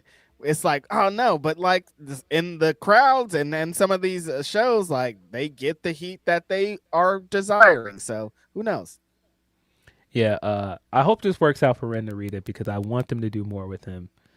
But yeah, not like this. This was this wasn't it for me. But yeah, after this we got the match of the night, in my opinion, what I alluded to earlier. Knockout Brothers took on Shota Umino and Yuya Uemura for the IWGP Tag Team Championship. This was fantastic. These guys have had like 3 matches at this point. I think the history and everything around this rivalry is great. Yudo Ice and Yuya Uemura do not like each other. That was made apparent from the very beginning of this match. These two guys do not like each other. And I thought that came across really well in this match, and I thought that it helped to really build this. It really shows commentary tried to put over how much Yudo Ice has had an effect on every opponent they're in there with, and it's kind of raised the level of competition for the tag teams because everybody wants to beat this guy at this point. Mm-hmm. And I think that that's smart because it's building up tag team wrestling. It's building up the champions as guys that people want to beat. Yeah, if there's because they say that all the time, you become champion and there's a target on your back, blah blah blah. No, if they actually feel like we gotta get this guy out of here, I gotta beat his championship and embarrass him on the way up, that's the really kind of way to etch this in. The Knockout Bros have been such a fucking refreshing addition to this roster. A big part of the reason why Phil and I have been talking about the New Japan tag division and what it represents is because of what these guys have done, the energy that they brought into the division and to the company as a whole. Like with all the departures that New Japan's getting and kind of the shuffling of the roster, they are a welcome, perfect addition right now. They're, for the last couple of shows, have been having the match of the night, some of the best matches of the year already in the tag team division. On the other side is a very interesting thing too, Phil, because it's Shota, who we've talked about multiple times, and Yuya, who again, with all the departures, these are the guys that are going to be looked forward to. These are the guys that are leading this company into the future, and they have locked into something pretty sick as a tag team. Yeah, people are more and more getting into Shota because of their partnership and just like their shared story of wanting to rise to the top of this company. And so that's working for them. But yeah, man, I was not sure when Knockout Brothers first came back. I'm like, I don't know, Yudo Ice is doing this like this Bumbleclot stuff and his gimmick. I don't know how it's gonna work. This guy is getting over pretty quickly with the crowd. People really like this guy. It's to the point where I think that Oscar is really underrated because I think as a big man, there's so many there's not enough big men in New Japan currently that can do what Yeah. Oscar does. I Right. think Hikuleo filled that role for a long time, and I think that makes Oscar unique. And you can see in this match a lot of what he adds to this tag team. It's really kind of understated because everybody's looking at like how outrageous Yudo Ice is and everything he's doing, and Oscar just kind of plays his role. Yeah, I think not just in New Japan, kind of in wrestling in general, like it's become a smaller man's game. Like it's just like how Yeah. it works. The world champions are smaller. So when you see somebody like Oscar in the trajectory kind of in the space too, looking different, adding a different element, it really helps. That's a big part of the reason why this tag team is working, because he's kind of so unique and different than most people he's interacting with. Yeah, but yeah, like I said, Yuya does not like Yudo Ice. These guys started very hot. This is slamming into each other, hitting each other with forearms. Yudo hits him with the bumperclot knee early on, kind of dazes him. That was great. The stuff with Yuya and Yuya trying to come in there and come to the rescue every time Yuya got in too deep with them. Like it looked like at one point they were going to set him up for the KOB, and Shota pushes him out the way, and he starts fighting them off, only to get hit with a KOB by himself and get completely taken out of the fight. That stuff was good. Just all the tag team maneuvers and just how that is like positioned as like that's it. Like the way the KOB is positioned as that's it. Once you get hit with that, that's it. That's the end of the match. That works really well for them as champions and as a tag team. But just like, man, the stretches at the end of this match was like the back and forths, like the attempts to get the KOB in, and Shota and Yuya are trying to fight out of it and avoid it. All of that stuff was really good. Yuya trying to get the deadbolt in, and he finally pulls it off towards the end of the match, but ends up still losing. That stuff was great. Just, man, really, really good match. If you don't watch any match from this card, I would say go out of your way to watch this tag match. Tag team wrestling is still something. They can have complete storytelling in the matches. That's what's really been enhanced. It's not just fire ass tag team matches with moves and shit. It's like, no, they're telling stories. They're establishing new teams. They're establishing new everything. It's like if they're into something else with this tag team run. Yeah. It looked like Yuya and Shota were going to win. They hit their tag team maneuver. It looked like, as I said, the entire match, towards the end of the match, Yuya is trying to get the deadbolt in, finally hits Ice with it, Yuya Ice with it, and the crowd is like ready. They're ready. They're ready to see these guys win. And yeah, it just wasn't enough. Ends up hitting the KOB. The Knockout Brothers end up hitting the KOB on Yuya. He ends up taking the pin. Knockout Brothers retain. They are still your IWGP Tag Team Champions. Very good match. Afterwards, we get a video from one and only Ricochet in the Gates of Agony. Ricochet is challenging Taiji Ishimori. Well, calling Taiji Ishimori out to challenge him for the national championship in the upcoming New Beginning show in the U.S., Trenton, New Jersey. I believe that was made official this morning. So that will be Ricochet versus Taiji Ishimori for the AEW National Championship. But also, Gates of Agony called out Knockout Brothers. That's also going to be on that card. Gates of Agony versus Knockout Brothers for the IWGP Tag Team titles. Strong matches. Just those two matches alone, I was like, oh, we're cooking. And I believe we also have Shuri and Athena on that card. In fact, might as well look this up while I'm thinking about it and see what else is on this card before we get into the main event, which I'm not that excited to talk about, to be honest. But we might as well look this up before we get into that. So far we got El Phantasmo taking on Konosuke Takeshita for the New Japan World Television Championship. Ishii will be taking on Boltin Oleg for the Strong Openweight Championship. Shuri versus Athena for the IWGP Women's Championship. Wow. As we said earlier, Yota Tsuji will be defending the IWGP Global Heavyweight Championship against Andrade El Idolo. Ricochet versus Taiji Ishimori, and the Knockout Brothers versus the Gates of Agony for the IWGP Tag Team Champion. That is a stacked card so far. Hey, New Jersey, I don't know what the fuck y'all did to deserve this, but y'all got some heat coming. That sounds really good.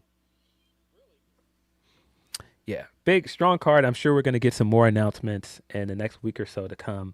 But yeah, that is February 27th, the day before WWE Elimination Chamber. Hot, hot, hot. Main event, Yota Tsuji defending the IWGP Heavyweight Championship against Jake Lee. Your boy. A lot of people were not happy about the booking decision to go with Jake Lee as the first challenger for Tsuji coming out of Wrestle Kingdom. Of course, Jake Lee at Wrestle Kingdom turned on the War Dogs and joined the United Empire. Jake Lee is just Jake Lee is just like such a baffling choice to go with this push for. Because you want to set Tsuji up for success, and this is not setting Tsuji up for success. Well, and I mean, look, I get it. It's the same idea with the Ren Narita stuff. It's like you want somebody in there that's going to get a reaction against Tsuji. You don't want to put him against somebody that might get cheered against Tsuji. You want Tsuji to get cheered, so you want the other guy to universally get booed. And Jake Lee is going to universally get booed. That, of course, worked out throughout this match.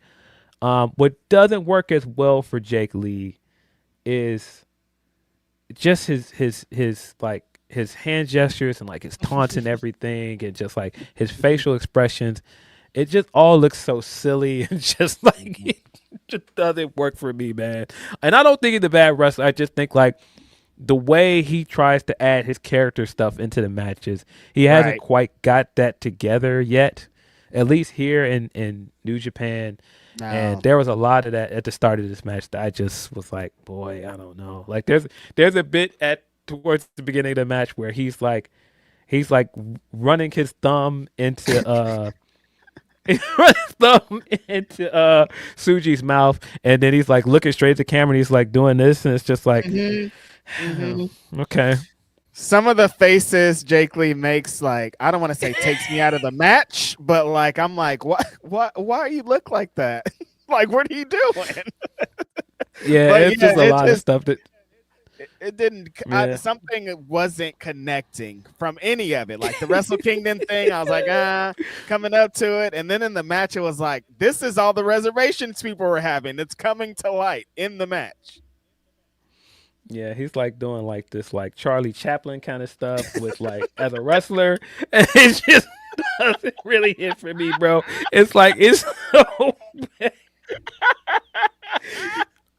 That's like a gimmick that previously could have worked, but like the main event New Japan angle, not really the vibe. No, and man, like, as Tsuji's coming down there, he's so popular. He's coming out there. He's got all this aura, and you've got this guy next to him that's just like, hey.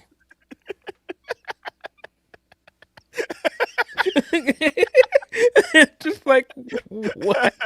He's trying to do like a nonchalant thing at some points, like he doesn't care, but it's like, I don't know. It's not homed in yet. It's not really focused on exactly what it should be. He's like he rolls out of the ring. He'll like walk around the ring with like one arm behind his back, and he's just like looking around like he doesn't care about any of this. And it's just like, I think that stuff would work if he added it into the match, because like that's what made Nakamura unique. Like he did the enigmatic stuff, but he did it so smoothly and it worked with his in-ring style. And I don't think it works as well with Jake Lee. It feels kind of clumsy sometimes. It reminds me of like Orange Cassidy's a big case, but Orange Cassidy, just like you're describing, he adds it into his arsenal so it moves a little bit better. You know what I mean? It's not like he's doing two different things. He's combining the things into one thing, and it feels like Jake Lee's trying to do two different things. Yeah, so I wasn't a fan of a good chunk of this match because it was just a lot of that Jake Lee, like, it just wasn't for me. But I thought it started to pick up towards the end of the match at least. Suji is Suji. Like the sudden Gene Blaster he did, where he was like right next to him. He didn't even get a running start into it. That looked cool. Like um, Jake Lee did have a good counter to the Gene Blaster at one point in this match. I thought that was good. The choke slam and stuff he did was good, but yeah, this match wasn't great. This wasn't great. The Suji picked up the win here. I do like Suji's closing stretch. I think he's a really good closing stretch wrestler, but like if you're kind of burnt before you get there, it doesn't have as much use as it should. Yeah, I really liked what he started doing. I think in the G1 he started doing the Guerrero special and then going into the Gene Blaster after that. And he's tried to do that here, and that's what it was. That's where he countered the Gene Blaster. Hit him with the Guerrero special, and he's in the corner waiting to do Gene Blaster. Comes in, Jake Lee just kind of punches him out of it, and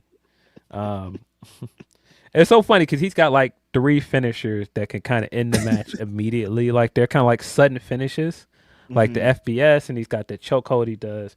And so they were trying to really sell the idea that, oh, if he gets this move in, this match is over. And it just never really felt believable for me. Nobody believed for 1 second that Jake Lee was going to win the IWG World Championship here. That would have been one of the worst booking decisions of the century. But this was really not for me. Jake Lee, I wonder what you're gonna do with Jake Lee from here going forward. It's so funny because they had something with Jake Lee before he got injured. Unfortunately, I like the pairing that they had with Gabe Kidd, and then it just it didn't work because Jake got hurt, and then they moved in a different direction. Suji picked up the win here. He still looks every bit the part that you want him. He feels like the face of this company. This is the guy you're putting everything on his back moving forward. Absolutely the right call to give him the big win at Wrestle Kingdom. Still remains the case. Having him in the show and talk about like what this company means to him and what he wants to do for this company still worked very, very well. He ended up bringing all of the Unbound company guys in. That's when we get the last words from Hiromu as well. That's what we ended the show on. I thought the show was pretty good up to the Ren Narita match. That's when I was like, okay. But really, the Ren Narita match and the main event were the only matches I didn't like. The rest of the card was pretty strong. Yeah, I'd like they're in limbo right now. A lot's happening. They're shuffling a lot, but I do like what they're doing, pushing the next generation, giving them the opportunities. Like if you watch this, a lot of it, you feel good about the future of New Japan. Yeah, it's got a good crop of young guys that are going to eventually be top stars for them. Right. So, yeah, they just gotta. We're gonna have to be patient where they rebuild this company. We've got young guys that they've got a load of potential, but yeah, we're gonna have to struggle while they establish some new main eventers. And, that's what I was gonna say because we need main eventers now, and like these guys aren't all main eventers ready now. They're going to be, but like right now, it's looking crazy. Yeah, we'll eventually get there, but fortunately, we're gonna have to get some Jake Lee matches and stuff like that in between. Good for Jake Lee. And they gotta try stuff. They gotta try to establish new guys, Phil. So that in that aspect, I'm not mad at it, but it was rough.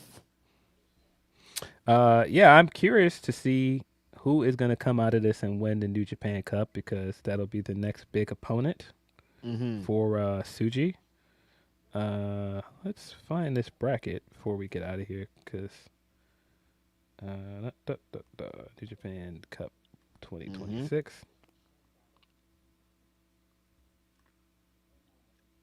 New Japan Cup.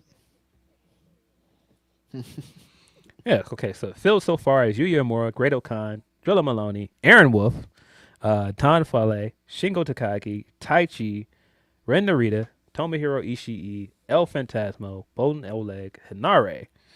And then on the other side, Yoshihashi, Jake Lee, Hiroki Goto, Oscar, Callum Newman, Hartley Jackson, Shota Umino, Chase Owens, Yujiro Takahashi, Yudo Ice, Ryohei Oiwa, Zack Sabre Jr. I would go incredibly bold. I would have Callum win this tournament, guys. I think Callum should win the New Japan Cup, and I think he should get the big IWGP heavyweight title match coming out of this tournament. Right, because nobody that wins should beat Tsuji regardless. So it should be a big accolade for the person coming up for the future. And somebody like Callum Newman really represents that. Yeah, I'm not sure if I believe he's going to win, but I think that that's the direction I would go in. Mm-hmm. But I'm not sure. This is an interesting one to predict. New Japan Cup starts, of course, in March. Finals will happen March 21st. So we will be ready to see who's going to be the next opponent for Yuya. And there's a bunch of people in this that make a ton of sense. Yes. I mean, you could go with Goto. I wouldn't be mad at Goto winning. You've got some interesting options here. You could go Shingo. You got some options. It could go really well and not horrible. Yeah. Yeah, bro. Jake Lee just wins again. I would not be mad at this at all. I would love it if Yuya won the entire tournament. I think Yuya winning his first New Japan Cup would be fire. Yeah. This is a good time. This is kind of the vehicle you would want to use, you know? Yeah. Yeah, that's all we got for you guys. Let's double check. I don't think we have any more Humper chats. But we're gonna dash out of here. Yeah, we got a couple of super chats before we slide out. The homie Shadow X says, "Did y'all see what Andrade just tweeted to Ray Phoenix?" Yeah, he tweeted. I did not. Somebody said he stole that backflip into the face plant double thing that you've seen before from Carmelo Hayes, I guess was the video, and Andrade tagged Ray Phoenix and said, "Ray Phoenix and I created this." So nothing crazy. Just tagging his old homies. That's it. That's all. Hella funny. Shout out to Andrade. He's killing it. The homie Meet Norma says the Wiz trade for 2 injured players and still no fine for tanking. As a fan, I've paid enough. Let's crank. Royce doing dark matches in February. Oh no. Not a good sign. What Not a good sign. Where does the main event even come on? Because like I want to watch my friend, but like where? YouTube? I'm not sure. Like I haven't watched an episode of main event in at minimum 15 years. Wait, how long has it been happening? It's been a long time. So shout out to that. Again, it's just the beginning of Meet Normus. We hope it's all well for my homeboy, and I hope it's all well for your Wizards too. It's definitely not going to be. Appreciate that. And then R Dickinson's 8 says Grapsody during the 9 to 5 and not yard work is wild. Yeah, no, sometimes we clock in on a Monday morning while people could be at work, but appreciate you joining us, R Dickinson, while you're at work. On a holiday, buddy. Some people ain't at work. That's true. So a lot of people are not at work right now. So shout out to them too. That's all of our super chats. Appreciate you as always, guys. Appreciate the super chats. Appreciate the Humper chats. Appreciate you guys that tuned in. Twitter did not make it easy for you guys to find us. So appreciate everybody that is here with us. We are out of here. We will be back Saturday, our usual time, noon Eastern time.